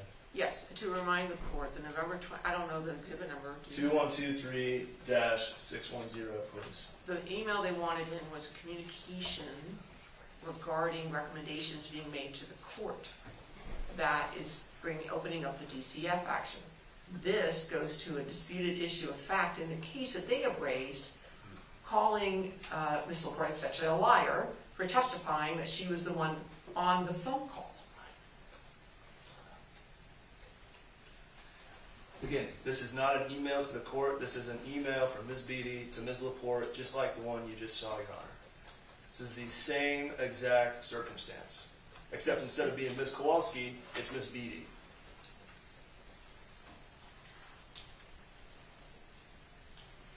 This is, it's... Here's where I'm at. With respect to what we're looking at now, which is 2123-610, I continue to maintain that is out. It goes to a Chapter 39 issue, which is a request from the hospital to change the dependency court's order. Going back to the other one, there is no exception to the hearsay for purposes of business records. That foundation hasn't been laid.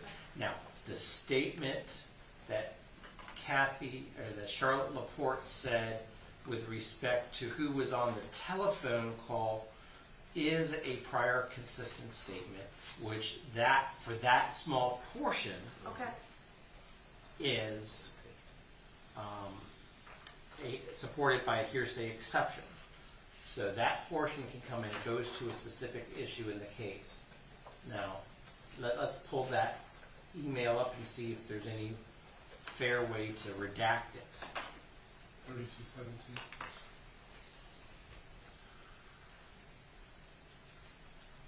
Well, let's start with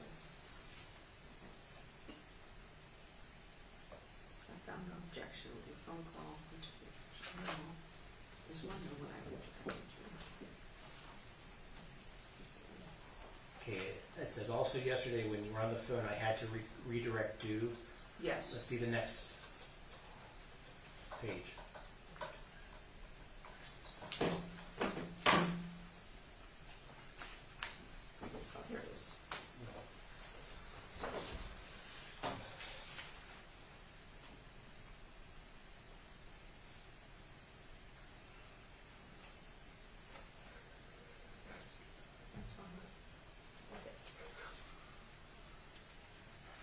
Well, Mr. Whitney, at this point, I'm thinking of just letting that one sentence in. I mean, obviously, the header saying who it's from and who it's to. In the future, if my have which Can you put 572 and 573 up together?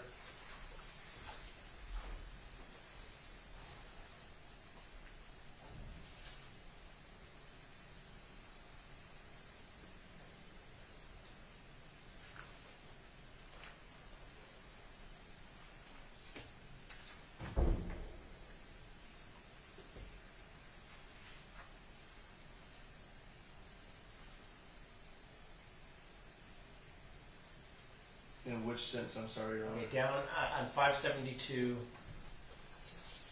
where it starts with also yesterday.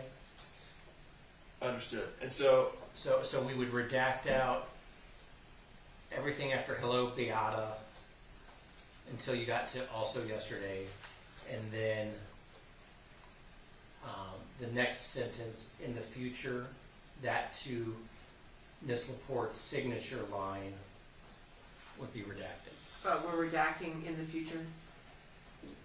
So, I'm just Your Honor, I go back to understanding where the court is with this. I go back to the position that we discussed, I think it was last week, which is it is prejudicial to us to only include Ms. Laporte's communication in this regard. So if this 4 pages are coming in piecemeal fashion, then we would insist that Beata Kowalski's communications regarding her compliance, her intended compliance, her notification that she didn't get the rules because she sent them too late, etc., also come in. Well, what I was going to say is that one sentence, I think, is supported by a hearsay exception, which is a prior consistent statement.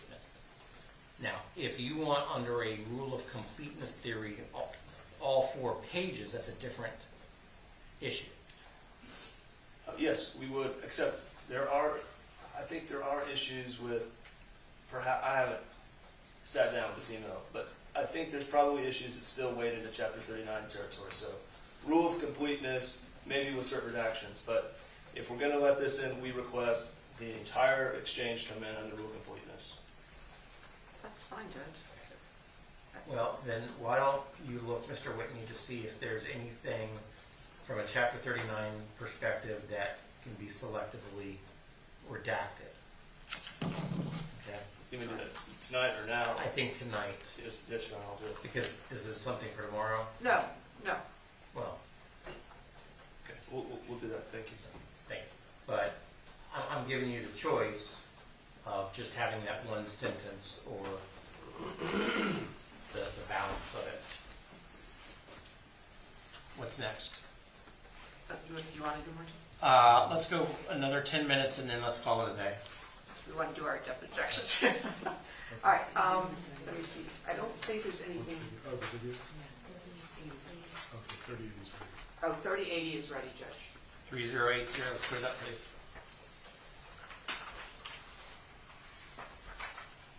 Hold.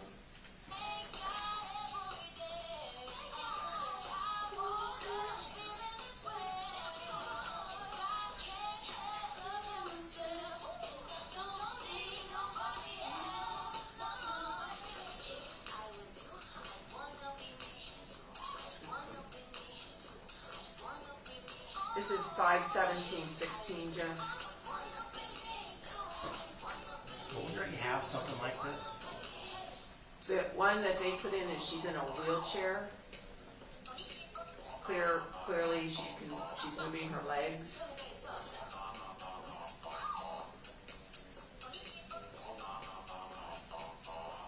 She's getting up and down, showing use of her legs. Well, she's on her knees, but you already have videos with her on her knees. Well, she's moving from a sitting position up to her knees. Well, I mean, we have a couple of the dog videos and with her getting onto her knees. This is pre. This is pre. No, it's not.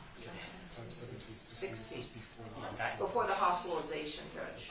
The puppy one is after the hospitalization. 5 months after. When was the other music video? The one that the plaintiff put in? July 2016. That's enough music videos. So this one's cumulative.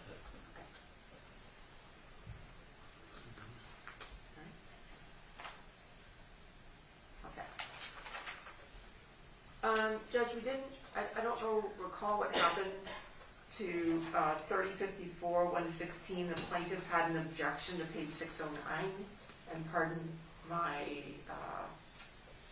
short-term memory loss, but I don't recall if the court ruled on page 609 of their objection. It was the one that had the various, do you really recall? It had the various comments. I'm not sure which.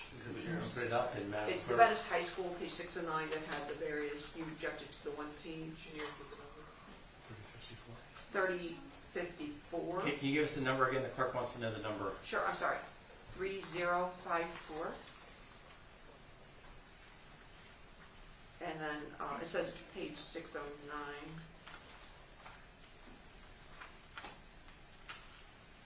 But I think that was the Bates number we figured out.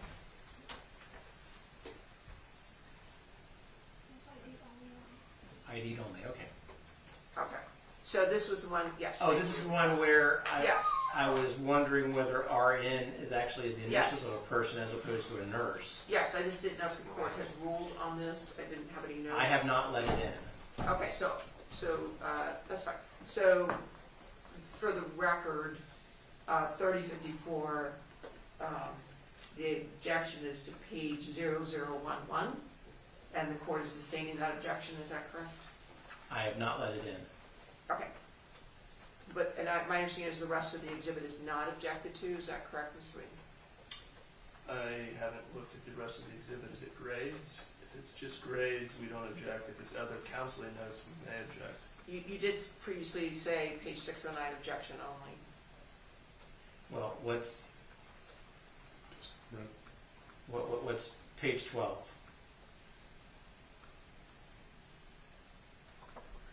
And what's page 10? Yeah, the rest are just I think the rest are just grades. I mean, on the proviso, the rest are just grades. We don't object. Can someone just check that before I We'll check it before the morning, Judge. officially let it in? Yes.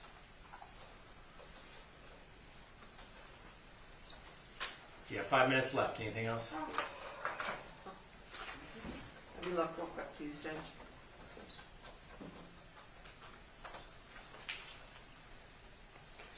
I think, yeah, I need to, based on, of course, rulings, I don't want to take the court's time up and look at some photos we had to make sure we're just going to remove. So that's where we're stopping today? Yes, sir. Tomorrow, we're going to start 15 minutes later, so 8:45 tomorrow, 8:45. Okay? Yes. We'll be in recess, 8:45 tomorrow.